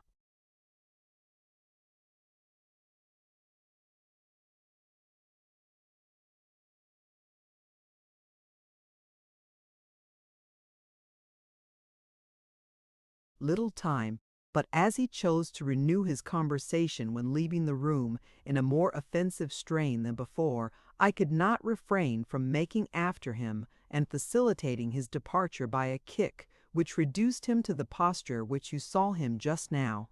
"I am the best judge of my own affairs, I take it," said the young man, who had certainly not quite recovered from his recent heat. "If anybody here thinks proper to make this quarrel his own, I have not the smallest earthly objection, I do assure him.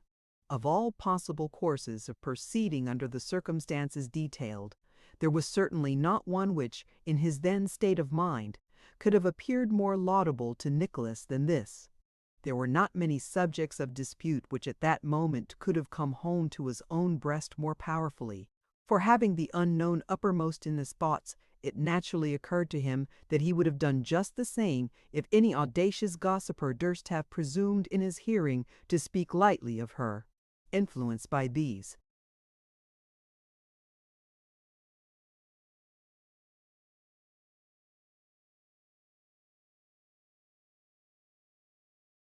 considerations, he espoused the young gentleman's quarrel with great warmth, protesting that he had done quite right and that he respected him for it, which John Browdie, albeit not quite clear as to the merits, immediately protested too, with not inferior vehemence. "Let him take care, that's all," said the defeated party, who was being rubbed down by a waiter, after his recent fall on the dusty boards. "He don't knock me about for nothing, I can tell him that. A pretty state of things, if a man isn't to admire a handsome girl without being beat to pieces for it." This reflection appeared to have great weight with the young lady in the bar, who, adjusting her cap as she spoke, and glancing at a mirror, declared that it would be a very pretty state of things indeed, and that if people were to be punished for actions so innocent and natural as that, there would be more people to be knocked down than there would be people to knock them, and that she wondered what the gentleman meant by it, that she did. "My dear girl," said the young gentleman in a low voice, advancing towards the sash window. "Nonsense, sir," replied the young lady sharply, smiling though as she turned aside and biting her lip, whereat Mrs. Browdie, who was still standing on the stairs, glanced at her with disdain and called to her husband to come away. "No, but listen to me," said the young man. "If admiration of a pretty face were criminal, I should be the most hopeless person alive, for I cannot resist one. It has the most extraordinary effect upon me, checks and controls me in the most furious and obstinate mood. You see what an effect yours has had upon me already." "Oh, that's very pretty," replied the young lady, tossing her head, "but—" "Yes, I know it's very pretty," said the young man, looking with an air of admiration in the barmaid's face. "I said so, you know, just this moment. But beauty should be spoken of respectfully, and in proper terms, and with a becoming sense of its worth and excellence, whereas this fellow has no more notion." The young lady interrupted the conversation at this point by thrusting her head out of the bar window and inquiring of the waiter in a shrill voice whether that young man who had been knocked down was going to stand in the passage all night, or whether the entrance was to be left clear for other people. The waiters, taking the hint and communicating it to the hostlers, were not slow to change their tone too, and the result was that the unfortunate victim was bundled out in a twinkling. "I am sure I have seen that fellow before," said Nicholas.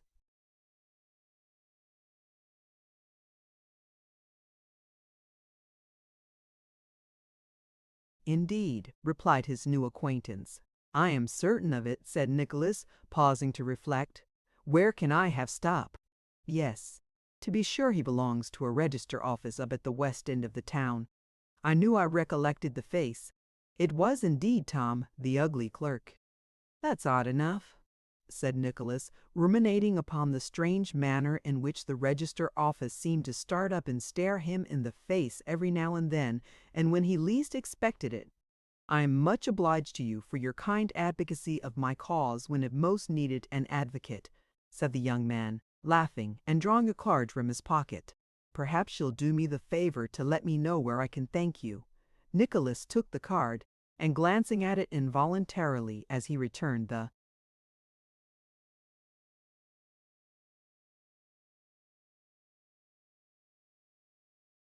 compliment, evinced very great surprise. "Mr. Frank Cheeryble," said Nicholas. "Surely not the nephew of Cheeryblovers, who is expected tomorrow." "I don't usually call myself the nephew of the firm," returned Mr. Frank, good-humoredly, "but of the two excellent individuals who compose it, I am proud to say I am the nephew. And you, I see, are Mr. Nickleby, of whom I have heard so much. This is a most unexpected meeting, but not the less welcome, I assure you." Nicholas responded to these compliments with others of the same kind, and they shook hands warmly. Then he introduced John Browdie, who had remained in a state of great admiration ever since the young lady in the bar had been so skillfully won over to the right side.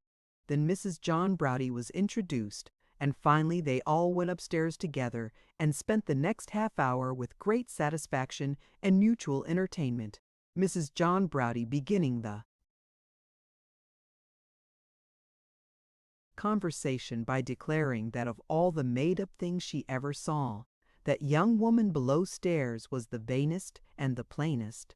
This Mr. Frank Cheeryble, although, to judge from what had recently taken place, a hot-headed young man, which is not an absolute miracle and phenomenon in nature, was a sprightly, good-humored, pleasant fellow, with much both in his countenance and disposition that reminded Nicholas very strongly of the kind-hearted brothers. His manner was as unaffected as theirs, and his demeanor full of that heartiness which, to most people who have anything generous in their composition, is peculiarly prepossessing. Add to this, that he was good-looking and intelligent, had a plentiful share of vivacity, was extremely cheerful, and accommodated himself in 5 minutes' time to all John Browdie's oddities with as much ease as if he had known him from a boy, and it will be a source of no great wonder that, when they parted for the night, he had produced a most favourable impression, not only upon the worthy Yorkshireman,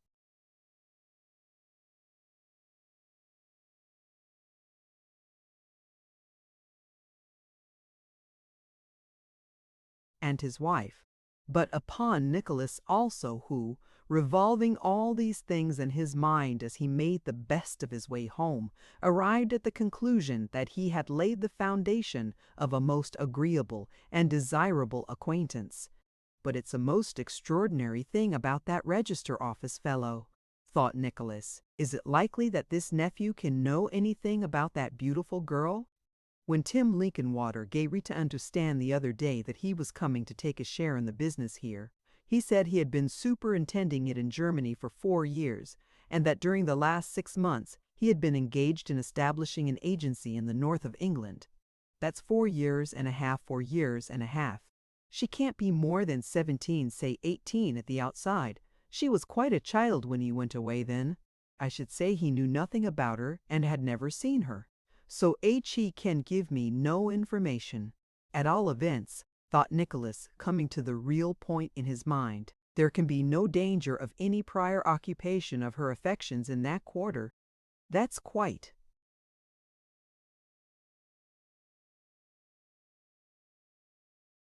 clear. Is selfishness a necessary ingredient in the composition of that passion called love? Or does it deserve all the fine things which poets, in the exercise of their undoubted vocation, have said of it? There are, no doubt, authenticated instances of gentlemen having given up ladies and ladies having given up gentlemen to meritorious rivals, under circumstances of great high-mindedness. But is it quite established that the majority of such ladies and gentlemen have not made a virtue of necessity, and nobly resigned what was beyond their reach? As a private soldier might register a vow never to accept the order of the Garter, or a poor curate of great piety and learning, but of no family save a very large family of Here was Nicholas Nickleby, who would have scorned the thought of counting how the chances stood of his rising in favor or fortune with the brothers.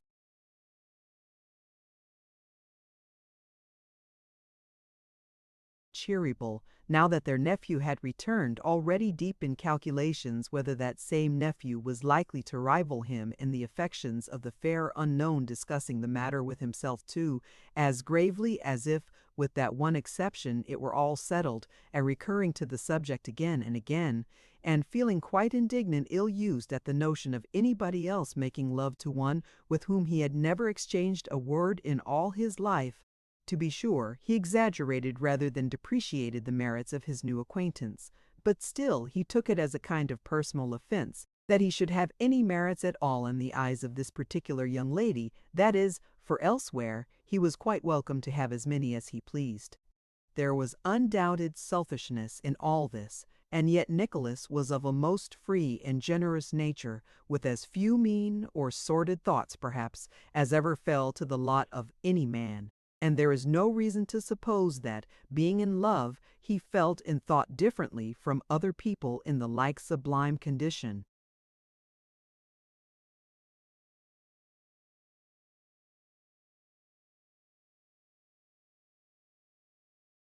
He did not stop to set on foot an inquiry into his train of thought or state of feeling, however, but went thinking on all the way home, and continued to dream on in the same strain all night. For having satisfied himself that Frank Cheeryble could have no knowledge of or acquaintance with the mysterious young lady, it began to occur to him that even he himself might never see her again. Upon which hypothesis he built up a very ingenious succession of tormenting ideas, which answered his purpose even better than the vision of Mr. Frank Cheeryble, and tantalized and worried him, waking and sleeping. Notwithstanding all that has been said and sung to the contrary, there is no well-established case of morning having either deferred or hastened its approach by the term of an hour or so, for the mere gratification of a splenetic feeling against some unoffending lover, the sun having, in the discharge of his public duty, as the books of precedent report, invariably risen according to the almanacs, and without suffering himself to be swayed by any private.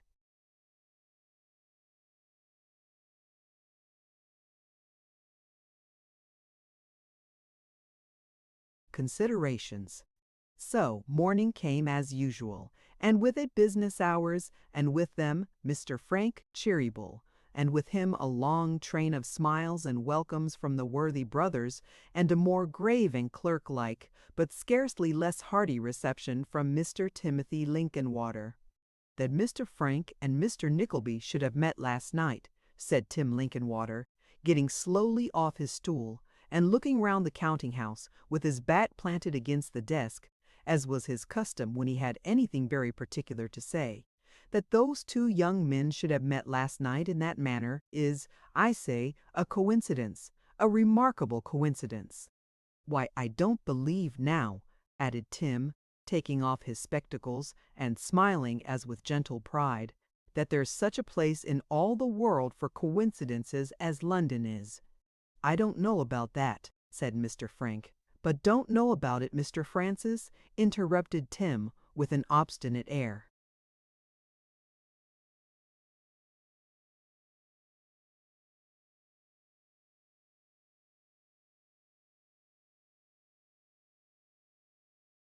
Well, but let us know.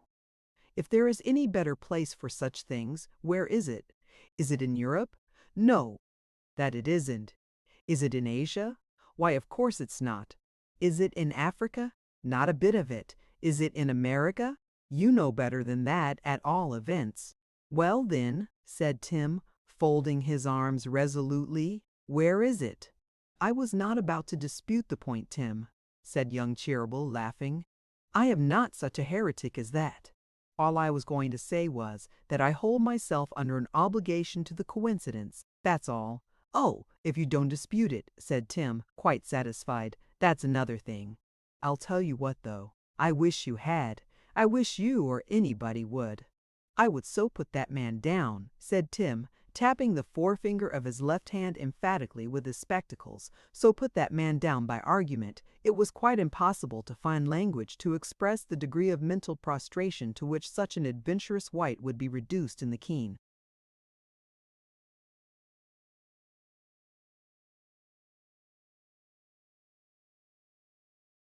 encounter with Tim Linkinwater, so Tim gave up the rest of his declaration in pure lack of words and mounted his stool again. "We may consider ourselves, brother Ned," said Charles, after he had patted Tim Linkinwater approvingly on the back, "very fortunate in having two such young men about us as our nephew Frank and Mr. Nickleby. It should be a source of great satisfaction and pleasure to us." "Certainly, Charles, certainly," returned the other. "Of Tim," added brother Ned, "I say nothing whatever, because Tim is a mere child, an infant, a nobody that we never think of or take into account at all. Tim, you villain, what do you say to that, sir?" "I am jealous of both of 'em," said Tim, "and mean to look out for another situation. So provide yourselves, gentlemen, if you please."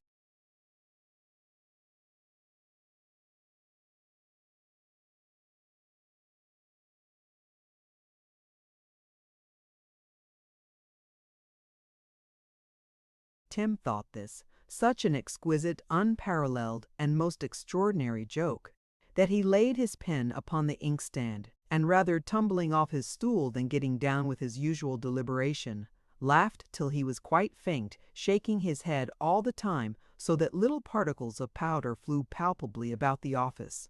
Nor were the brothers at all behindhand, for they laughed almost as heartily at the ludicrous idea of any voluntary separation between themselves and old Tim. Nicholas and Mr. Frank laughed quite boisterously, perhaps to conceal some other emotion awakened by this little incident, and so, indeed, did the three old fellows after the first burst, so perhaps there was as much keen enjoyment and relish in that laugh, altogether, as the politest assembly ever derived from the most poignant witticism uttered at any one person's expense. "Mr. Nickleby," said brother Charles, calling him aside and taking him kindly by the hand, I am anxious, my dear sir, to see that you are properly and comfortably settled in the cottage. We cannot allow those who serve us well to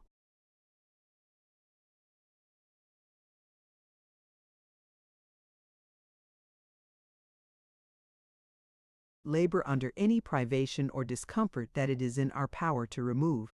I wish, too, to see your mother and sister, to know them, Mr. Nickleby, and have an opportunity of relieving their minds by assuring them that any trifling service we have been able to do them is a great deal more than repaid by the zeal and ardor you display. Not a word, my dear sir. I beg, tomorrow is Sunday. I shall make bold to come out at tea time and take the chance of finding you at home. If you are not, you know, or the ladies should feel a delicacy in being intruded on, and would rather not be known to me just now, why I can come again another time. Any other time would do for me. Let it remain upon that understanding. Brother Ned, my dear fellow, let me have a word with you this way."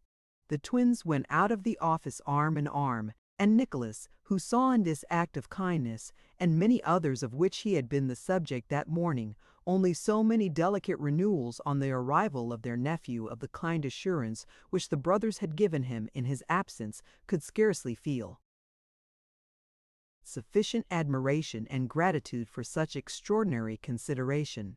The intelligence that they were to have a visitor, and such a visitor next day, wing and reconciled exultation and regret. For whereas on the one hand she hailed it as an omen of her speedy restoration to good society and the almost forgotten pleasures of morning calls and evening tea drinkings, she could not, on the other, but reflect with bitterness of spirit on the absence of a silver teapot with an ivory knob on the lid, and a milk jug to match her Rachel's. It bored a knave.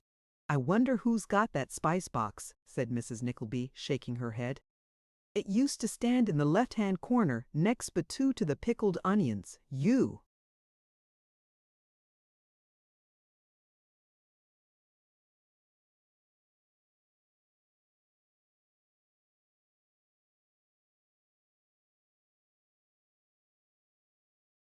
"Remember that spice box, Kate?" "Perfectly well, Mamma."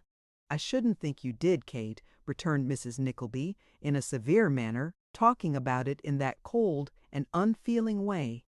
"If there is any one thing that vexes me in these losses more than the losses themselves, I do protest and declare," said Mrs. Nickleby, rubbing her nose with an impassioned air, "that it is to have people about me who take things with such provoking calmness."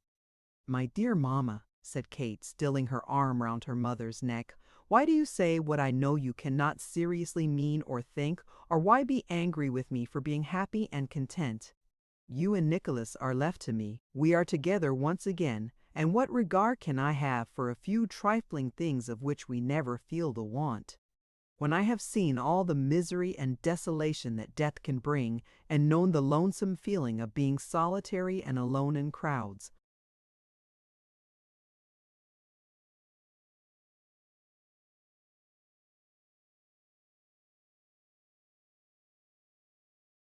and all the agony of separation and grief and poverty when we most needed comfort and support from each other, can you wonder that I look upon this as a place of such delicious quiet and rest, that with you beside me I have nothing to wish for or regret? There was a time, and not long since, when all the comforts of our old home did come back upon me, I own, very oftener than you would think perhaps, but I affected to care nothing for them, in the hope that you would so be brought to regret them the less. I was not insensible indeed. I might have felt happier if I had been. Dear mamma, said Kate in great agitation, I know no difference between this home and that in which we were all so happy for so many years, except that the kindest and gentlest heart that ever ached on earth has passed in peace to heaven. Kate, my dear Kate, cried Mrs. Nickleby, folding her in her arms. I have so often thought, sobbed Kate, of all his kind words of the last time he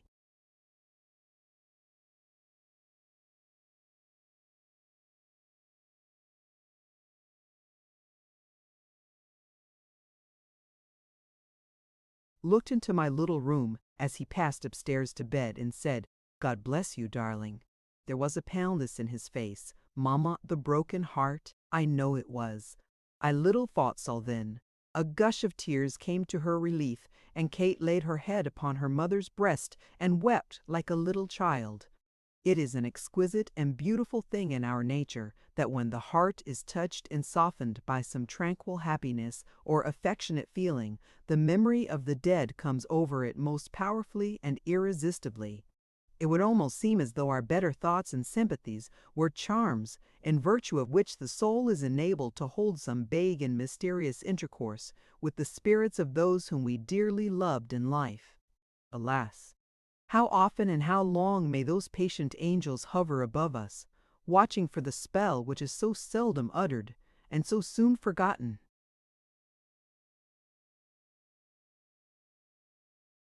Poor Mrs. Nickleby, accustomed to give ready utterance to whatever came uppermost in her mind, had never conceived the possibility of her daughter's dwelling upon these thoughts in secret, the more especially as no hard trial or querulous reproach had ever drawn them from her. But now, when the happiness of all that Nicholas had just told them, and of their new and peaceful life, brought these recollections so strongly upon Kate that she could not suppress them, Mrs. Nickleby began to have a glimmering that she had been rather thoughtless now and then, and was conscious of something like self-reproach as she embraced her daughter and yielded to the emotions which such a conversation naturally awakened. There was a mighty bustle that night, and a vast quantity of preparation for the expected visitor, and a very large nosegay was brought from a gardener's hard by and cut up into a number of very small ones, with which Mrs. Nickleby would have garnished the little sitting-room in a style that certainly could not have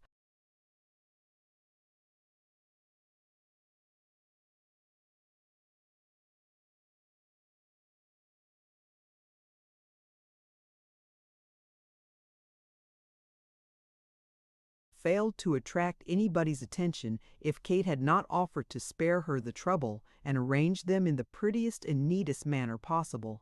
If the cottage ever looked pretty, it must have been on such a bright and sunshiny day as the next day was. But Smike's pride in the garden, or Mrs. Nickleby's in the condition of the furniture, or Kate's in everything, was nothing to the pride with which Nicholas looked at Kate herself.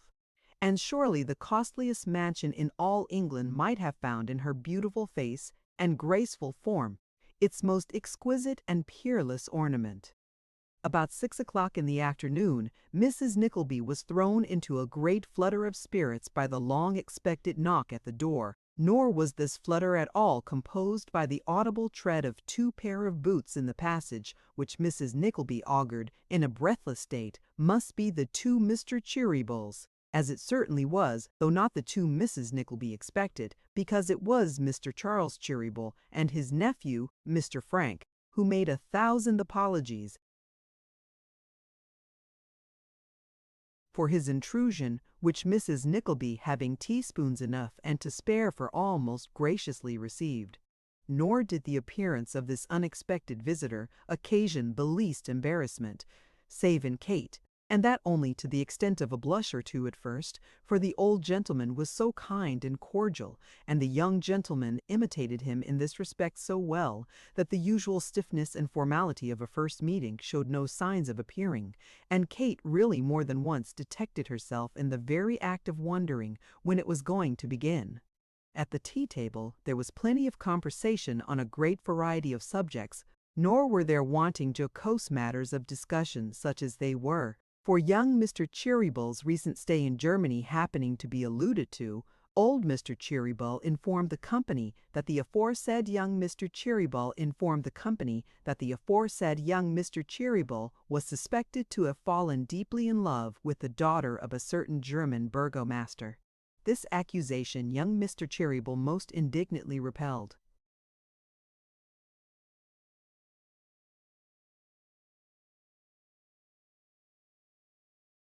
Upon which Mrs. Nickleby slyly remarked that she suspected, from the very warmth of the denial, there must be something in it. Young Mr. Cheeryble then earnestly entreated old Mr. Cheeryble to confess that it was all a jest, which old Mr. Cheeryble at last did, young Mr. Cheeryble being so much in earnest about it that, as Mrs. Nickleby said many thousand times afterwards in recalling the scene, he quite coloured, which she rightly considered a memorable circumstance, and one worthy of remark, young men not being as a class remarkable for modesty or self-denial, especially when there is a lady in the case, when, if they colour at all, it is that vis glace de bear. After tea there was a walk in the garden, and the evening being very fine, they strolled out at the garden gate into some lanes and by-roads, and sauntered up and down until it grew quite dark. The time seemed to pass very quickly with all the party. Kate went first, leaning upon her brother's arm and talking with him.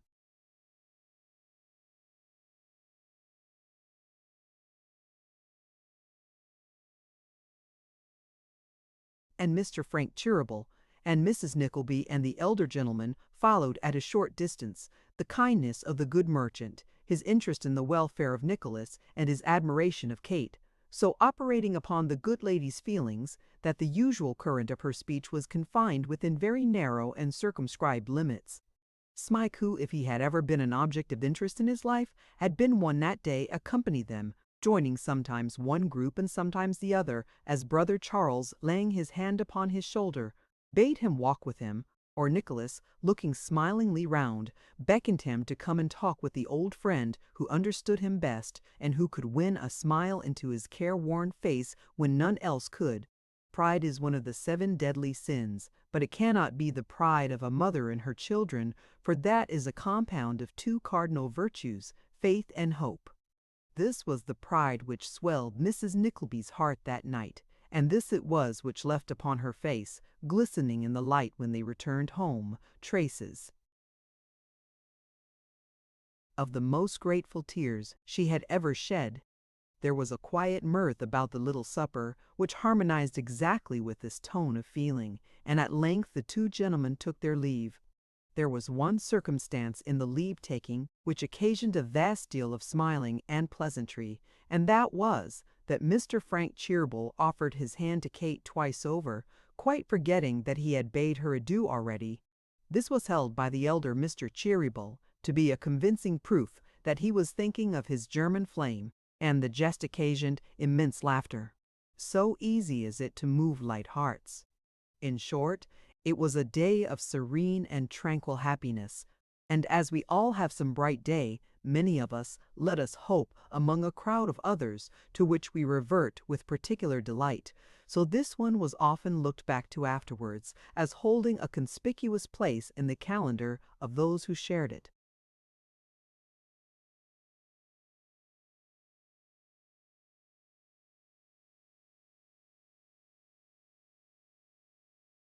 Was there one exception, and that one he who needed to have been most happy?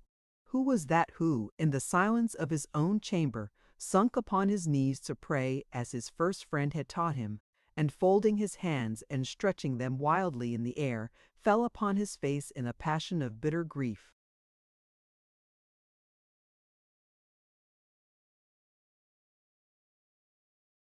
Chapter 44. Mr. Ralph Nickleby cuts an old acquaintance. It would also appear from the contents hereof that a joke, even between husband and wife, may be sometimes carried too far.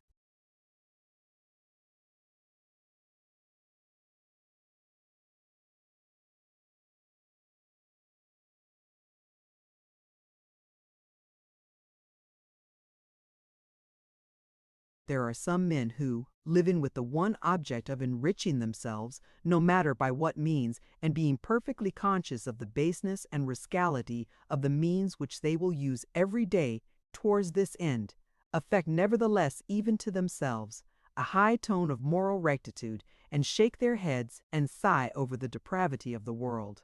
Some of the craftiest scoundrels that ever walk this earth, or rather, for walking implies, at least, an erect position and the bearing of a man that ever crawled and crept through life by its dirtiest and narrowest ways, will gravely jot down in diaries the events of every day and keep a regular debtor and creditor account with heaven, which shall always show a floating balance in their own favor. Whether this is the only gratuitous part of the falsehood and trickery of such men's lives, or whether they really hope to cheat heaven itself and lay up treasure in the next world by the same process which has enabled them to lay up treasure in this, not to question how it is, so it is. And doubtless such bookkeeping, like certain autobiographies which have enlightened the world, cannot fail to prove serviceable in the one respect of sparing the recording angel some time and labor. Ralph Nickleby was not a man of this stamp. Stern, unyielding, dogged, and impenetrable, Ralph cared for nothing in life, or beyond it, save the gratification of two passions: avarice, the first and predominant appetite of his nature, and hatred, the second. Affecting to consider himself but a type of all humanity, he was at little pains to conceal his true character from the world in general, and in his own heart he exulted over and cherished every bad design as it had birth. The only scriptural admonition that Ralph Nickleby heeded in the letter was "Know thyself." He knew himself well, and choosing to imagine that all mankind were cast in the same mold, hated them. For though no man hates himself, the coldest among us having too much self-love for that, yet most men unconsciously judge the world from themselves, and it will be very generally found that those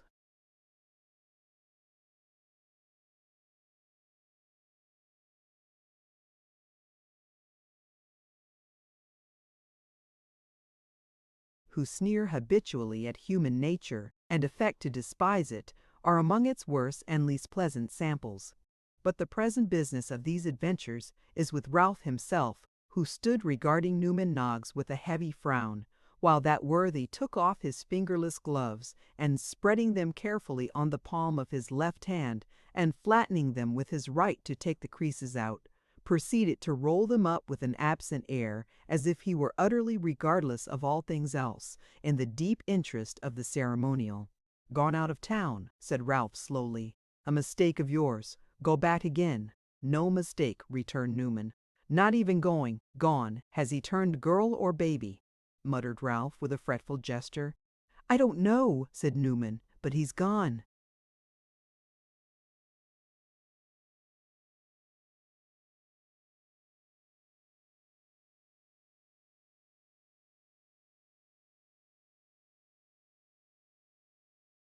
The repetition of the word "gone" seemed to afford Newman Noggs inexpressible delight in proportion as it annoyed Ralph Nickleby. He uttered the word with a full round emphasis, dwelling upon it as long as he decently could, and when he could hold out no longer without attracting observation, stood gasping it to himself as if even that were a satisfaction.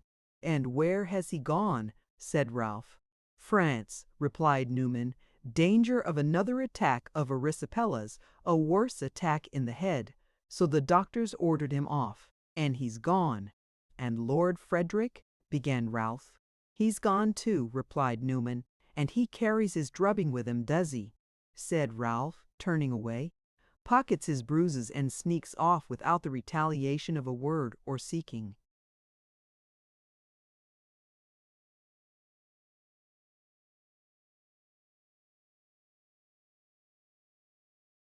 "The smallest reparation. He's too ill," said Newman. "Too ill," repeated Ralph. "Why, I would have it if I were dying. In that case I should only be the more determined to have it, and that without delay, I mean, if I were he. But he's too ill. Poor Sir Mulberry. Too ill." Uttering these words with supreme contempt and great irritation of manner, Ralph signed hastily to Newman to leave the room, and throwing himself into his chair, beat his foot impatiently upon the ground. "There is some spell about that boy," said Ralph, grinding his teeth. "Circumstances conspired to help him. Talk of fortune's favors! What is even money to such devil's luck as this?" He thrust his hands impatiently into his pockets, but notwithstanding his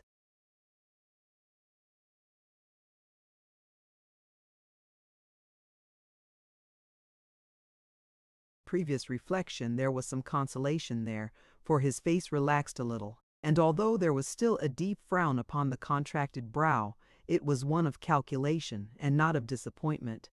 "This hawk will come back, however," muttered Ralph, "and if I know the man, and I should by this time, his wrath will have lost nothing of its violence in the meanwhile. Obliged to live in retirement, the monotony of a sick room, to a man of his habits, no life, no drink, no play, nothing that he likes and lives by. He is not likely to forget his obligations to the cause of all this. Few men would, but he of all others, no, no." He smiled and shook his head, and resting his chin upon his hand, fell a musing and smiled again. After a time he rose and rang the bell. "That Mr. Squeers, has he been here?" said Ralph.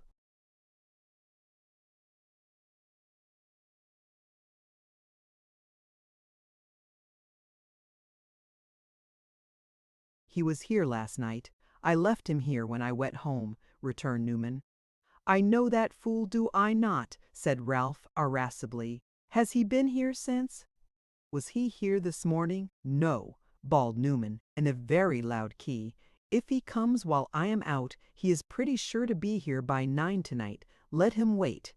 "And if there's another man with him, as there will be, perhaps," said Ralph, checking himself, "let him wait too." "Let him both wait," said Newman. "Aye," replied Ralph, turning upon him with an angry look. "Help me on with this Spencer, and don't repeat after me, like a croaking parrot." "I wish I was a parrot," Newman sulkily.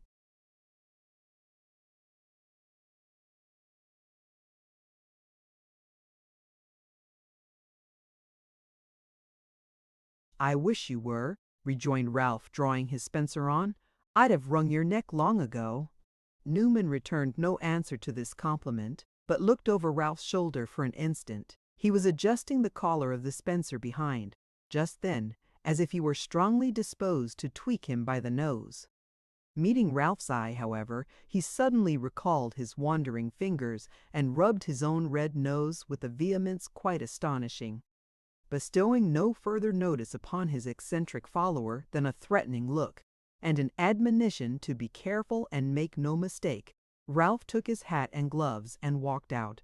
He appeared to have a very extraordinary and miscellaneous connection, and very odd calls he made, some at great rich houses, and some at small poor ones, but all upon one subject, money. His face was a talisman to the porters, and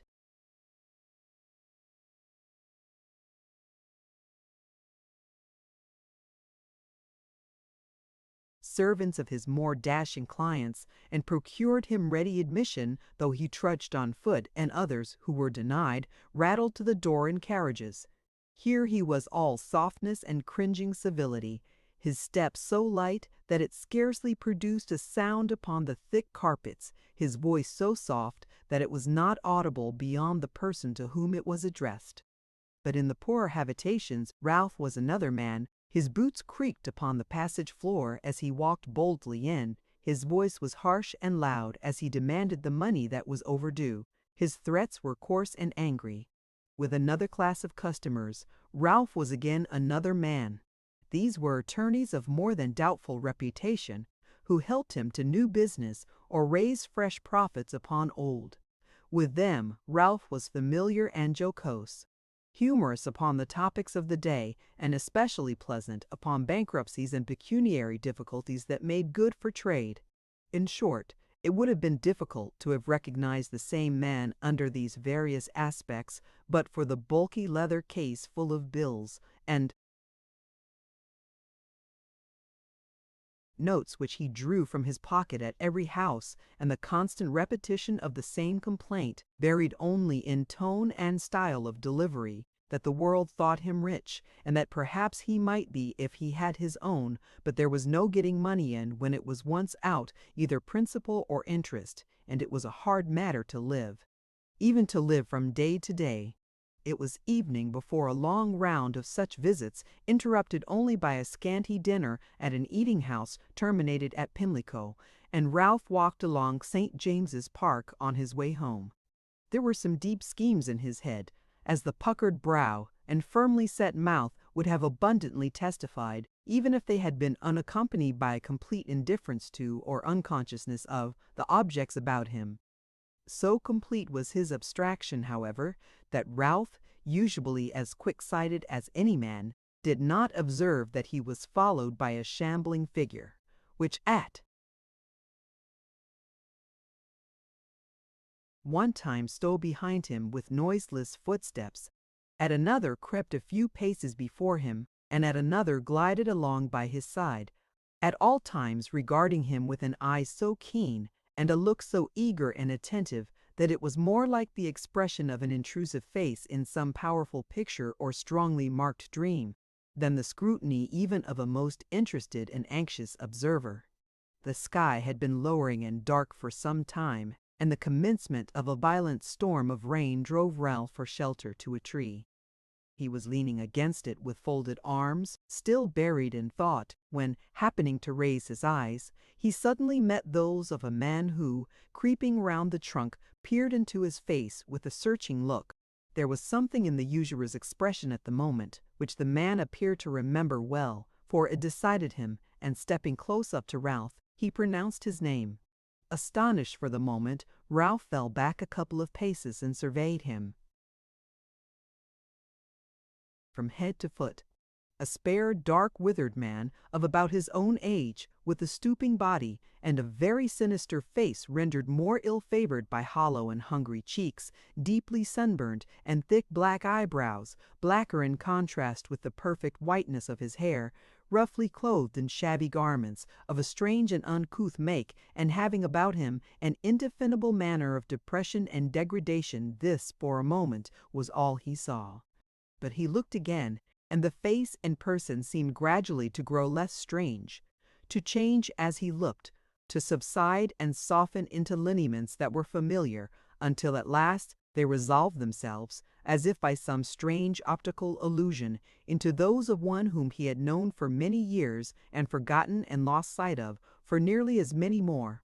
The man saw, but the recognition was mutual, and beckoning to Ralph to take his former place under the tree, and not to stand in the falling rain, of which, in his first surprise, he had been quite regardless, addressed him in a hoarse, faint tone. "You would hardly have known me from my voice, I suppose, Mr. Nickleby," he said. "No," returned Ralph, bending a severe look upon him, "though there is something in that I remember now. There is little in me that you can call to mind as having been there 8 years ago, I dare say. Observe the other." "Quite enough," said Ralph carelessly, and averting his face. "More than enough. If I had remained in doubt about you, Mr. Nickleby," said the other, "this reception and your manner would have decided me very soon."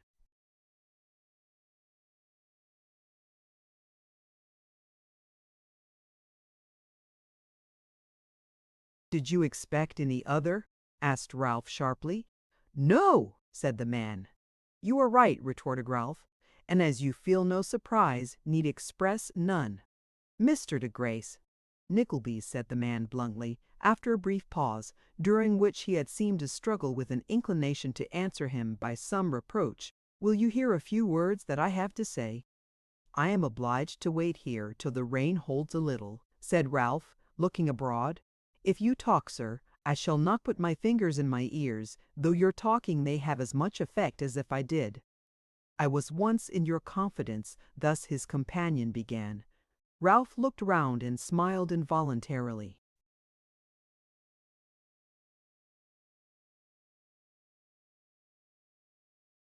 "Well," said the other, "as much in your confidence as you ever chose to let anybody be." "Ah," rejoined Ralph, folding his arms, "that's another thing, quite another thing.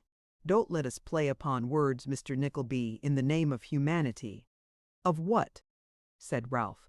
"Of humanity," replied the other sternly. "I am hungry and in want. If the change that you must see in me after so long an absence must see, for I, upon whom it has come by slow and hard degrees, see it and know it well, will not move you to pity. Let the knowledge that bread, not the daily bread of the Lord's Prayer, which, as it is offered up in cities like this, is understood to include half the luxuries of the world for the rich, and just as much coarse food as will, for the rich, and just as much coarse food as will.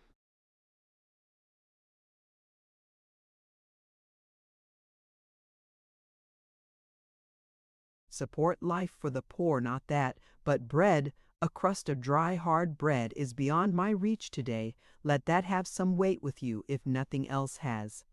"If this is the usual form in which you beg, sir," said Ralph, "you have studied your part well. But if you will take advice from one who knows something of the world and its ways, I should recommend a lower tone, a little lower tone, or you stand a fair chance of being starved in good earnest." As he said this, Ralph clenched his left wrist tightly with his right hand, and inclining his head a little on one side and dropping his chin upon his breast, looked at him whom he addressed with a frowning, sullen face. The very picture of a man whom nothing could move or soften. "Yesterday was my first day in London," said the old man, glancing at his travel-stained dress and worn shoes. "It would have been better for you, I think, if it had been your last also," replied Ralph. "I have been seeking you these 2 days where I thought you were most likely to be found," resumed the other more humbly, "and I met you here at last when I had almost given up the hope of encountering you, Mr. Nickleby." He seemed to wait for some reply, but Ralph giving him none, he continued, "I am a most miserable and wretched outcast, nearly 60 years old, and as destitute and helpless as a child of 6. "I am 60 years old too," replied Ralph, "and am neither destitute nor helpless. Work. Don't make fine play acting speeches about bread, but earn it." "How?" cried the other. "Where? Show me the means. Will you give them to me, will you?"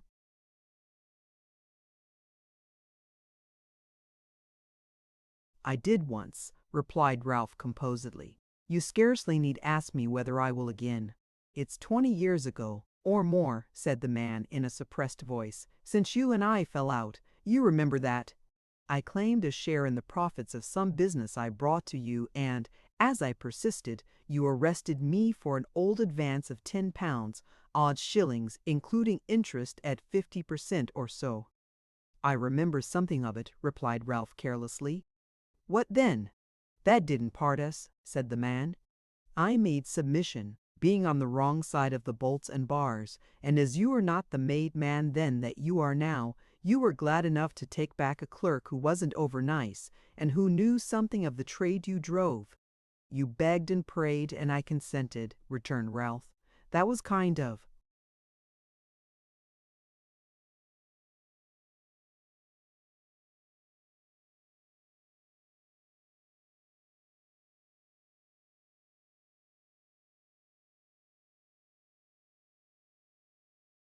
Me.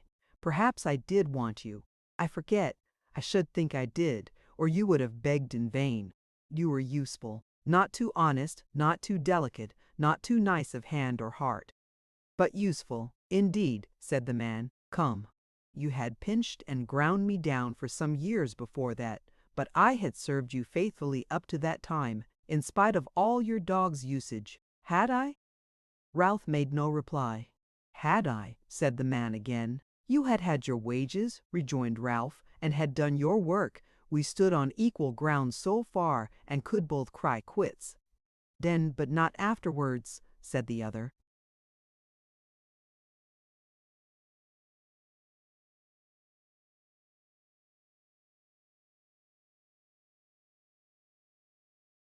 Not afterwards, certainly, nor even then, for as you have just said, you owed me money, and do still, replied Ralph. That's not all, said the man eagerly. That's not all. Mark that. I didn't forget that old sore, trust me, partly in remembrance of that, and partly in the hope of making money some day by the scheme. I took advantage of my position about you, and possessed myself of a hold upon you, which you would give half of all you have to know, and never can know, but through me. I left you long after that time.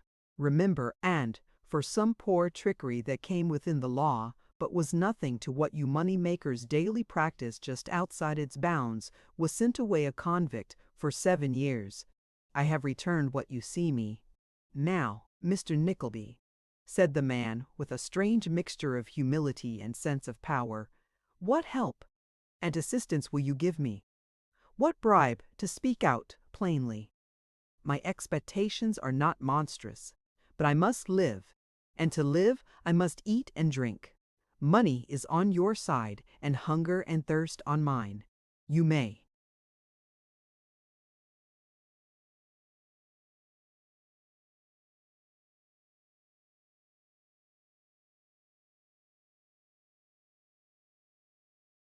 Drive an easy bargain. Is that all? Said Ralph, still eyeing his companion with the same steady look, and moving nothing but his lips. It depends on you, Mr. Nickleby, whether that's all or not, was the rejoinder. Why then, harkee, mister, I don't know by what name I am to call you, said Ralph. By my old one, if you like. Why then, harkee, Mr. Brooker, said Ralph in his harshest accents, and don't expect to draw another speech from me. Harkee, sir, I know you of old for a ready scoundrel, but you never had a stout heart, and hard work, with maybe chains upon those legs of yours, and shorter food than when I pinched and ground you, has blunted your wits, or you would not come with such a tale as.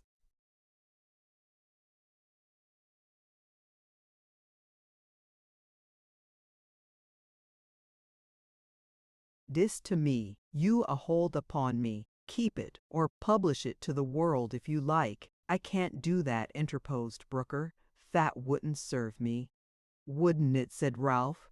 It will serve you as much as bringing it to me, I promise you. To be plain with you, I am a careful man and know my affairs thoroughly. I know the world, and the world knows me. Whatever you gleaned, or heard, or saw, when you served me, the world knows and magnifies already. You could tell it nothing that would surprise it, unless indeed it redounded to my credit or honor, and then it would scout you for a liar. And yet I don't find business slack or clients scrupulous. Quite the contrary. I am reviled or threatened every day by one man or another, said Ralph. But things roll on just the same, and I don't grow poorer either. I neither revile nor threaten, rejoined the man. I can tell you of what you have lost by my act, what I only can restore, and what, if I die without restoring, dies.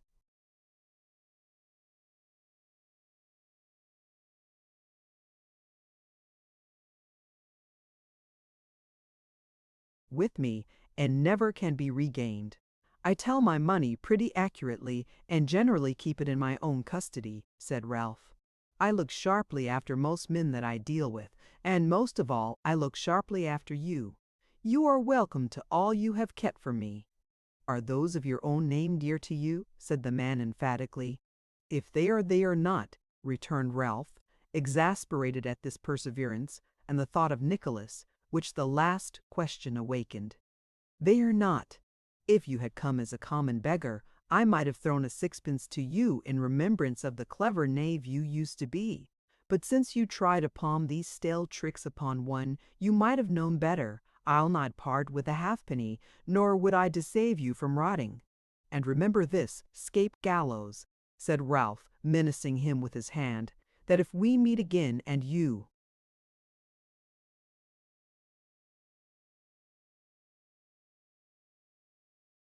so much as notice me by one begging gesture, you shall see the inside of a jail once more, and tighten this hold upon me in intervals of the hard labor that vagabonds are put to. There's my answer to your trash. Take it." With a disdainful scowl at the object of his anger, who met his eye but uttered not a word, Ralph walked away at his usual pace, without manifesting the slightest curiosity to see what became of his late companion, or indeed once looking behind him. The man remained on the same spot with his eyes fixed upon his retreating figure until it was lost to view, and then drawing his arm about his chest, as if the damp and lack of food struck coldly to him, lingered with slouching steps by the wayside, and begged of those who passed along.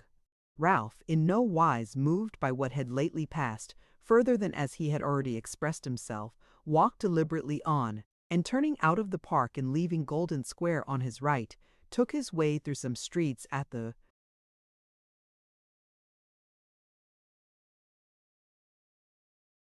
west end of the town until he arrived in that particular one in which stood the residence of Madame Mantalini. The name of that lady no longer appeared on the flaming door-plate, that of Miss Nagg being substituted in its stead. But the bonnets and dresses were still dimly visible in the first-floor windows by the decaying light of a summer's evening, and excepting this ostensible alteration in the proprietorship, the establishment wore its old appearance. "Humph!" muttered Ralph, drawing his hand across his mouth with a connoisseur-like air, and surveying the house from top to bottom. "These people look pretty well. They can't last long. But if I know of their going in good time, I am safe, and a fair profit too. I must keep them closely in view. That's all." So, nodding his head very complacently, Ralph was leaving the spot, when his quick ear caught the sound of a confused noise and hubbub of voices, mingled with a great running up and down stairs, in the very house which had been the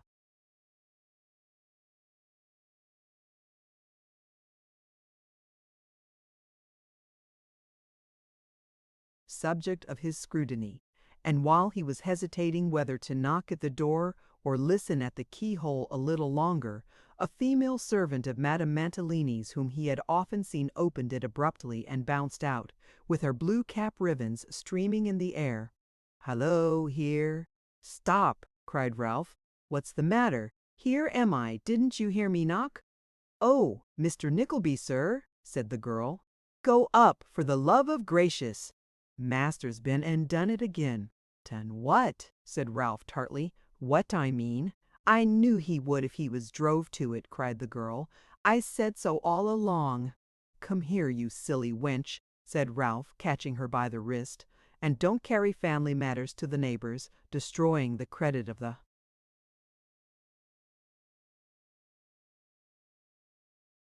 establishment. Come here, do you hear me, girl?" Without any further expostulation, he led or rather pulled the frightened handmaid into the house and shut the door, then bidding her walk upstairs before him, followed without more ceremony. Guided by the noise of a great many voices all talking together, and passing the girl in his impatience, before they had ascended many steps, Ralph quickly reached the private sitting-room, when he was rather amazed by the confused and inexplicable scene in which he suddenly found himself. There were all the young lady workers, some with bonnets and some without, in various attitudes expressive of alarm and consternation, some gathered round Madame Mantalini, who was in tears upon one chair, and others round Miss Nagg, who was in opposition tears upon another, and others round Mr. Mantalini, who was perhaps the most striking figure in the whole group, for Mr. Mantalini, who was perhaps the most striking figure in the whole group. Mantalini's legs were extended at full length upon the floor, and his head and shoulders were supported by a very tall footman, who didn't seem to know what to do with them. And Mr. Mantalini's eyes were closed, and his face was pale, and his hair was comparatively straight, and his whiskers and mustache were limp, and his teeth were clenched, and he had a little bottle in his right hand, and a little teaspoon in his left, and his hands, arms, legs, and shoulders were all stiff and hattereth.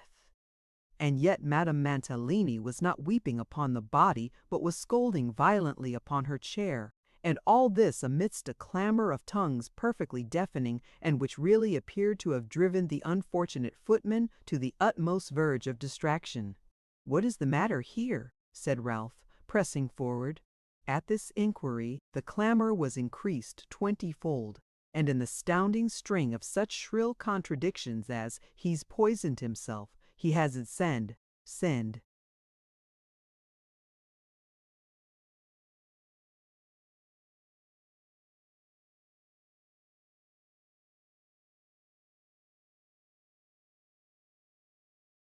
For a doctor don't. He's dying. He isn't. He's only pretending, with various other cries, poured forth with bewildering volubility, until Madame Mantalini was seen to address herself to Ralph, when female curiosity to know what she would say prevailed, and, as if by general consent, a dead silence, unbroken by a single whisper, instantaneously succeeded. "Mr. Nickleby," said Madame Mantalini, "by what chance you came here, I don't know." Here a gurgling voice was heard to ejaculate, as part of the wanderings of a sick man, the words "damnation, sweetness." But nobody heeded them except the footman, who, being startled to hear such awful tones proceeding, as it were, from between his very fingers, dropped his master's head upon the floor with a pretty loud crash, and then, without an effort to lift it up, gazed upon the bystanders, as if he had done something rather clever than otherwise.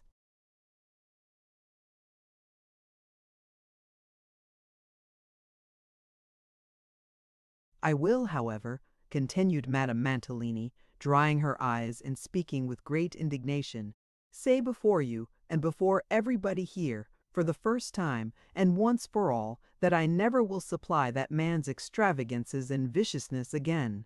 I have been a dupe and a fool to him long enough. In future he shall support himself if he can, and then he may spend what money he pleases, upon whom and how he pleases. But it shall not be mine, and therefore you had better pause before you trust him further."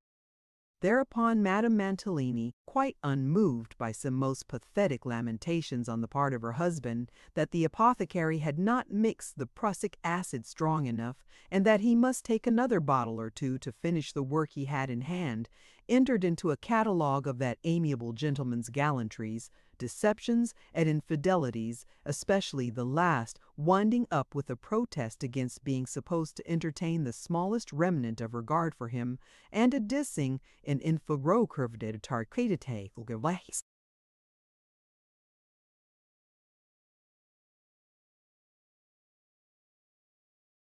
affections, the circumstance of his having poisoned himself in private no less than 6 times within the last fortnight, and her not having once interfered by word or deed to save his life. "And I insist on being separated and left to myself," said Madame Mantalini, sobbing. "If he dares to refuse me a separation, I'll have one in law, I can. And I hope this will be a warning to all girls who have seen this disgraceful exhibition." Miss Nagg, who was unquestionably the oldest girl in company, said with great solemnity that it would be a warning to her, and so did the young ladies generally, with the exception of 1 or 2 who appeared to entertain some doubts whether such whispers could do wrong. "Why do you say all this before so many listeners?" said Ralph in a low voice. "You know you are not in earnest."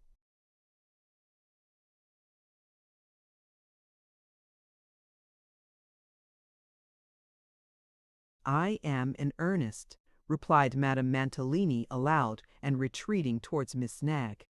"Well, but consider," reasoned Ralph, who had a great interest in the matter. "It would be well to reflect.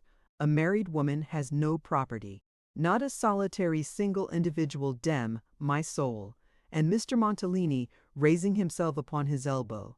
"I am quite aware of that," retorted Madame Mantalini, tossing her head, "and I have none. The business, the stock, this house, and everything in it all belong to Miss Nagg." "That's quite true, Madame Montellini," said Miss Nagg, with whom her late employer had secretly come to an amicable understanding on this point. "Very true indeed, Madame Mantalini, very true. And I never was more glad in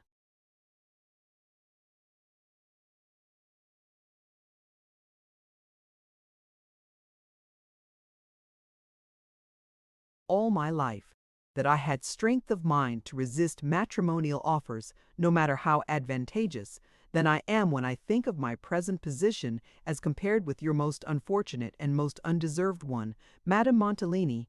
"Dimit," cried Mr. Mantalini, turning his head towards his wife, "will it not slap and pinch the envious dowager that dares to reflect upon its own delicious?"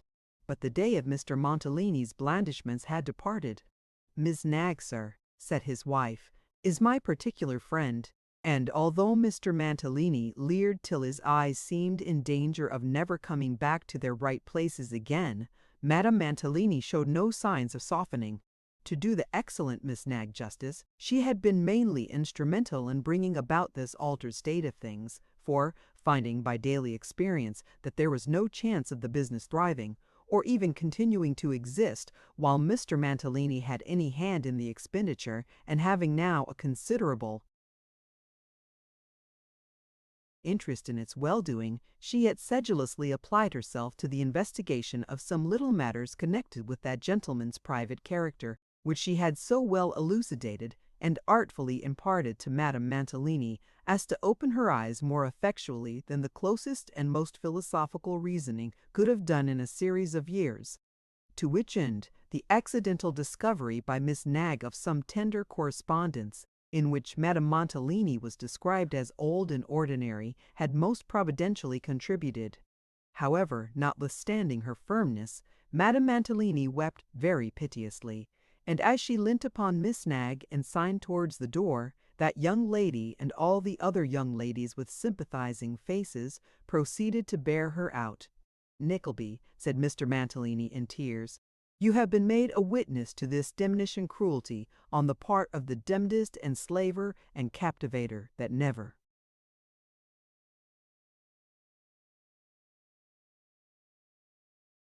was. Oh, dem! I forgive that woman." "Forgive?"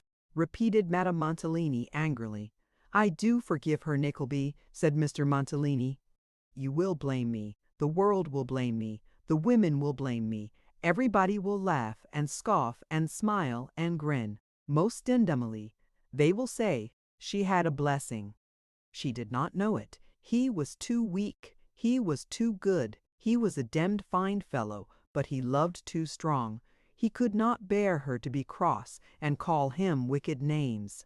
It was a dim case. There never was a demder. But I forgive her." With this affecting speech, Mr. Montellini fell down again very flat, and lay to all appearance without sense or motion, until all the females had left the room, when he came cautiously into a sitting posture, and confronted Ralph with a very blank face, and the little bottle still in one hand and the teaspoon in the other.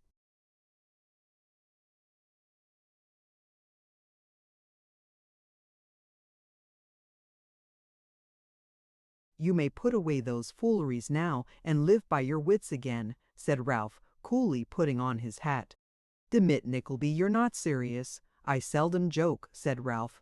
"Good night." "No, but Nickleby," said Mantalini. "I am wrong, perhaps," rejoined Ralph. "I hope so. You should know best. Good night." Affecting not to hear his entreaties that he would stay and advise with him, Ralph left the crestfallen Mr. Montellini to his meditations, and left the house quietly.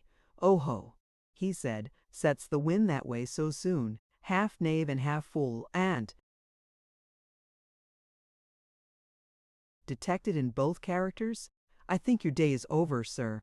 As he said this, he made some memorandum in his pocket-book in which Mr. Mantalini's name figured conspicuously, and finding by his watch that it was between 9 and 10 o'clock, made all speed home. "Are they here?" was the first question he asked of Newman, Newman nodded. Been here half an hour. Two of them, one a fat sleek man. Aye, said Newman. In your room now. Good, rejoined Ralph. Get me a coach. A coach? What, you going to stammered Newman.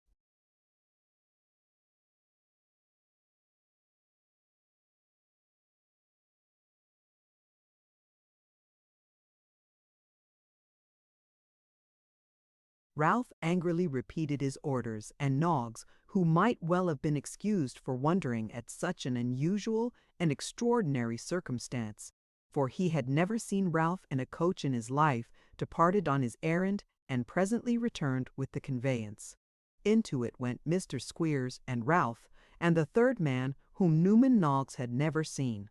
Newman stood upon the doorstep to see them off, not troubling himself to wonder where or upon what business they were going, until he chanced by mere accident to hear Ralph name the address whither the coachman was to drive.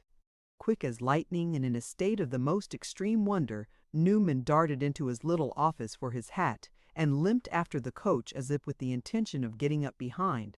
But in this design he was balked, for it had too much the start of him and was soon hopelessly ahead, leaving him gaping in the empty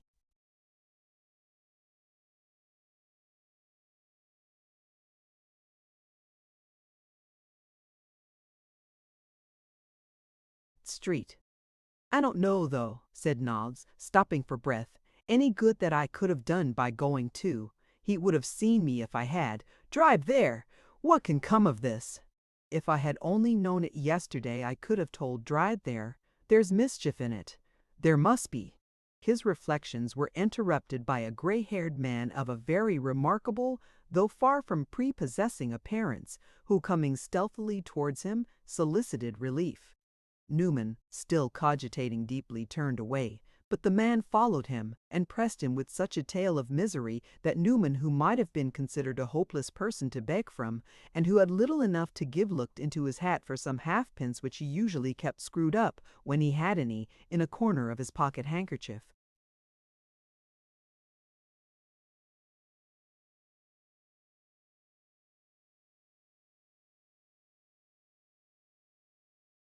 While he was busily untwisting the knot with his teeth, the man said something which attracted his attention. Whatever that something was, it led to something else.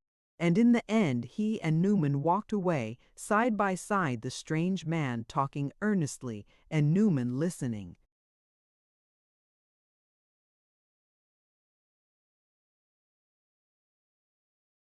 Chapter 45, containing matter of a surprising kind. So said John Browdie, rubbing his hands with great joyousness, and looking round him with a ruddy shining face, quite in keeping with the declaration. The time at which John found himself in this enviable condition was the same evening to which the last chapter bore reference. The place was the cottage, and the assembled company were Nicholas, Mrs. Nickleby, Mrs. Browdie, Kate Nickleby, and Smike. A very merry party they had been.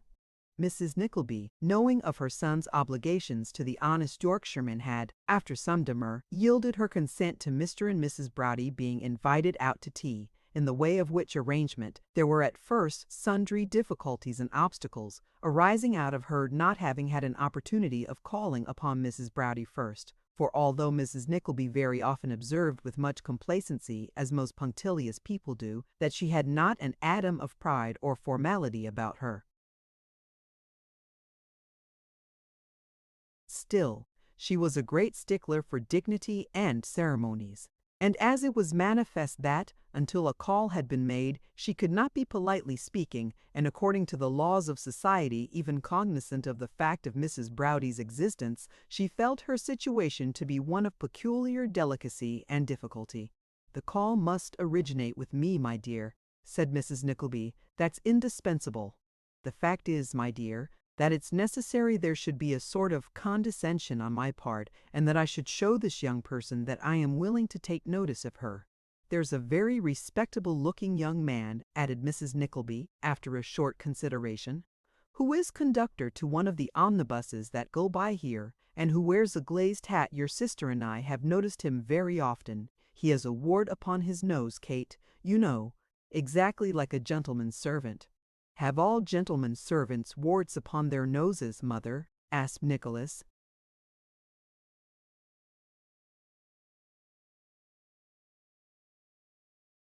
"Nicholas, my dear, how very absurd you are," returned his mother. "Of course I mean that his glazed hat looks like a gentleman's servant, and not the wart upon his nose, though even that is not so ridiculous as it may seem to you, for we had a footboy once who had not only a wart, but a wen also, and a very large wen too, and he demanded to have his wages raised in consequence, because he found it came very expensive. Let me see, what was I? Oh yes, I know.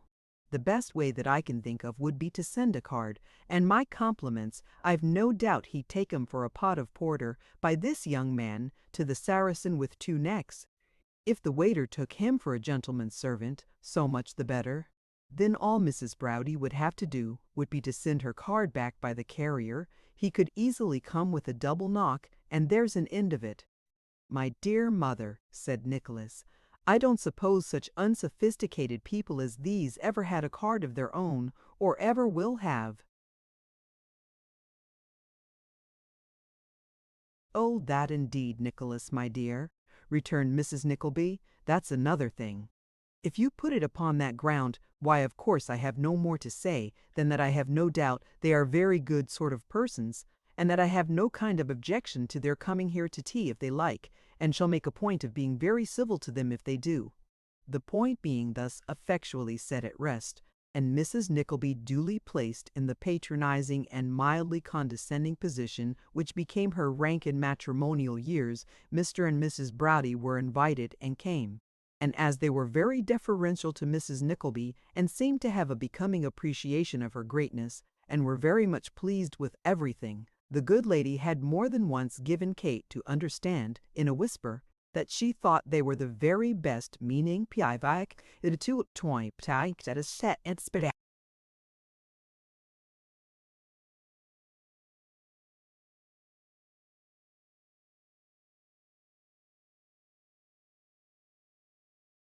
And thus it came to pass that John Browdie declared in the parlour after supper, to wit, and 20 minutes before 11 o'clock p.m., that he had never been so happy in all his days.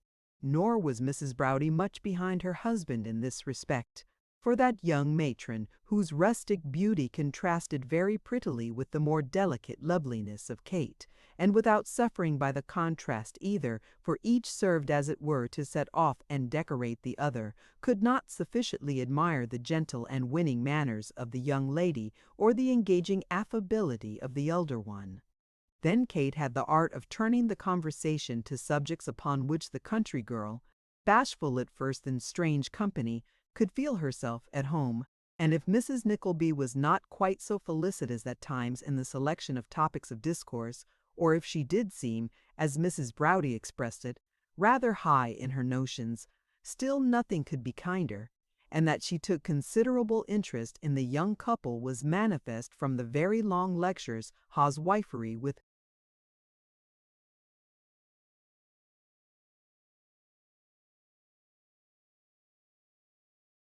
which she was so obliging as to entertain Mrs. Browdie's private ear, which were illustrated by various references to the domestic economy of the cottage, in which those duties falling exclusively upon Kate the good lady had about as much share, either in theory or practice, as any one of the statues of the 12 Apostles which embellished the exterior of St. Paul's Cathedral.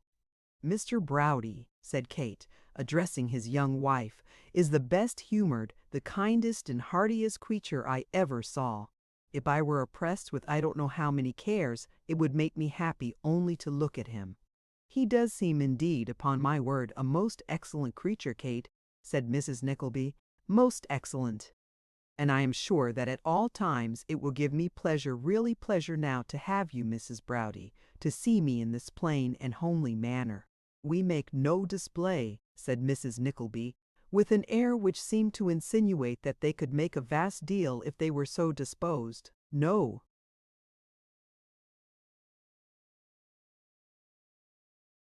"Fuss, no preparation, I wouldn't allow it." I said, Kate, my dear, you will only make Mrs. Browdy feel uncomfortable, and how very foolish and inconsiderate that would be. I am very much obliged to you, I am sure, ma'am," returned Mrs. Browdy gratefully. "It's nearly 11 o'clock, John. I am afraid we are keeping you up very late, ma'am." "Late!" cried Mrs. Nickleby with a sharp thin laugh and one little cough at the end, like a note of admiration expressed. "This is quite early for us. We used to keep such hours. 12, 1, 2, 3 o'clock was nothing to us. Balls, dinners, card parties. Never were such rakes as the people about where we used to live. I often think now, I am sure, that how we ever could go through with it is quite astonishing.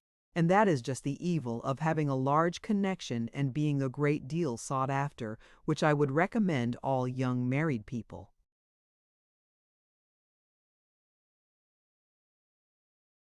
Steadily to resist, though of course, and it's perfectly clear, and a very happy thing too, I think, that very few young married people can be exposed to such temptations. There was one family in particular that used to live about a mile from us, not straight down the road, but turning sharp off to the left by the turnpike, where the Plymouth mail ran over the donkey, that were quite extraordinary people for giving the most extravagant parties, with artificial flowers and champagne, and variegated lamps, and, in short, every delicacy of eating and drinking that the most singular epicure could possibly require. I don't think that there ever were such people as those Peltiroguses. You remember the Peltiroguses, Kate? Kate saw that for the ease and comfort of the visitors it was high time to stay this flood of recollection, so answered that she entertained of the Peltiroguses a most vivid and distinct remembrance, and then said that Mr. Browdy had half promised, early in the evening, that he would sing a Yorkshire song, and that she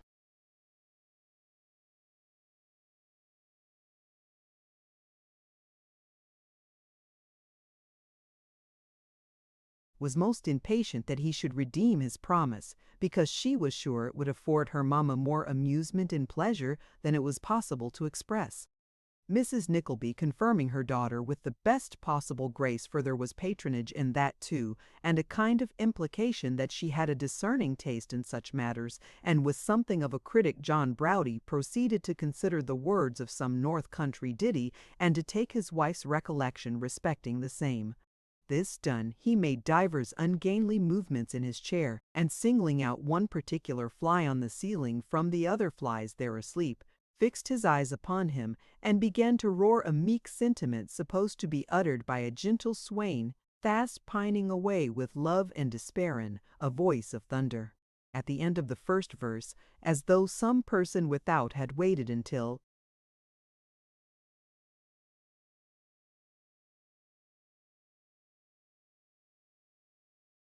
then to make himself audible, was heard a loud and violent knocking at the street door, so loud and so violent indeed that the ladies started as by one accord, and John Browdy stopped.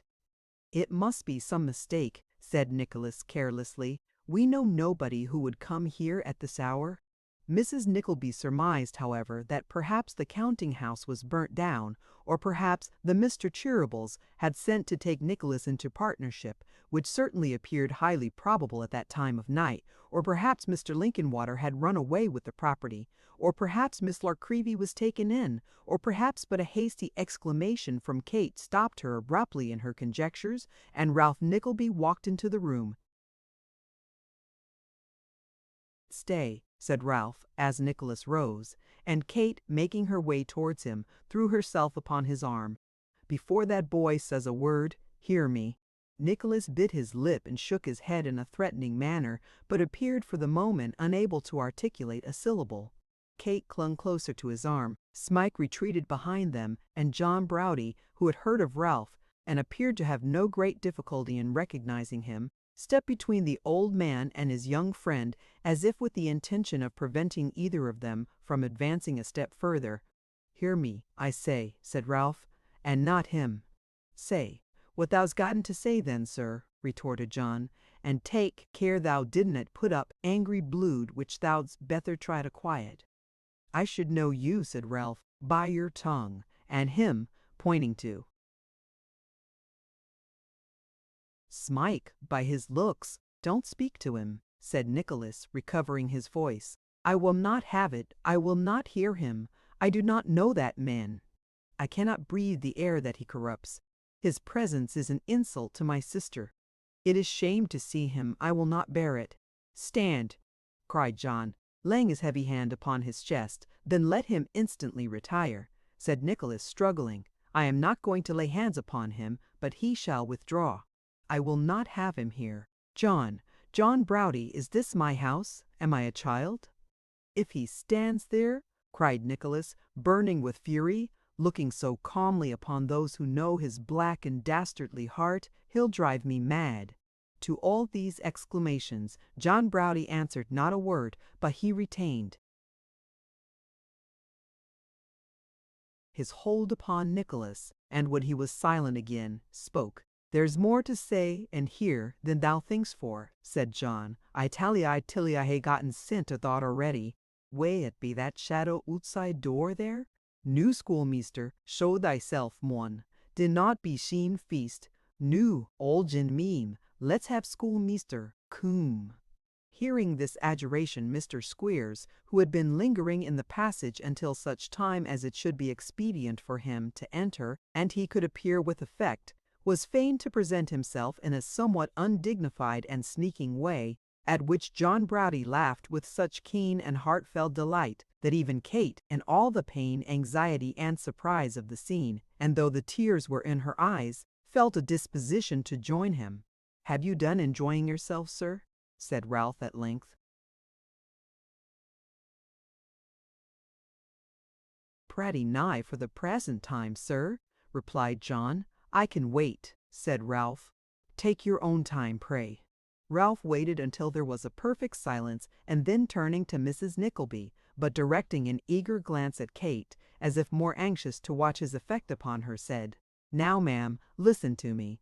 I don't imagine that you were a party to a very fine tirade of words sent me by that boy of yours, because I don't believe that under his control you have the slightest will of your own, or that your advice, your opinion, your wants, your wishes, anything which in nature and reason, or of what use is your great experience, ought to weigh with him, has the slightest influence or weight whatever, or is taken for a moment into account." Mrs. Nickleby shook her head and sighed, as if there were a good deal in that. "Certainly. For this reason," resumed Ralph, "I address myself to you, ma'am.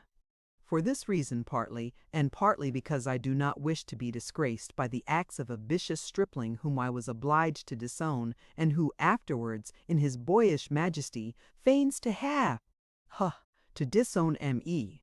I present myself here tonight.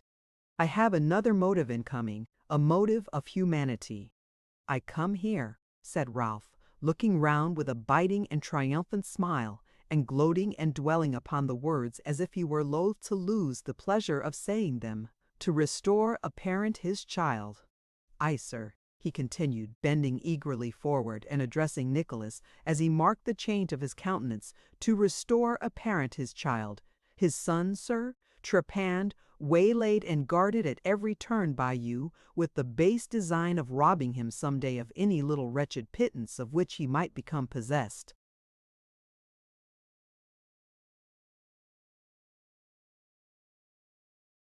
"In that you know you lie," said Nicholas proudly.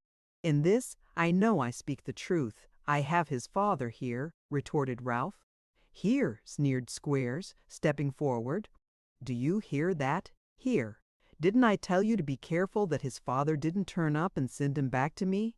Why, his father's my friend. He's to come back to me directly, he is. Now, what do you say, eh? Now come, what do you say to that? Ain't you sorry you took so much trouble for nothing? Ain't you? Ain't you? You bear upon your body certain marks I gave you," said Nicholas, looking quietly away, "and may talk in acknowledgment of them as much as you please. You'll talk a long time before you rub them out, Mr. Squeers." The estimable gentleman last named cast a hasty look at the table, as if he were prompted by this retort to throw a jug or bottle at the head of Nicholas, but he was interrupted in this design, if such design he had, by Ralph, who, touching him on the elbow, bade him tell the father that he might now appear and claim his son. This being purely a labor of love, Mr. Squeers readily complied, and leaving the room for the purpose, almost immediately returned, supporting a sleek personage with an oily face, who, bursting from him, and giving to view the form and face of Mr. Snawley, made straight up to Smike, and tucking that poor fellow's head under his arm in a most uncouth and awkward embrace, elevated his broad-brimmed hat arm's length in the air as a token of devout thanksgiving. Meanwhile,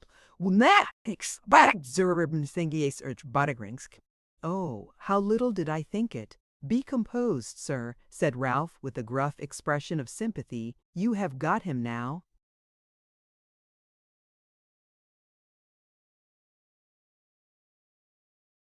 "Got him? Oh, haven't I got him? Have I got him, though?" cried Mr. Snawley, scarcely able to believe it. "Yes, here he is, flesh and blood, flesh and blood." "Very little flesh," said John Browdie. Mr. Snawley was too much occupied by his parental feelings to notice this remark, and, to assure himself more completely of the restoration of his child, tucked his head under his arm again, and kept it there. "What was it," said Snawley, "that made me take such a strong interest in him when that worthy instructor of youth brought him to my house? What was it that made me burn all over with a wish to chastise him severely for cutting away from his best friends, his pastors and masters?" "It was parental instinct, sir," observed Squeers. "That's what it was, sir," rejoined Snawley. "The elevated feeling, the feeling of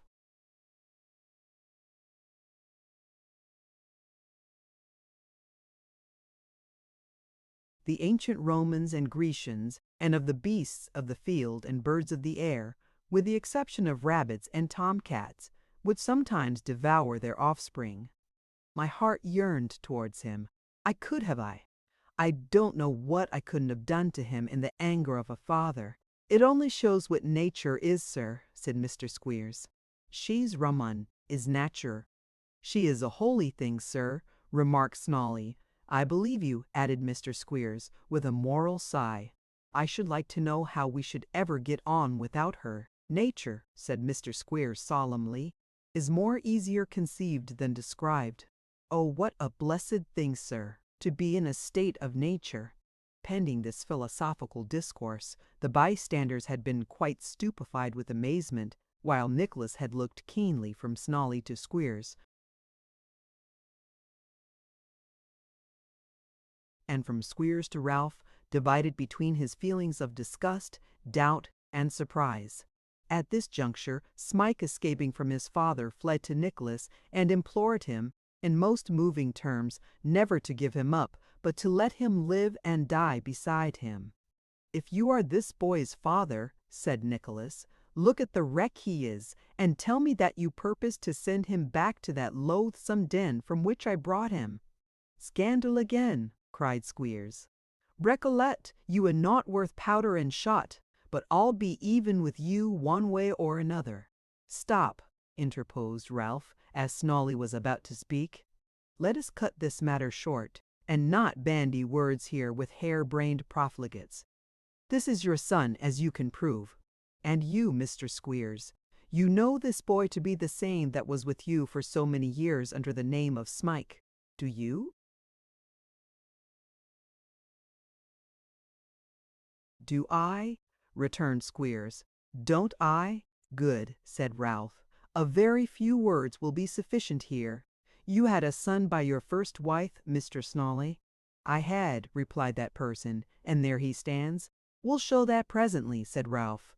"You and your wife were separated, and she had the boy to live with her when he was a year old. You received a communication from her, when you had lived apart a year or two, that the boy was dead, and you believed it?" "Of course I did," returned Snawley. "Oh, the joy of—" "Be rational, sir, pray," said Ralph. "This is business, and transports interfere with it. This wife died a year and a half ago, or thereabouts, not more, in some obscure place, where she was housekeeper in a family. Is that the case?" "That's the case," replied Snawley.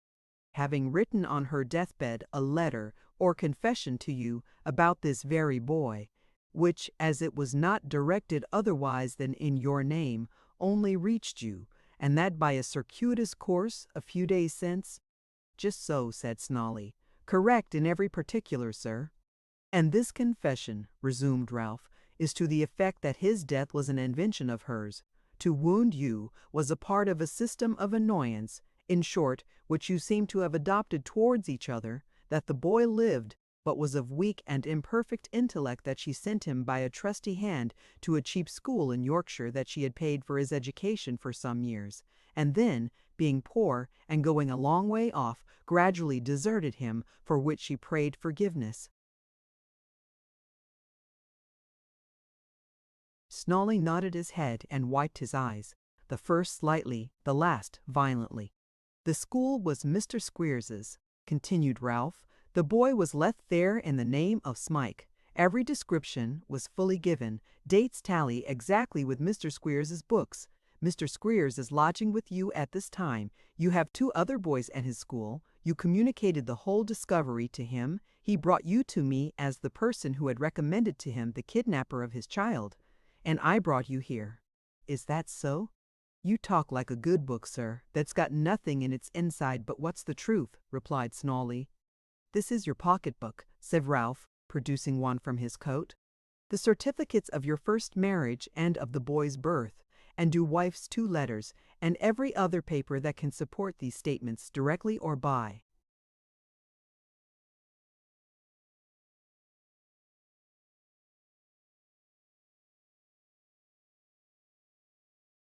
Implication: are here, are they? "Every one of them, sir." "And you don't object to their being looked at here, so that these people may be convinced of your power to substantiate your claim at once in law and reason, and you may resume your control over your own son without more delay. Do I understand you?" "I couldn't have understood myself better, sir." "There, then," said Ralph, tossing the pocket-book upon the table. "Let them see them if they like. And as those are the original papers, I should recommend you to stand near while they are being examined, or you may chance to lose some." With these words Ralph sat down unbidden, and compressing his lips, which were for the moment slightly parted by a smile, folded his arms and looked for the first time at his nephew. Nicholas, stung by the concluding taunt, darted an indignant glance at him, but commanding himself as well as he could, entered upon a close examination of the documents, at which John Browdie assisted. There was nothing about them which could be called in question. The certificates were regularly signed as extracts from the parish books. The first letter had a genuine appearance of having been written and preserved for some years. The handwriting of the second tallied with it exactly, making proper allowance for its having been written by a person in extremity, and there were several other corroboratory scraps of entries and memoranda which it was equally difficult to question. "Dear Nicholas," whispered Kate, who had been looking anxiously over his shoulder, "can this be really the case? Is this statement true?" "I fear it is," answered Nicholas. "What say you, John?"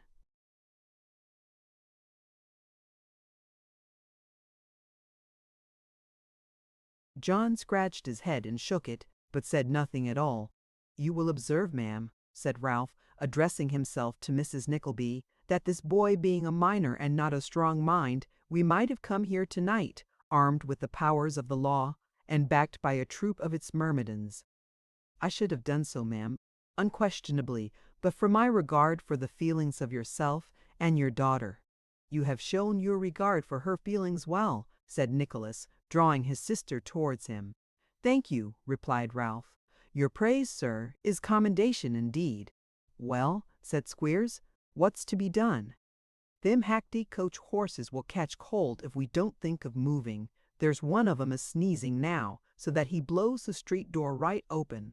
What's the order of the day?" "Is Master Snawley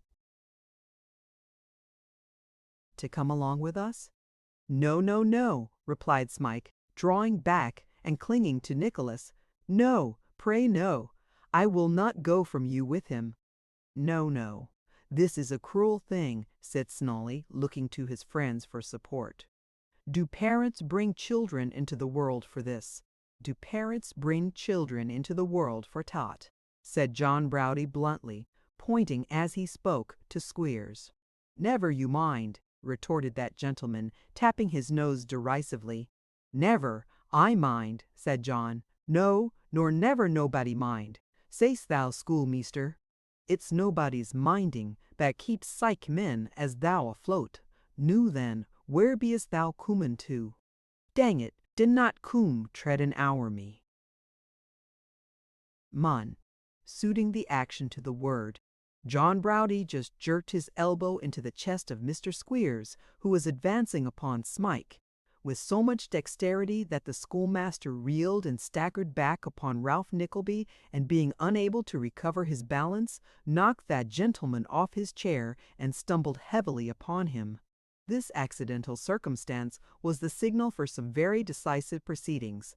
In the midst of a great noise, occasioned by the prayers and entreaties of Smike, the cries and exclamations of the women, and the vehemence of the men, demonstrations were made of carrying off the lost son by violence.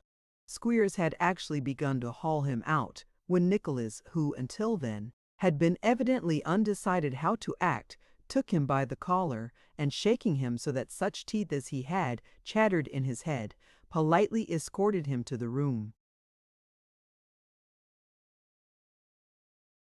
door, and thrusting him into the passage, shut it upon him. "Now," said Nicholas to the other two, "have the goodness to follow your friend." "I want my son," said Snolly. "Your son," replied Nicholas, "chooses for himself. He chooses to remain here, and he shall." "You won't give him up," said Snolly. "I would not give him up against his will, to be the victim of such brutality as that to which you would consign him," replied Nicholas, "if he were a dog or a rat." "Knock that Nickleby down with a candlestick," cried Mr. Squeers through the keyhole, "and bring out my hat, somebody. Will you? Unless he wants to steal it."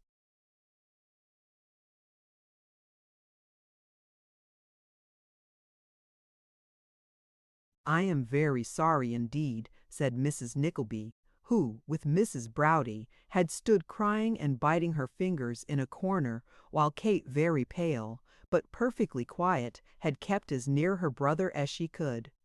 "I am very sorry indeed for all this. I really don't know what would be best to do, and that's the truth. Nicholas ought to be the best judge, and I hope he is. Of course, it's a hard thing to have to keep other people's children, though young Mr. Snolly is certainly as useful and willing as it's possible for anybody to be. But if it could be settled in any friendly manner, if old Mr. Snolly, for instance, would settle to pay something certain for his board and lodging, and some fair arrangement was come to, so that we undertook to have fish twice a week, and a pudding twice, or a dumpling, or something of that sort, I do think that it might be very satisfactory and pleasant for all." This compromise, which was proposed with abundance of tears and sighs, not exactly meeting the point at issue, nobody took any notice of it, and poor Mrs.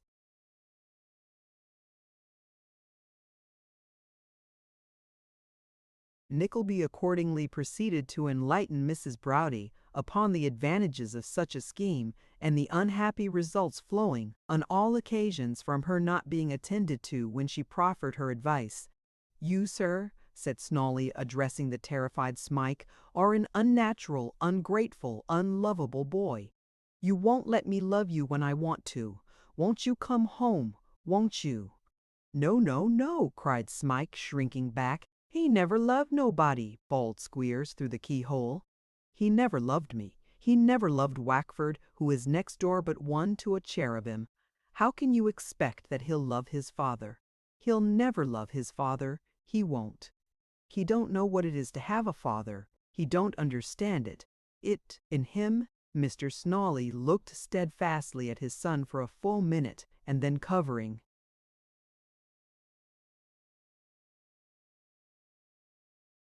his eyes with his hand, and once more raising his hat in the air, appeared deeply occupied in deploring his black ingratitude.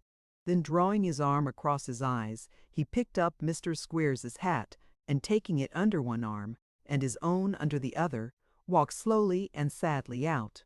"Your romance, sir," said Ralph, lingering for a moment, "is destroyed, I take it. No unknown, no persecuted descendant of a man of high degree, but the weak, imbecile son of a poor petty tradesman. We shall see how your sympathy melts before plain matter of fact." "You shall," said Nicholas, motioning towards the door. "And trust me, sir," added Ralph, "that I never supposed you would give him up tonight. Pride, obstinacy, reputation for fine feeling were all against it. These must be brought down, sir, lowered, crushed, as they shall be soon. The protracted and wearing anxiety and expense of the law in its most oppressive.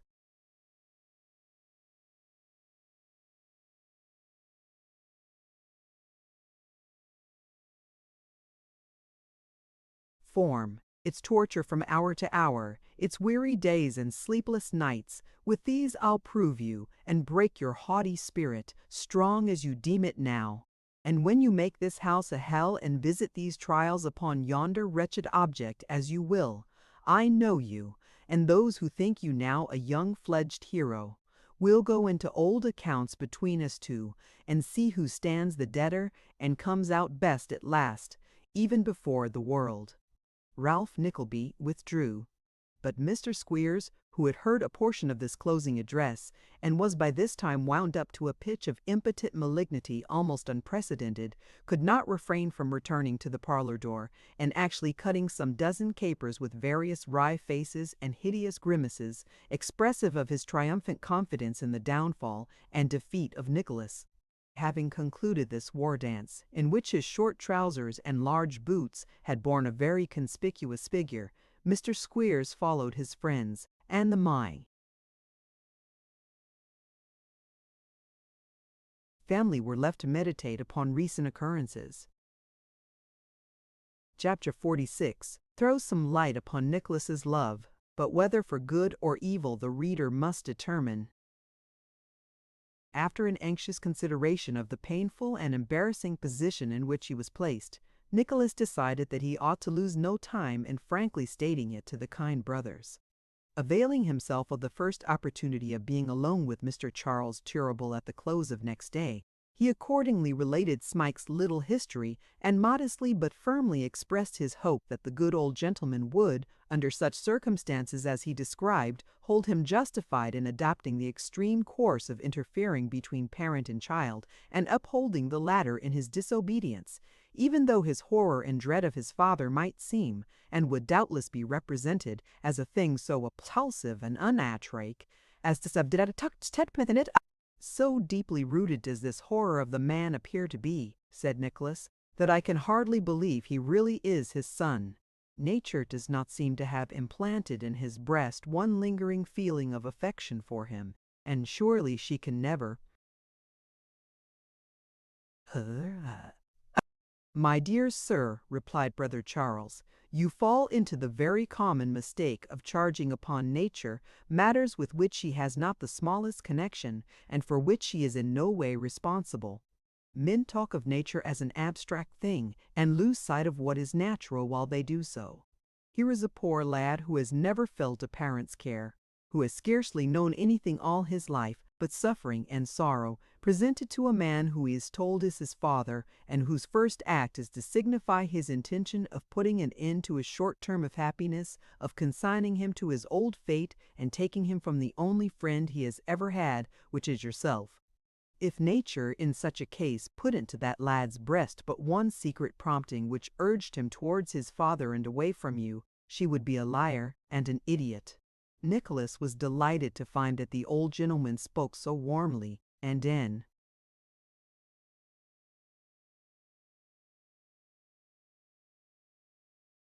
the hope that he might say something more to the same purpose, made no reply.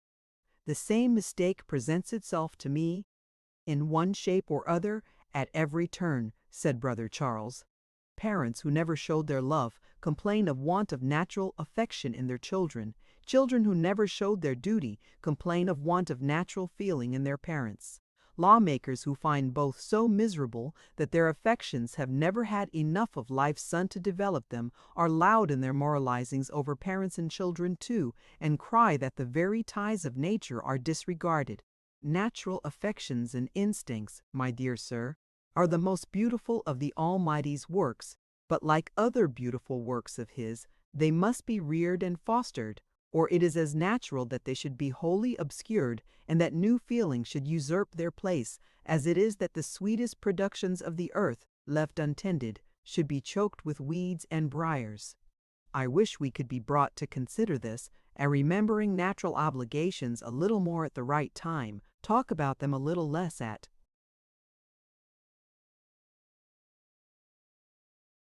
the wrong one. After this, Brother Charles, who had talked himself into a great heat, stopped to cool a little and then continued, "I dare say you are surprised, my dear sir, that I have listened to your recital with so little astonishment. That is easily explained. Your uncle has been here this morning." Nicholas colored and drew back a step or two. "Yes," said the old gentleman, tapping his desk emphatically, "here, in this room. He would listen neither to reason, feeling, nor justice. But Brother Ned was hard upon him. Brother Ned, sir, might have melted a paving stone. He came to," said Nicholas. "To complain of you," returned Brother Charles, "to poison our ears with calumnies and falsehoods.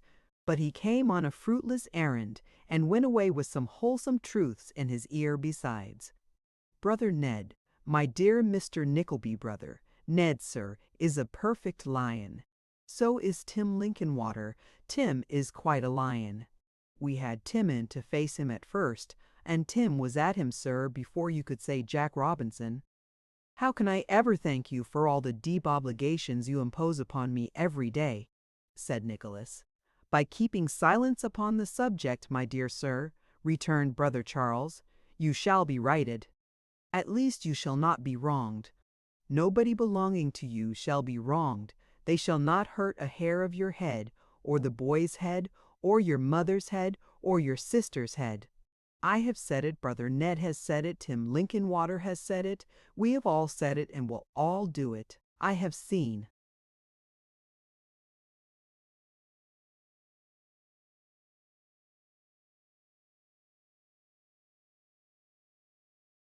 "The father, if he is the father, and I suppose he must be. He is a barbarian and a hypocrite, Mr. Nickleby. I told him, 'You are a barbarian, sir.' I did. I said, 'You're a barbarian, sir,' and I'm glad of it. I am very glad I told him he was a barbarian, very glad indeed." By this time Brother Charles was in such a very warm state of indignation that Nicholas thought he might venture to put in a word, but the moment he essayed to do so, Mr. Cheeryble laid his hand softly upon his arm and pointed to a chair. "The subject is at an end for the present," said the old gentleman, wiping his face. "Don't revive it by a single word. I am going to speak upon another subject, a confidential subject, Mr. Nickleby. We must be cool again. We must be cool."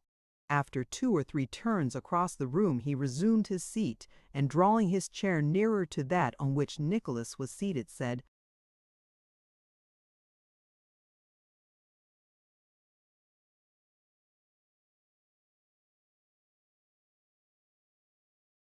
"I am about to employ you, my dear sir, on a confidential and delicate mission."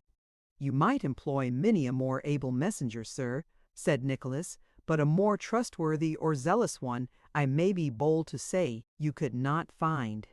"Of that I am well assured," returned Brother Charles. "Well assured. You will give me credit for thinking so, when I tell you that the object of this mission is a young lady." "A young lady, sir!" cried Nicholas, quite trembling for the moment with his eagerness to hear more. "A very beautiful young lady," said Mr. Cheeryble gravely. "Pray go on, sir," returned Nicholas. "I am thinking how to do so," said Brother Charles, sadly, as it seemed to his.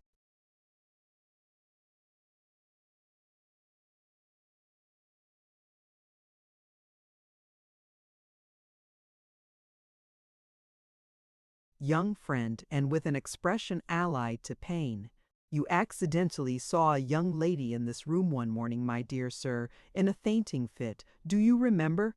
Perhaps you have forgotten. Oh no, replied Nicholas hurriedly. I remember it very well indeed. S.H.E. is the lady I speak of, said Brother Charles. Like the famous parrot, Nicholas thought a great deal, but was unable to utter a word. She is the daughter, said Mr. Cheeryble, of a lady who, when she was a beautiful girl herself, and I was very many years younger, it seems a strange word for me to utter, now I loved very dearly. You will smile, perhaps, to hear a gray-headed man talk about such things. You will not offend me, for when I was as young as you, I dare say I should have done the same. I have no such inclination, indeed, said Nicholas.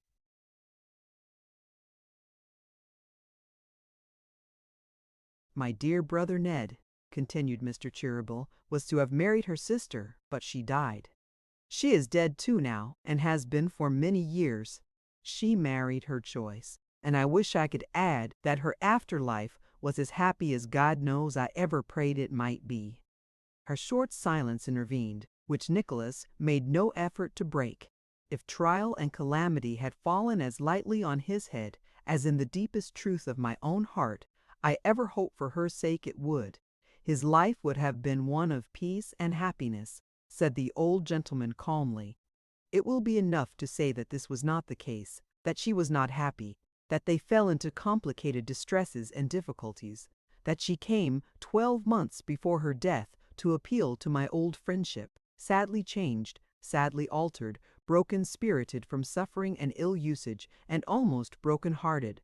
He readily availed himself of the money which, to give her but 1 hour's peace of mind, I would have poured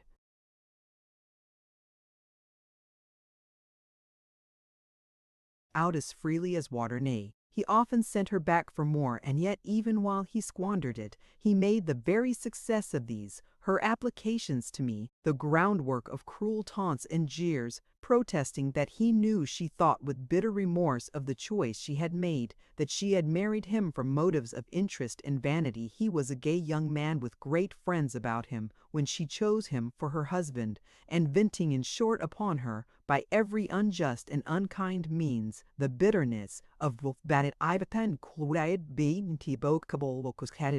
In those times this young lady was a mere child.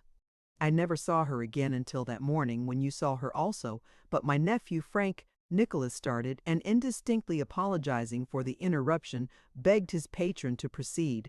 My nephew Frank, I say, resumed Mr. Cheeryble, encountered her by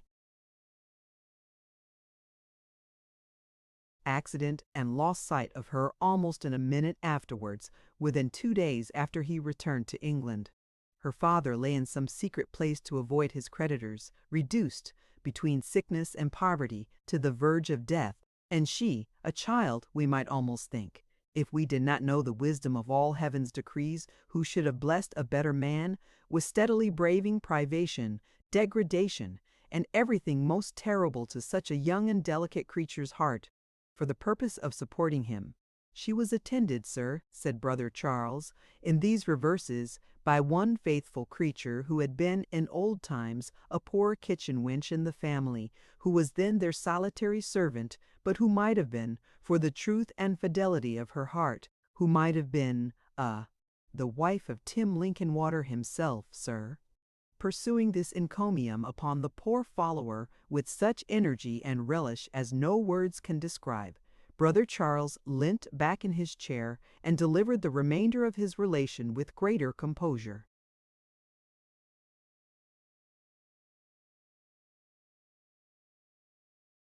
It was in substance this, that proudly resisting all offers of permanent aid and support from her late mother's friends, because they were made conditional upon her quitting the wretched man, her father, who had no friends left, and shrinking with instinctive delicacy from appealing in their behalf to that true and noble heart which he hated, and had, through its greatest and purest goodness, deeply wronged by misconstruction and ill report, this young girl had struggled alone and unassisted to maintain him by the label of her old hand, that through the utmost depths of poverty and affliction she had to toiled, never turning aside for an instant from her task, never wearied by the petulant gloom of a sick man sustained by no consoling recollections of the past or hopes of the future, never repining for the comforts she had rejected or bewailing the hard lot she had voluntarily incurred. That every little accomplishment she had acquired in happier days had been put into requisition for this purpose and directed to this one end. That for 2 long years, toiling by day and often two by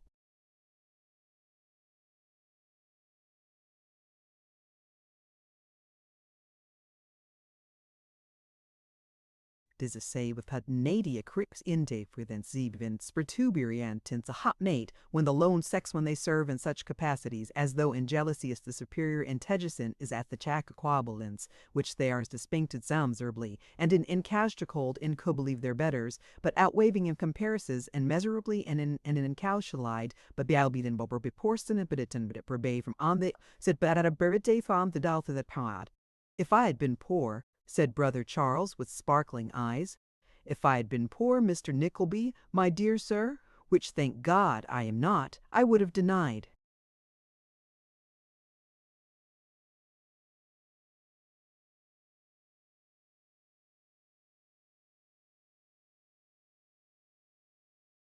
Myself, of course, anybody would under such circumstances the commonest necessaries of life, to help her. As it is, the task is a difficult one.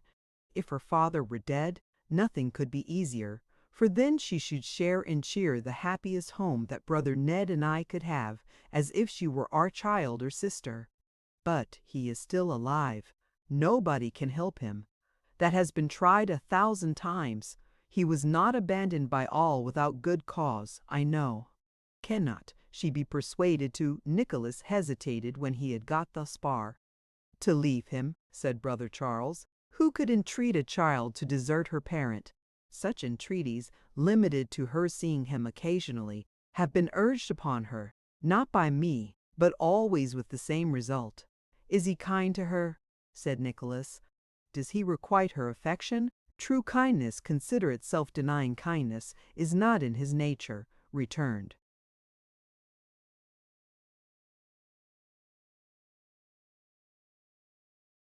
Mr. Cheeryble, such kindness as he knows, he regards her with, I believe.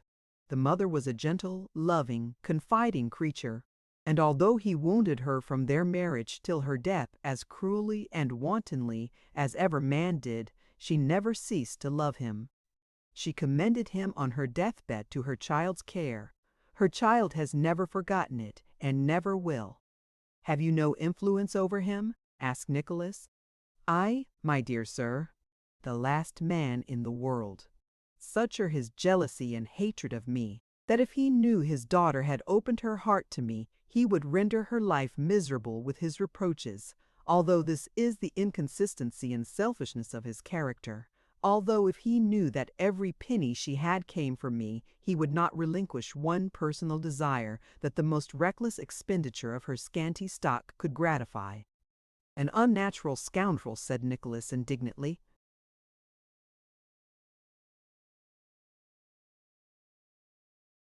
We will use no harsh terms, said Brother Charles in a gentle voice, but accommodate ourselves to the circumstances in which this young lady is placed.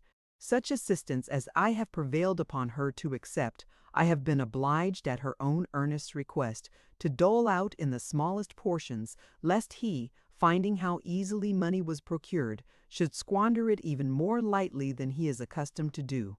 She has come to and fro, secretly and by night, to take even this, and I cannot bear that things should go on in this way. Mr. Nickleby, I really cannot bear it. Then it came out by little and little how that the twins had been revolving in their good old heads manifold plans and schemes for helping this young lady in the most delicate and considerate way, and so that her father should not suspect the source whence the aid was derived, and how they had at last come to the conclusion that the best course would be to make a feint of purchasing her little drawings and ornamental work at a high price, and keeping up a constant demand for the same. for the furtherance of which end and object it was necessary that somebody should represent the dealer in such commodities, and after great deliberation they had pitched upon Nicholas to support this character. "He knows me," said brother Charles, "and he knows my brother Ned. Neither of us would do. Frank is a very good fellow, though we are afraid that he might be a little flighty and thoughtless in such a delicate matter, and that he might, in short, be too susceptible for. She is a beautiful creature, sir, just what her poor mother was, and falling in love with her before he knew well his own mind, carry pain and sorrow into that innocent breast which we would be the humble instruments of gradually making happy. He took an extraordinary interest in her fortune, when cadet her heard in with a hingen quabliers deft that hit.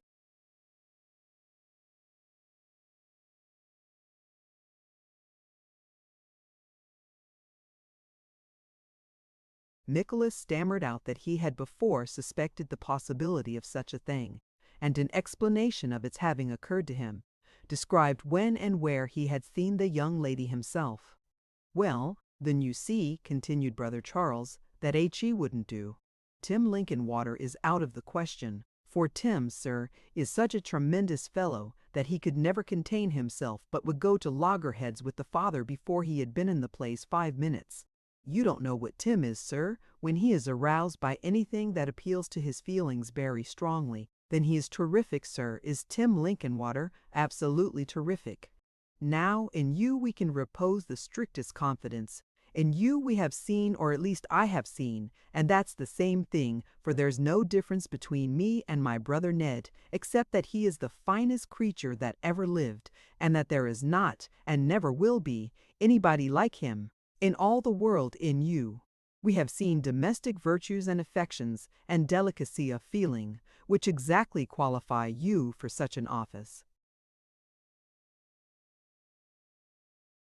And you are the man, sir." "The young lady, sir," said Nicholas, who felt so embarrassed that he had no small difficulty in saying anything at all, "is she a party to this innocent deceit?" "Yes, yes," returned Mr. Cheeryble. "At least she knows you come from us. She does not know, however, but that we shall dispose of these little productions that you'll purchase from time to time. And perhaps, if you did it very well, that is, very well indeed, perhaps she might be brought to believe that we made a profit of them." Eh?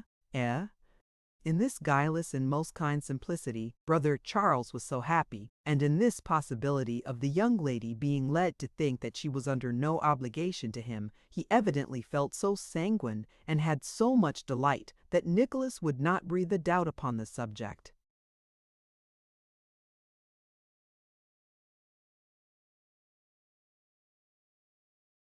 All this time, however, there hovered upon the tip of his tongue a confession that the very same objections which Mr. Cheeryble had stated to the employment of his nephew in this commission applied with at least equal force and validity to himself, and 100 times had he been upon the point of avowing the real state of his feelings and entreating to be released from it. But as often, treading upon the heels of this impulse, came another which urged him to refrain and to keep his secret to his own breast. "Why should I," thought Nicholas, "why should I throw difficulties in the way of this benevolent and high-minded design? What if I do love and reverence this good and lovely creature? Should I not appear a most arrogant and shallow coxcomb if I gravely represented that there was any danger of her falling in love with me? Besides, have I no confidence in myself? Am I not now bound in honor to repress these thoughts? Has not this excellent man a right to my best and heartiest services, and should any considerations of self deter me from rendering them?"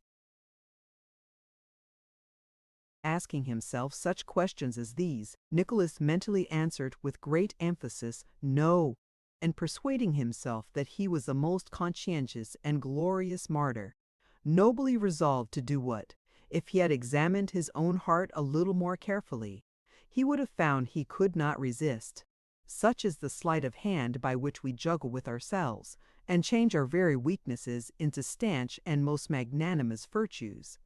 Mr. Cheeryble, being of course wholly unsuspicious that such reflections were presenting themselves to his young friend, proceeded to give him the needful credentials and directions for his first visit, which was to be made next morning, and all preliminaries being arranged, and the strictest secrecy enjoined, Nicholas walked home for the night very thoughtfully indeed. The place to which Mr. Cheeryble had directed him was a row of mean and not over cleanly houses, situated within the rules of the King's Bench prison, and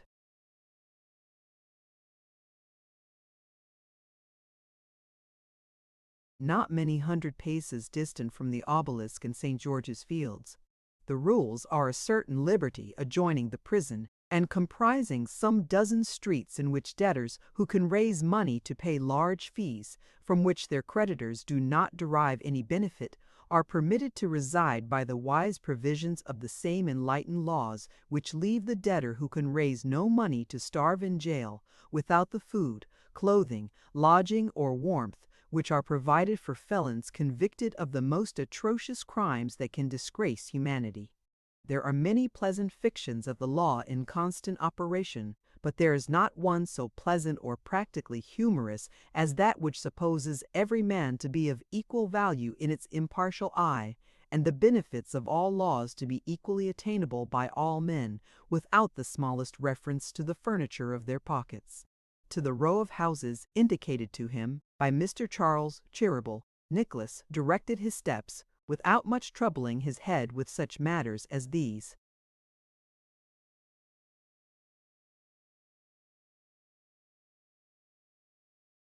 And at this row of houses, after traversing a very dirty and dusty suburb, of which minor theatricals, shellfish, ginger beer, spring vans, greengrocery, and broker shops appeared to compose the main and most prominent features, he at length arrived with a palpitating heart.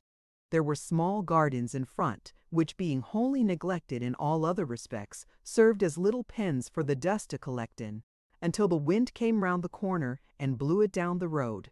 Opening the rickety gate which, dangling on its broken hinges before one of these, half admitted and half repulsed the visitor, Nicholas knocked at the street door with a faltering hand. It was in truth a shabby house outside, with very dim parlor windows and very small show of blinds, and very dirty muslin curtains dangling across the lower panes on very loose and limp strings. Neither, when the door was opened, did the inside appear to belie the outward promise, as there was faded carpeting on the stairs and faded oilcloth in the passage, in addition to which discomforts a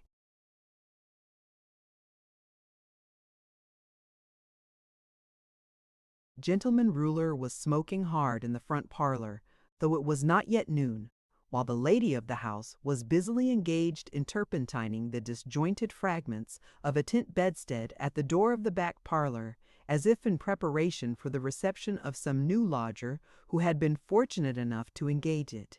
Nicholas had ample time to make these observations, while the little boy, who went on errands for the lodgers, clattered down the kitchen stairs and was heard to scream, as in some remote cellar, for Miss Bray's servant, who presently appearing and requesting him to follow her, caused him to evince greater symptoms of nervousness and disorder than so natural a consequence of his having inquired for that young lady would seem calculated to occasion. Upstairs he went, however, and into a front room he was shown, and there, seated at a little table by the window, on which were drawing materials with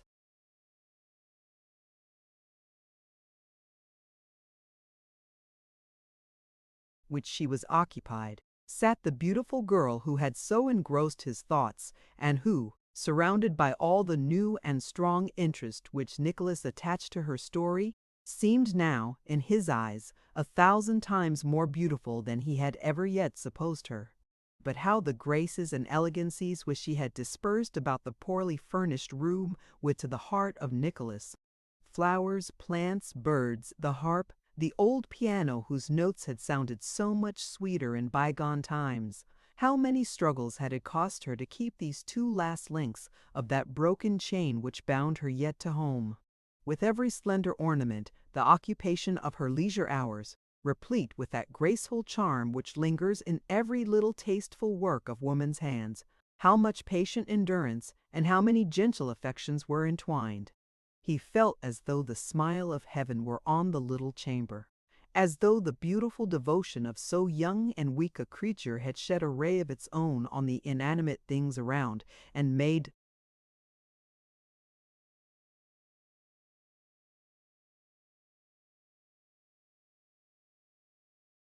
them beautiful as itself, as though the halo with which old painters surround the bright angels of a sinless world played about a being akin in spirit to them, and its light were visibly before him. And yet Nicholas was in the rules of the King's Bench prison.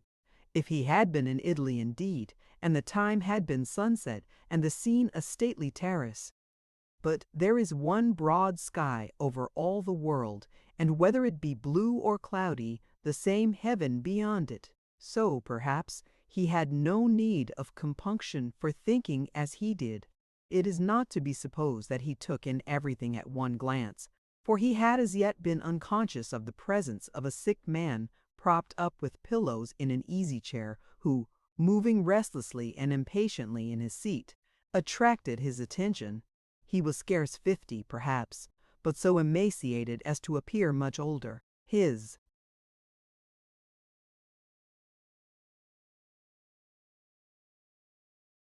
features presented the remains of a handsome countenance, but one in which the embers of strong and impetuous passions were easier to be traced than any expression which would have rendered a far plainer face much more prepossessing. His looks were very haggard, and his limbs and body literally worn to the bone. But there was something of the old fire in the large sunken eye notwithstanding, and it seemed to kindle afresh as he struck a thick stick with which he seemed to have supported himself in his seat, impatiently on the floor twice or thrice, and called his daughter by her name. "Madeline, who is this? What does anybody want here? Who told a stranger we could be seen? What is it?" "I believe," the young lady began, as she inclined her head with an air of some confusion, in reply to the salutation of Nicholas. "You always believe," returned her father, petulantly. "What is it?"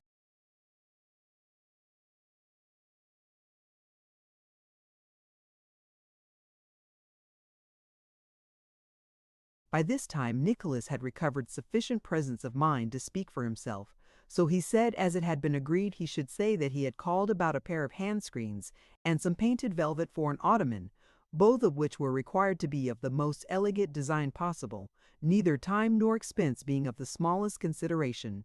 He had also to pay for the 2 drawings, with many thanks, and, advancing to the little table, he laid upon it a bank-note, folded in an envelope and sealed.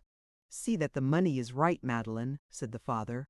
"Open the paper, my dear. It's quite right, papa, I'm sure. Here," said Mr. Bray, putting out his hand and opening and shutting his bony fingers with irritable impatience. "Let me see. What are you talking about, Madeline? You're sure?" "How can you be sure of any such thing?" "5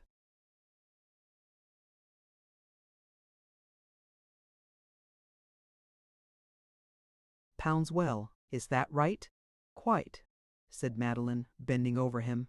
She was so busily employed in arranging the pillows that Nicholas could not see her face, but as she stooped he thought he saw a tear fall. "Ring the bell, said the sick man with the same nervous eagerness, and motioning towards it with such a quivering hand that the banknote rustled in the air. "Tell her to get it changed, to get me a newspaper, to buy me some grapes, another bottle of the wine that I had last week, and I forget half I want just now, but she can go out again. Let her get those first. Now, Madeline, my love, quick, quick, quick! Good God, how slow you are!" "He remembers nothing that she wants," thought Nicholas. Perhaps something of what he thought was expressed in his countenance, for the sick man, turning towards him with great asperity, demanded to know if he waited for a receipt. "It is no matter at all," said Nicholas. "No matter? What do you mean, sir?" was the tart rejoinder. "No matter. Do you think you bring your paltry money here as a favor or a gift, or as a matter of business, and in return for value received? And you, sir, because you can't appreciate the time and taste which are bestowed upon the goods you deal in, do you think you give your money away? Do you know that you are talking to a gentleman, sir, who at one time could have bought up 50 such men as you and all you have. What do you mean? I merely mean that as I shall have many dealings with this lady, if she will kindly allow me, I will not trouble her with such forms, said Nicholas. Then, I mean, if you please, that we'll have as many forms as we can, returned the father. My daughter, sir, requires no kindness from you or anybody else. Have the goodness to confine your dealings strictly to trade and business, and not to travel beyond it. Every petty tradesman is to begin to pity her now, is he? Upon my soul, very pretty. Madeline, my dear, give him a receipt, and mind you always do so. While she was feigning to write it, and Nicholas was ruminating upon the extraordinary but by no means uncommon character thus presented to his observation, the invalid, who appeared at times to suffer great bodily pain, sank back in his chair and moaned out a feeble complaint that the girl had been gone an hour, and that everybody conspired to goad him. "When," said Nicholas, as he took the piece of paper, "when shall I call again?" This was addressed to the daughter, but the father answered immediately. "When you're requested to call, sir, and not before. Don't worry and persecute. Madeline, my dear, when is this person to call again?"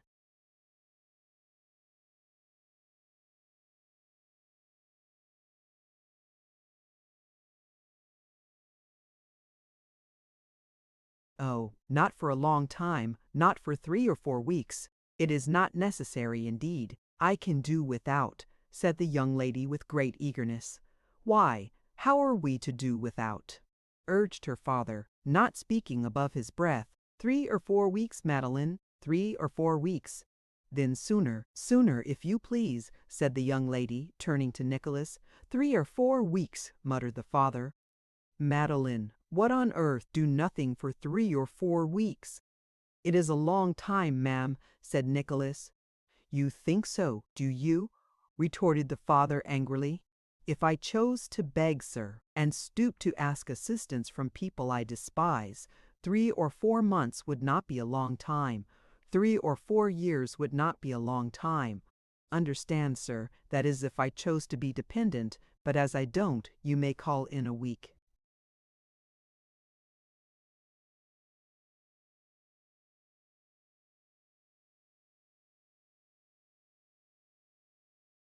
Nicholas bowed low to the young lady and retired, pondering upon Mr. Bray's ideas of independence, and devoutly hoping that there might be few such independent spirits as he mingling with the baser clay of humanity. He heard a light footstep above him as he descended the stairs, and looking round saw that the young lady was standing there and glancing timidly towards him, seemed to hesitate whether she should call him back or no. The best way of settling the question was to turn back at once, which Nicholas did. "I don't know whether I do right in asking you, sir," said Madeline hurriedly, "but pray, pray, do not mention to my poor mother's dear friends what has passed here today. He has suffered much, and is worse this morning. I beg you, sir, as a boon, a favor to myself." "You have but to hint a wish," returned Nicholas fervently, "and I would hazard my life to gratify it."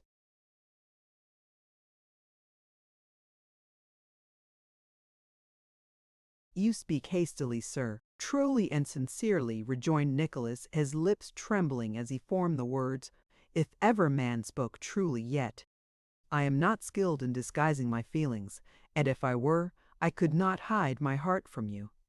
Dear madam, as I know your history, and feel as men and angels must, who hear and see such things, I do entreat you to believe that I would die to serve you."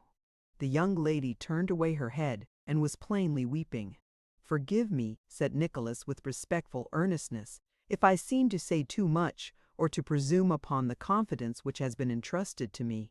But I could not leave you as if my interest and sympathy expired with the commission of the day. I am your faithful servant, humbly devoted to you, from this hour, devoted in strict truth and honor to him who sent me here, and in pure integrity of heart and distant respect for you. If I meant more or less than this, I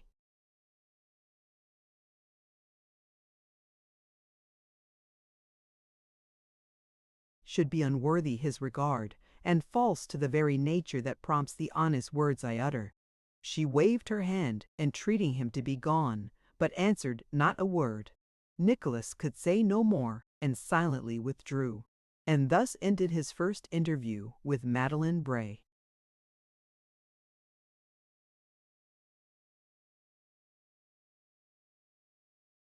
Chapter 47. Mr. Ralph Nickleby has some confidential intercourse with another old friend. They concert between them a project which promises well for both.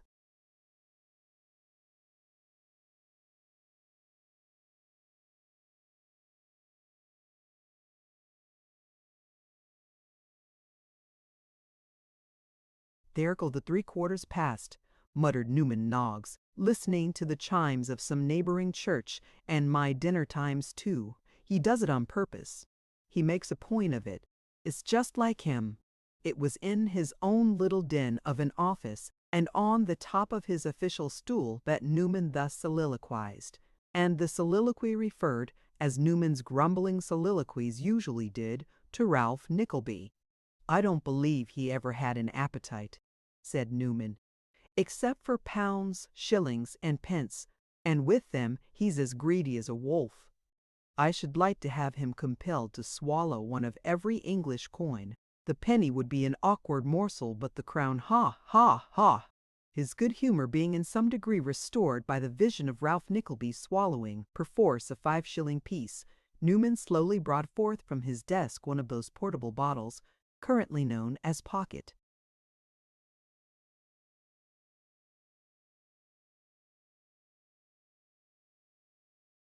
pistols, and shaking the same close to his ear so as to produce a rippling sound, very cool and pleasant to listen to, suffered his features to relax and took a gurgling drink, which relaxed them still more. Replacing the cork, he smacked his lips twice or thrice, with an air of great relish, and, the taste of the liquor having by this time evaporated, recurred to his grievance again. 5 minutes to 3, growled Newman. "It can't want more by this time. And I had my breakfast at 8 o'clock, and suck a breakfast, and my right dinner time too. And I might have a nice little bit of hot roast meat spoiling at home all this time. How does H.E. know I haven't? Don't go till I come back. Don't go till I come back, day after day. What do you always go out at my dinner time for then, eh? Don't you know it's nothing but aggravation, eh?" These words, though uttered in a very loud key, were addressed to nothing but empty air. The recital of his wrongs, however, seemed to have the effect of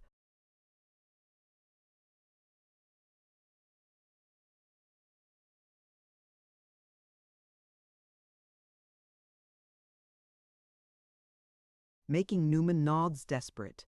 For he flattened his old hat upon his head, and drawing on the everlasting gloves, declared with great vehemence that come what might, he would go to dinner that very minute. Carrying this resolution into instant effect, he had advanced as far as the passage, when the sound of the latchkey in the street door caused him to make a precipitate retreat into his own office again. "Here he is," growled Newman, "and somebody with him. Now it'll be, stop till this gentleman's gone. But I won't, that's flat." So saying, Newman slipped into a tall, empty closet which opened with 2 half-doors and shut himself up. Intending to slip out directly Ralph was safe inside his own room. "Noggs," cried Ralph, "where is that fellow Noggs?"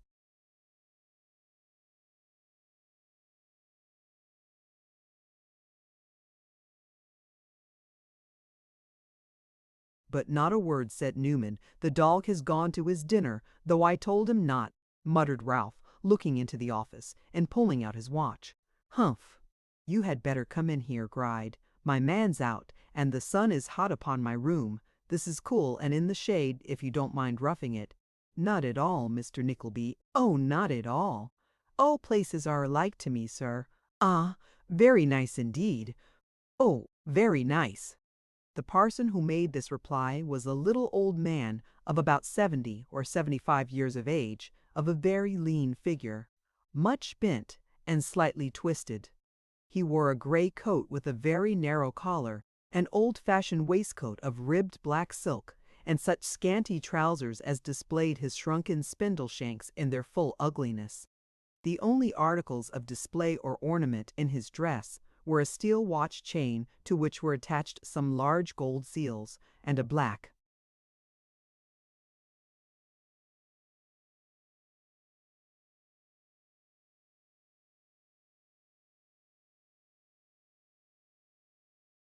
ribbon into which, in compliance with an old fashion scarcely ever observed in these days, his gray hair was gathered behind.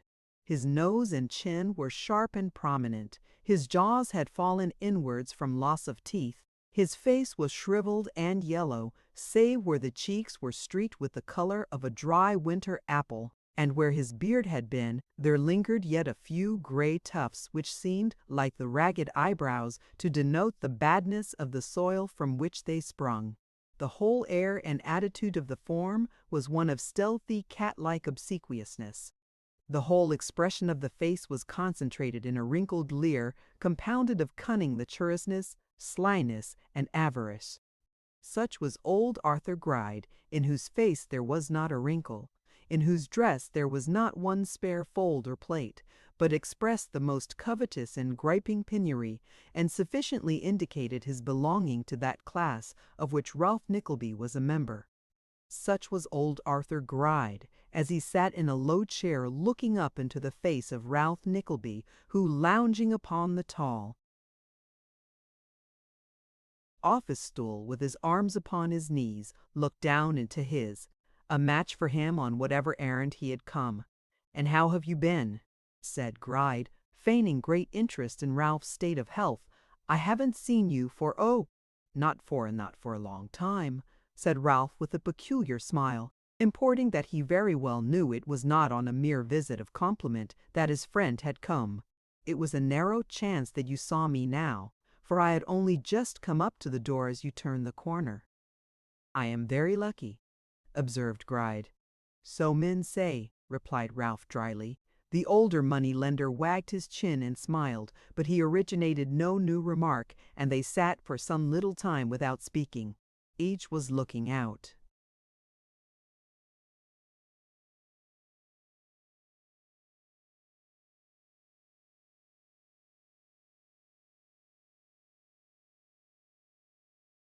To take the other at a disadvantage. "Come, Gride," said Ralph at length. "What's in the wind today?" "Aha!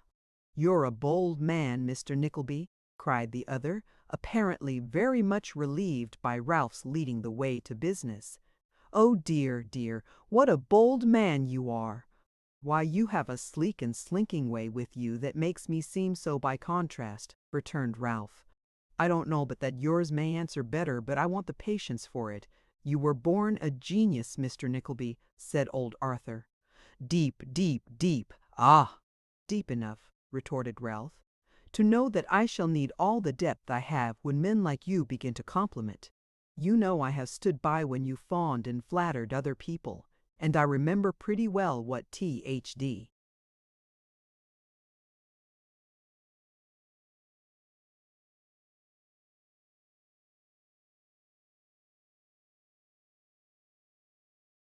always led to." "Ha ha ha ha," rejoined Arthur, rubbing his hands. So you do, no doubt. Not a man knows it better.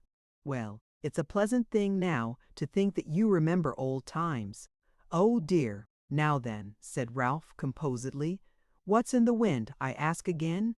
"What is it? See that now?" cried the other. "He can't even keep from business while we're chatting over bygones. Oh dear, dear, what a man it is!" "Which of the bygones do you want to revive?" said Ralph. "One of them I know, or you wouldn't talk about them." "He suspects even me!" cried old Arthur, holding up his hands. "Even me! Oh dear, even me! What a man it is! Ha ha ha! What a man it is! Mr. Nickleby."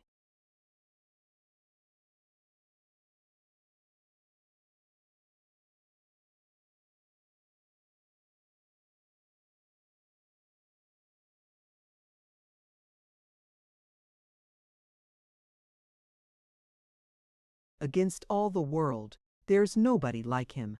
A giant among pygmies, a giant, a giant. Ralph looked at the old dog with a quiet smile as he chuckled on in this strain. And Newman Noggs in the closet felt his heart sink within him as the prospect of dinner grew fainter and fainter. "I must humor him, though," cried old Arthur. "He must have his way. A wilful man, as the Scotch say. Well, well, they're wise people, the Scotch. He will talk about business, and won't give away his time for nothing. He's very right. Time is money. Time is money." "He was one of us who made that saying, I should think," said Ralph. "Time is money, and very good money too, to those who reckon interest by it." Time is money. Yes, and time costs money. It's rather an expensive article to some people we could name, or I forget my trade. In rejoinder to this sally, old Arthur again raised his hands, again chuckled, and again ejaculated, "What a man it is!" Which done, he dragged the low chair a little nearer to Ralph's high stool, and looking upwards into his immovable face, said, "What would you say to me if I was to tell you that I was going to be married?"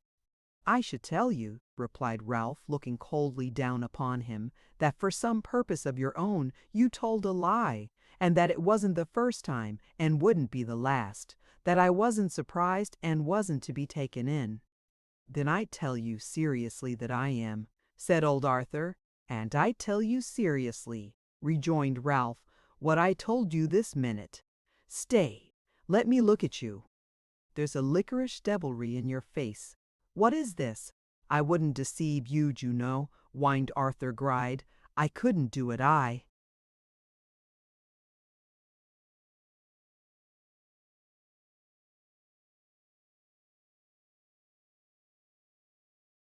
"Should be mad to try. I to deceive Mr. Nickleby, the pygmy to impose upon the giant. I ask again, he. What should you say to me if I was to tell you that I was going to be married?" "To some old hag," said Ralph. "No, no," cried Arthur, interrupting him and rubbing his hands in an ecstasy. "Wrong, wrong again. Mr. Nickleby for once at fault. Out, quite out.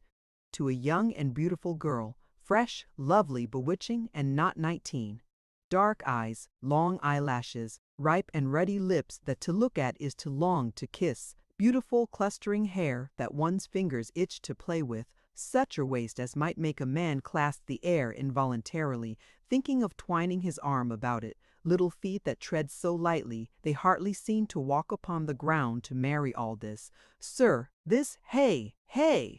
This is something more than common drivelling," said Ralph, after listening.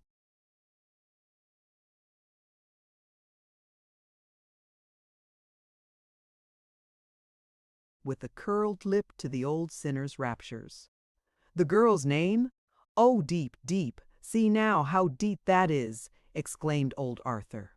"He knows I want his help. He knows he can give it me. He knows it must all turn to his advantage. He sees the thing already. Her name is there nobody within hearing?" "Why, who the devil should there be?" retorted Ralph testily.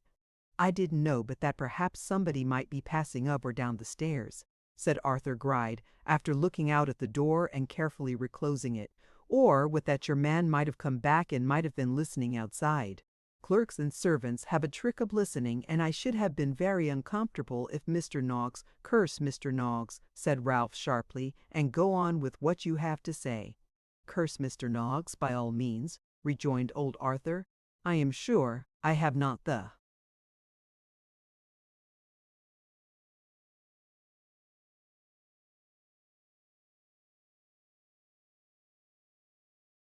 least objection to that. Her name is Well," said Ralph, rendered very irritable by old Arthur's pausing again.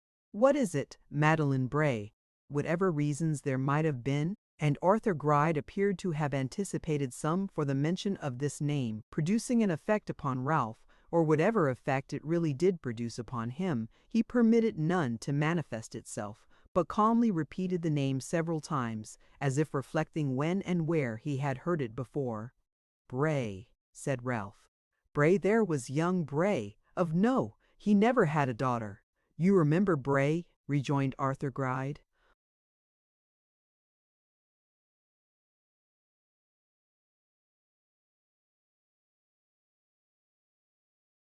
No, said Ralph, looking vacantly at him. Not Walter Bray, the dashing man who used his handsome wife so ill.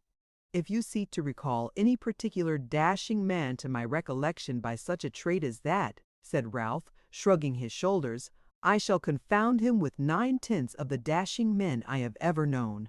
Tut, tut, that Bray who is now in the rules of the bench, said old Arthur. You can't have forgotten Bray. Both of us did business with him. Why, he owes you money. Oh, him, rejoined Ralph. Aye, now you speak. Oh, it's his daughter, is it? Naturally, as this was said, it was not said so naturally, but that a kindred spirit like old Arthur Gride might have discerned a design upon the part of Ralph to lead him on to much more explicit statements and explanations than he would.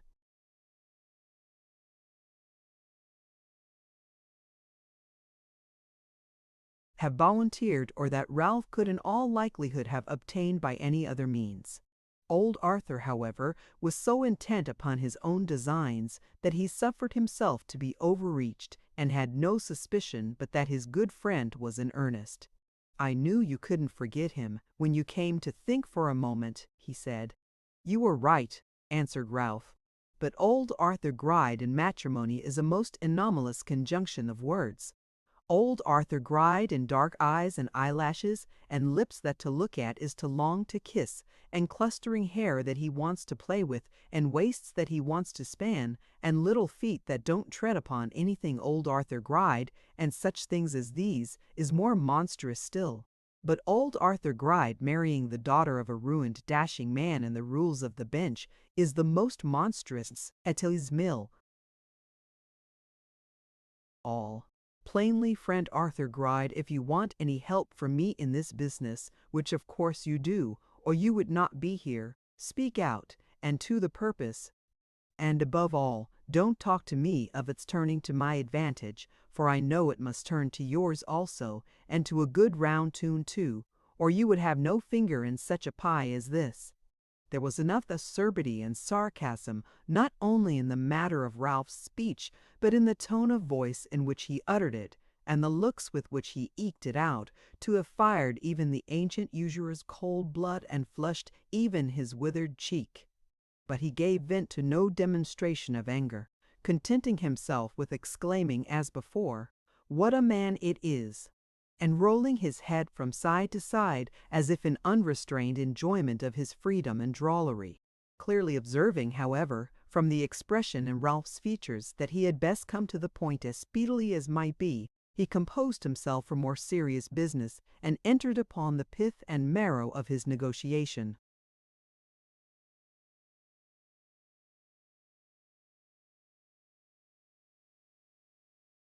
First he dwelt upon the fact that Madeline Bray was devoted to the support and maintenance, and was a slave to every wish of her only parent, who had no other friend on earth.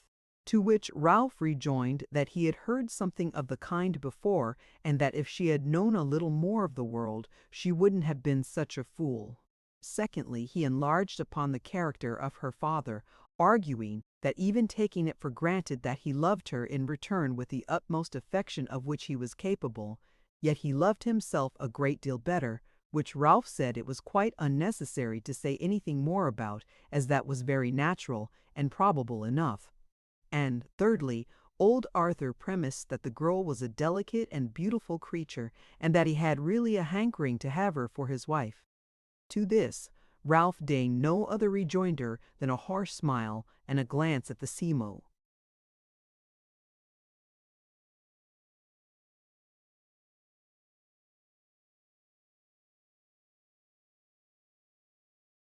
Shriveled old creature before him, which were, however, sufficiently expressive. Now, said Gride, for the little plan I have in my mind to bring this about, because I haven't offered myself even to the father yet, I should have told you. But that you have gathered already? Ah, oh dear, what an edged tool you are. Don't play with me then, said Ralph impatiently. You know the proverb, a reply, always on the tip of his tongue," cried old Arthur, raising his hands and eyes in admiration. "He is always prepared. Oh dear, what a blessing to have such a ready wit, and so much ready money to back it." Then suddenly changing his tone, he went on, "I have been backwards and forwards to Bray's lodgings several times within the last 6 months. It is just half a year since I first saw this delicate morsel, and oh dear, what a delicate morsel it is! But that is neither here nor there. I am his detaining creditor for £1,700. "You talk as if you were the only detaining creditor," said Ralph, pulling out his pocket-book. "I am another for £975 4 and 3 pence." "The only other Mr. Nickleby," said old Arthur eagerly. "The only other. Nobody else went to the expense of lodging a detainer, trusting to our holding him fast enough, I warrant you. We both fell into the same snare. Oh dear, what a pitfall it was! It almost ruined me, and lent him our money upon bills, with only one name besides his own, which to be sure everybody supposed to be a good one, and was as negotiable as money, but which turned out you know how. Just as we should have come upon him, he died insolvent. Ah! It went very nigh to ruin me, that loss did." "Go on with your scheme," said Ralph. "It's of no use raising the cry of our trade just now. There's nobody to hear us."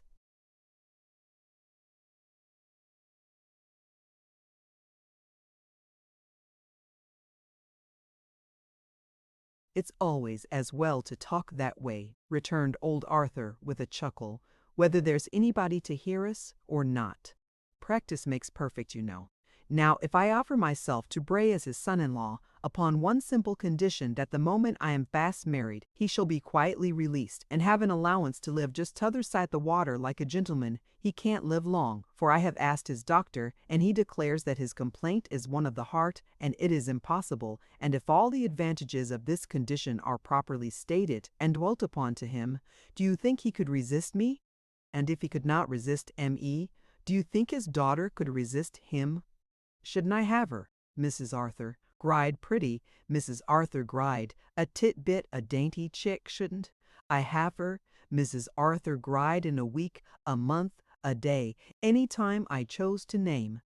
"Go on," said Ralph, nodding his head deliberately, and speaking in a tone whose studied coldness presented a strange contrast to the rapturous squeak to which his friend had gradually mounted. "Go on. You didn't come here to ask me that."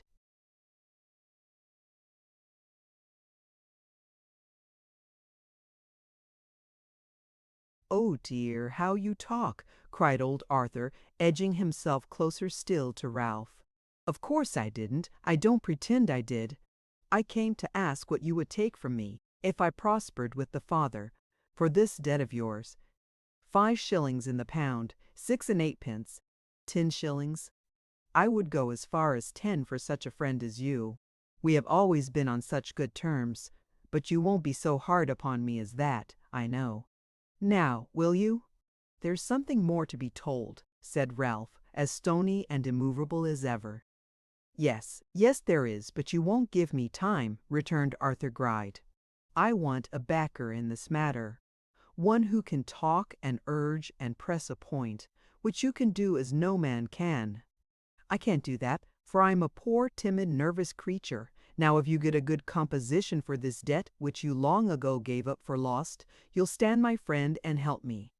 Won't you?" "There's something more," said Ralph. "No, no, indeed!" cried Arthur Gride. "Yes, indeed. I tell you yes," said Ralph. "Oh!" returned old Arthur, feigning to be suddenly enlightened. "You mean something more, as concerns myself and my intention." "Aye, surely. Shall I mention that?" "I think you had better," rejoined Ralph dryly. "I didn't like to trouble you with that, because I supposed your interest would cease with your own concern in the affair," said Arthur Gride. "That's kind of you to ask." "Oh dear, how very kind of you." "Why, supposing I had a knowledge of some property, some little property, very little, to which this pretty chick was entitled, which nobody does or can know of at this time, but which her husband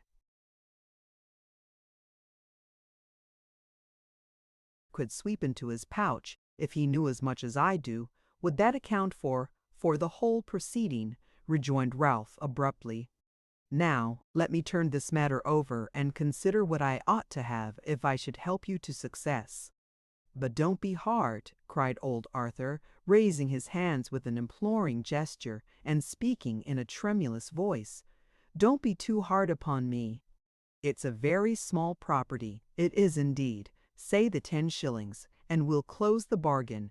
It's more than I ought to give, but you're so kind. Shall we say the 10? Do now, do!" Ralph took no notice of these supplications, but sat for 3 or 4 minutes in a brown study, looking thoughtfully at the person from whom they proceeded. After sufficient cogitation he broke silence, and it certainly could not be objected that he use any needless circumlocution, or fail to speak directly to the purpose.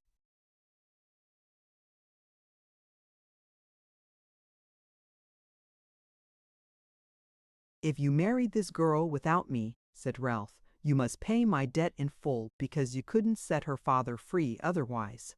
It's plain, then, that I must have the whole amount, clear of all deduction or encumbrance, or I should lose from being honored with your confidence instead of gaining by it. That's the first article of the treaty. For the second, I shall stipulate that for my trouble in negotiation and persuasion, and helping you to this fortune, I have £500. That's very little, because you have the ripe lips and the clustering hair, and what not, all to yourself. For the third and last article, I require that you execute a bond to me this day, binding yourself in the payment of these 2 sums before noon of the day of your marriage with Madeline Bray. You have told me I can urge and press a point. I press this one, and will take nothing less than these terms. Accept them if you like. If not, marry her without me if you can. I shall still get my debt. To all entreaties, protestations, and offers of compromise between his own.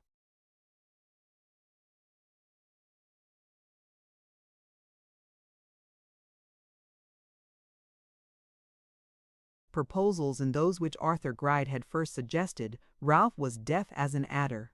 He would enter into no further discussion of the subject, and while old Arthur dilated upon the enormity of his demands and proposed modifications of them, approaching by degrees nearer and nearer to the terms he resisted, sat perfectly mute, looking with an air of quiet abstraction over the entries and papers in his pocket-book.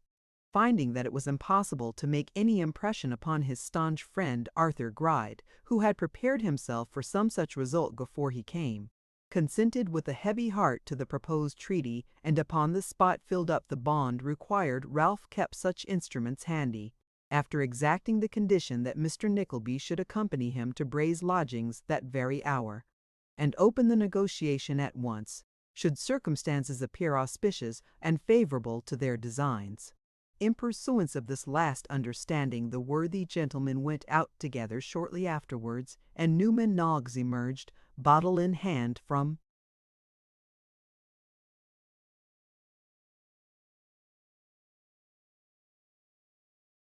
the cupboard, out of the upper door of which, at the imminent risk of detection, he had more than once thrust his red nose when such parts of the subject were under discussion as interested him most.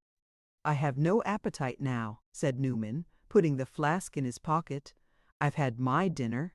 Having delivered this observation in a very grievous and doleful tone, Newman reached the door in one long limp, and came back again in another. "I don't know who she may be, or what she may be," he said, "but I pity her with all my heart and soul, and I can't help her, nor can I any of the people against whom 100 tricks, but none so vile as this, are plotted every day. Well, that adds to my pain, but not to theirs. The thing is no worse because I know it, and it tortures me as well as them. Gride and Nickleby. Good pair for curricle. Oh, roguery, roguery, roguery."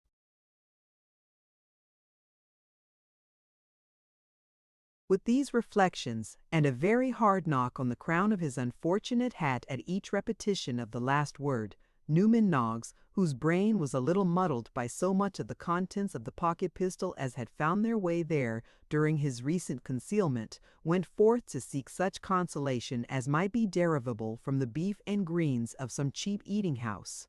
Meanwhile, the two plotters had betaken themselves to the same house whither Nicholas had repaired for the first time but a few mornings before, and having obtained access to Mr. Bray, and found his daughter from home, had by a train of the most masterly approaches that Ralph's utmost skill could frame, at length laid open the real object of their visit.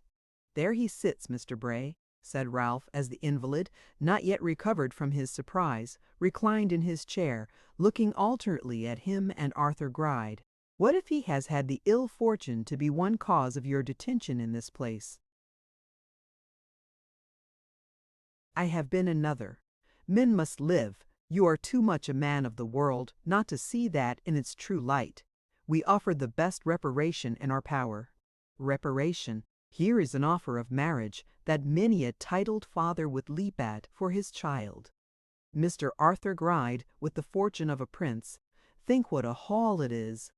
"My daughter, sir," returned Bray, haughtily, "as I have brought her up, would be a rich recompense for the largest fortune that a man could bestow in exchange for her hand." "Precisely what I told you," said the artful Ralph, turning to his friend old Arthur. "Precisely what made me consider the thing so fair and easy. There is no obligation on either side. You have money, and Miss Madeline has beauty and worth. She has youth, you have money. She is not money, you have not youth. Tit for tat, quits, a match of heaven's own making. Matches are made in heaven, they say," added Arthur Gride, leering hideously.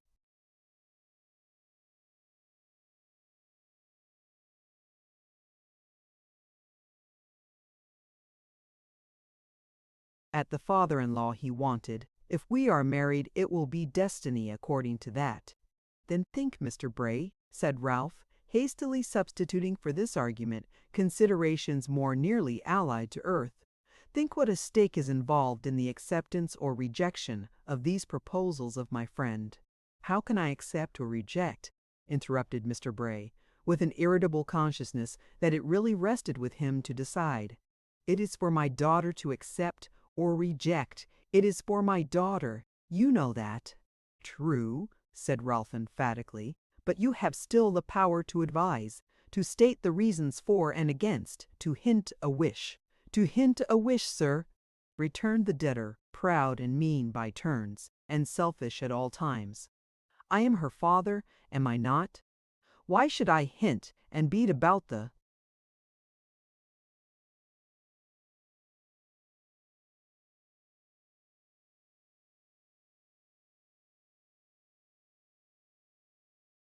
bush? Do you suppose, like her mother's friends and my enemies, a curse upon them all, that there is anything in what she has done for me but duty, sir? But duty? Or do you think that my having been unfortunate is a sufficient reason why our relative positions should be changed, and that she should command and I should obey? Hint a wish, too. Perhaps you think, because you see me in this place and scarcely able to leave this chair without assistance, that I am some broken-spirited, dependent creature, without the courage or power to do what I may think best for my own child. Still, the power to hint a wish, I hope so." "Pardon me," returned Ralph, who thoroughly knew his man and had taken his ground accordingly, "you do not hear me out. I was about to say that your hinting a wish, even hinting a wish, would surely be equivalent to commanding." "Why, of course it would," retorted Mr. Bray in an exasperated tone. "If you don't happen to have heard of the times, sir, I tell you that there was a time when—"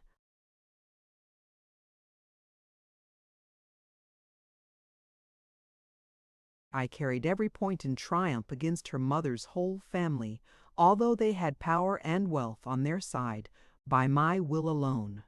"Still," rejoined Ralph as mildly as his nature would allow him, "you have not heard me out. You are a man yet qualified to shine in society, with many years of life before you. That is, if you lived in freer air and under brighter skies, and chose your own companions. Gaiety is your element. You have shown in it before. Fashion and freedom for you. France, and an annuity that would support you there in luxury, would give you a new lease of life, would transfer you to a new existence. The town ran with your expensive pleasures once, and you could blaze up on a new scene again, profiting by experience and living a little at others' cost, instead of letting others live at yours. What is there on the reverse side of the picture? What is there? I don't know which is the nearest churchyard, but a gravestone there, wherever it is, and a date, perhaps 2 years hence, perhaps 20. That's all.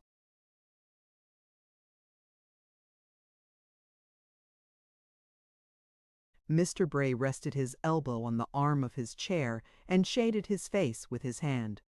I speak plainly, said Ralph, sitting down beside him, because I feel strongly it's my interest that you should marry your daughter to my friend Gride, because then he sees me paid in part, that is. I don't disguise it. I acknowledge it openly. But what interest have you in recommending her to such a step?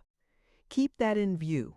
She might object, remonstrate, shed tears, talk of his being too old, and plead that her life would be rendered miserable. But what is it now? Several slight gestures on the part of the invalid showed that these arguments were no more lost upon him than the smallest iota of his demeanor was upon Ralph. What is it now, I say, pursued the wily usurer, or what has it a chance of being? If you died, indeed, the people you hate would make her happy, but can. You bear the thought of that. No, returned Bray, urged by a vindictive impulse he could not repress. I should imagine not, indeed, said Ralph quietly.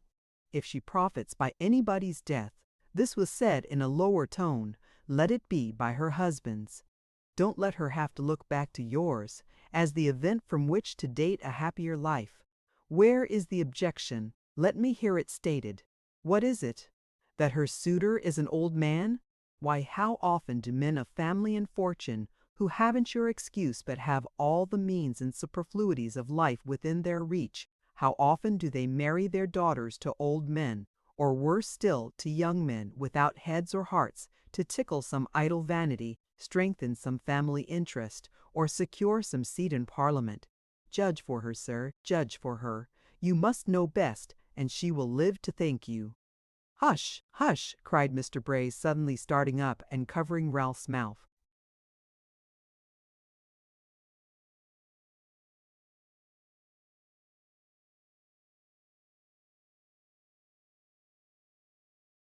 With his trembling hand, I hear her at the door.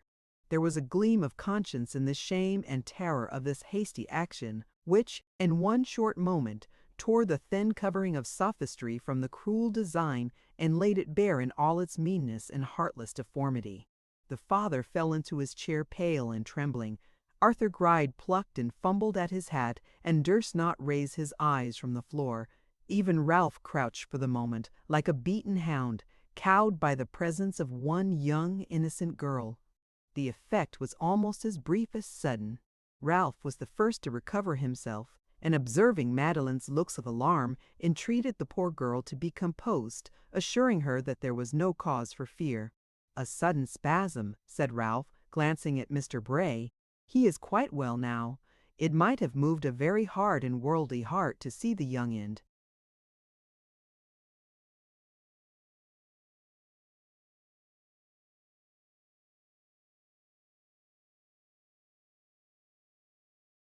Beautiful creature, whose certain misery they had been contriving but a minute before, throw her arms about her father's neck, and pour forth words of tender sympathy and love, the sweetest a father's ear can know, or child's lips form. But Ralph looked coldly on, and Arthur Gride, whose bleared eyes gloated only over the outward beauties, and were blind to the spirit which reigned within, evinced a fantastic kind of warmth certainly, but not exactly that kind of warmth of feeling which the contemplation of virtue usually inspires. Madeline, said her father, gently disengaging himself, it was nothing. But you had that spasm yesterday, and it is terrible to see you in such pain. Can I do nothing for you? Nothing just now. Here are two gentlemen, Madeline, one of whom you have seen before.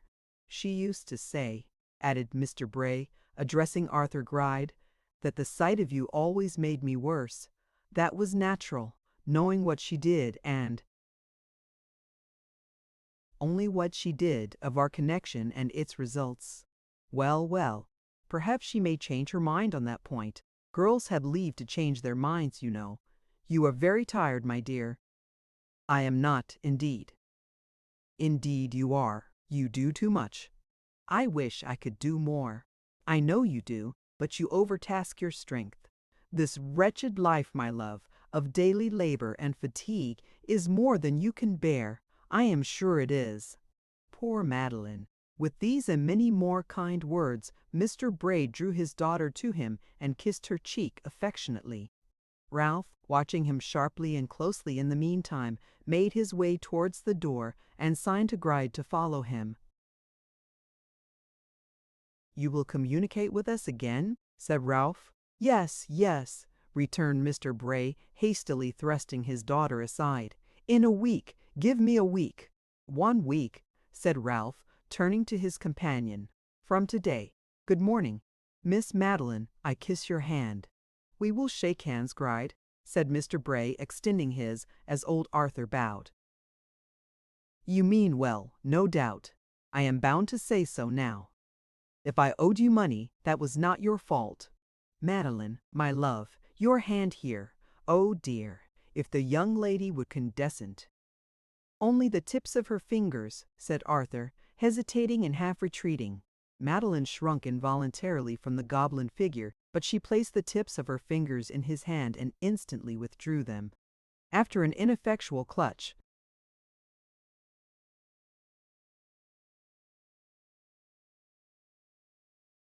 intended to detain and carry them to his lips, old Arthur gave his own fingers a mumbling kiss, and with many amorous distortions of visage went in pursuit of his friend, who was by this time in the street.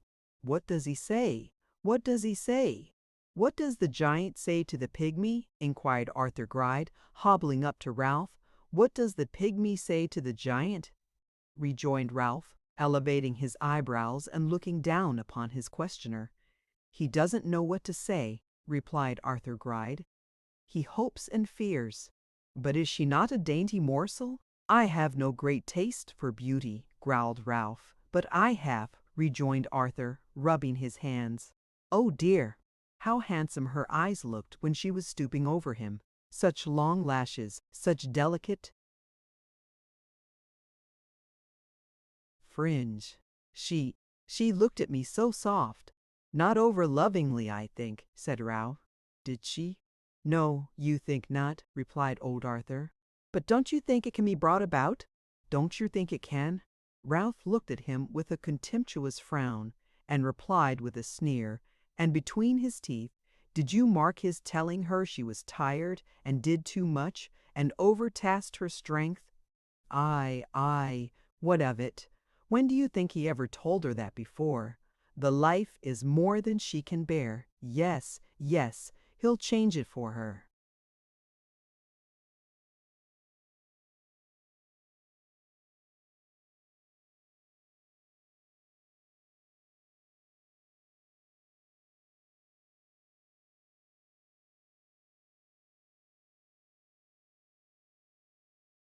"I think it's done?" inquired old Arthur, peering into his companion's face with half-closed eyes.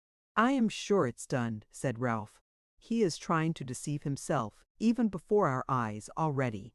He is making believe that he thinks of her good and not his own. He is acting a virtuous part, and so considerate and affectionate, sir, that the daughter scarcely knew him. I saw a tear of surprise in her eye. There'll be a few more tears of surprise there before long, though of a different kind. Oh, we may wait with confidence for this day week."